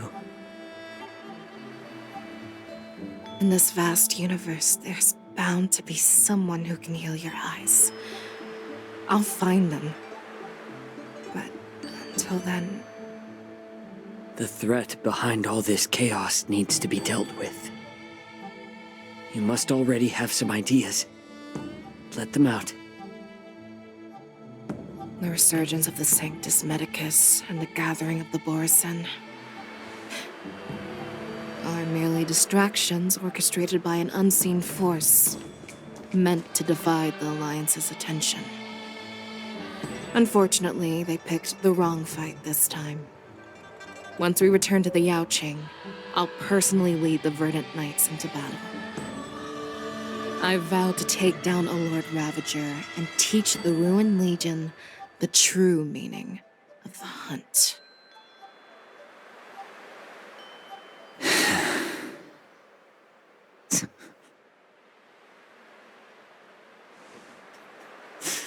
I knew it. You've always been so impatient.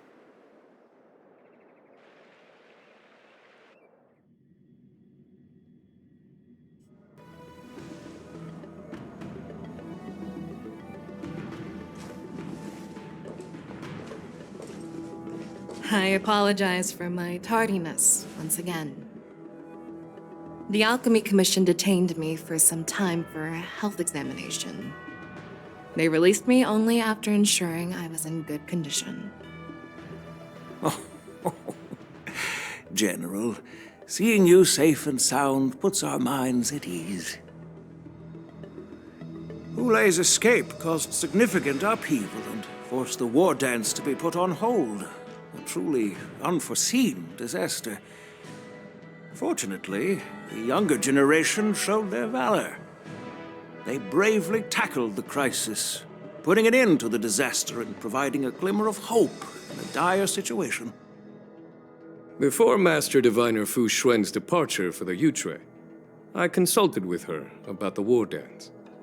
She left a note stating, "The hexagram oscillates between thunder and heaven, a sign of great power, assuring us that we would successfully navigate any challenges." She advised me to trust the younger generation's abilities and let them lead. Her predictions, it appears, have come true. It's just... the Xianzhou Luofu's long-standing duty of keeping Hulei imprisoned ended with his death on the Sky Splitter. This event is likely to bring much criticism from the Alliance's upper ranks. However, Hulei's demise might actually be a blessing in disguise. Broadcasting this news could derail the Borison's resurgence and quash the ambitions of those who wish to take advantage of his return.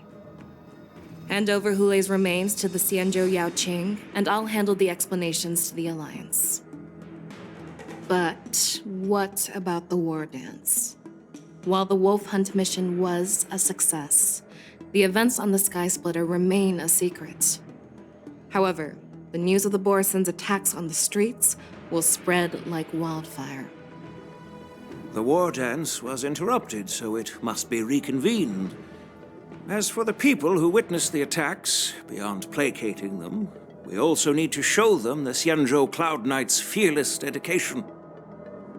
On the war dance's opening day, Rogue Borison attempted to stir up panic, but was swiftly neutralized by the Merlin's Claw and the Cloud Knights. A genuine tale of heroism that will captivate and calm the public. As Elder Huayan suggests, the Luofu will do its best to heal the wounded and compensate those who were affected. We aim to reopen the war dance in the coming weeks. This settles the immediate concerns on the Luofu, but my thoughts linger on the orchestrator behind these events. From the onset of the Ambrosial Arbor crisis, the Xianzhou Luofu has experienced numerous disturbances, directly linked to the Lord Ravager Fantelia. Her attempt to infiltrate the Xianzhou with the Borison and sway the Luofu preceptors to join the Sanctus Medicus's insurrection was unsuccessful. But I have a feeling that she is indifferent to the success of her plans. Rather than outright victory, Fantelia's motives seem to lie in breeding discord and chaos among allies. Should the Alliance fail to mend these rifts, it risks disintegrating into a pile of sand. The goal of the Xianzhou Alliance has not changed for thousands of years. Perhaps we should point the weapon in our hand toward this new adversary. I plan to bring this matter before the Marshal following the war dance. With Elder Huayan's insight, one wonders how the Marshal will react. It's clear we're engaged in a game of chess not seen in thousands of Amber Eras. A game where even the strategists become pawns in battle, where the stakes are as high as the fates of countless stars in the sky. Predicting the Marshal's decision is beyond me, yet she's well aware of our concerns. She has tasked General Yao Guang with performing extrapolations day and night to gauge the situation comprehensively. We gathered today not just to tackle the Luofu's predicaments, but also to address a matter requiring our collective presence. Yao Guang has sent a message from the Xianzhou Yuchui. informing us that she wishes to share the results of recent calculations she made within the Matrix.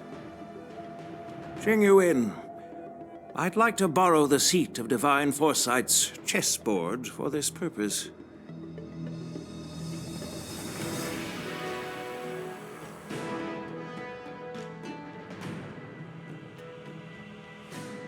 Hello, everyone. It's been a long time. Over 3 decades have passed since we last convened. I've dearly missed each of you generals during this time.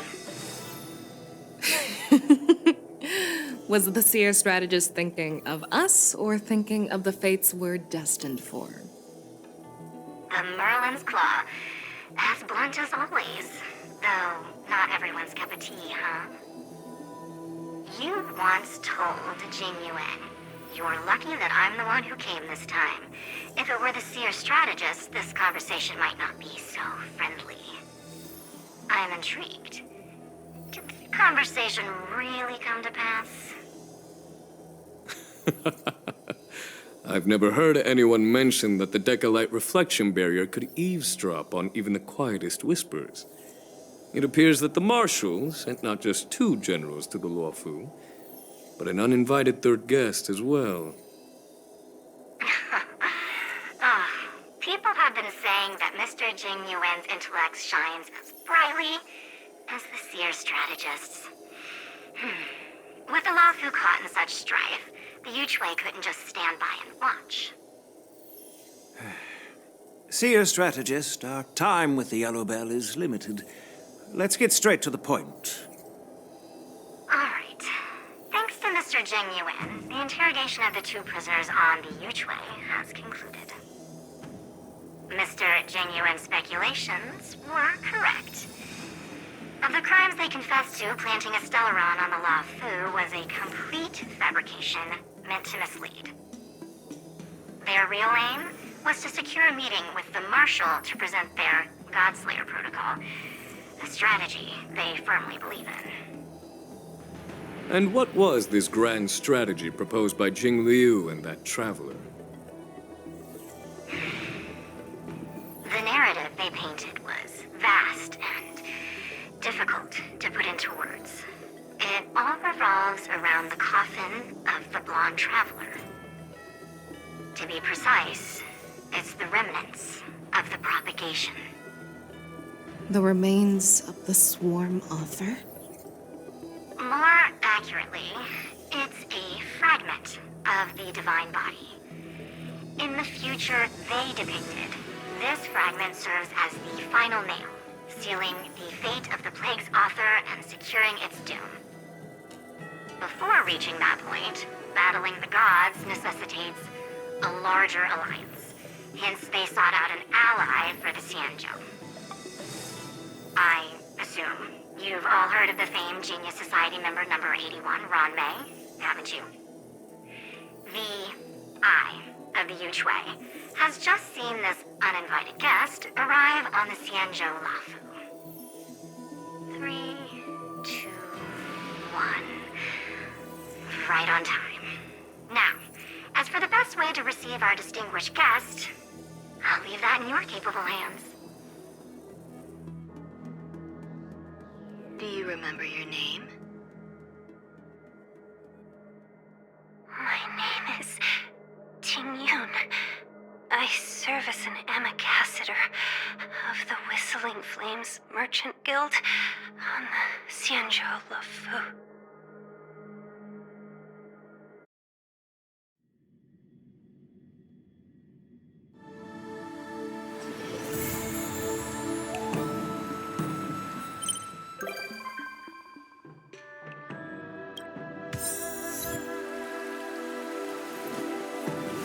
Hmm.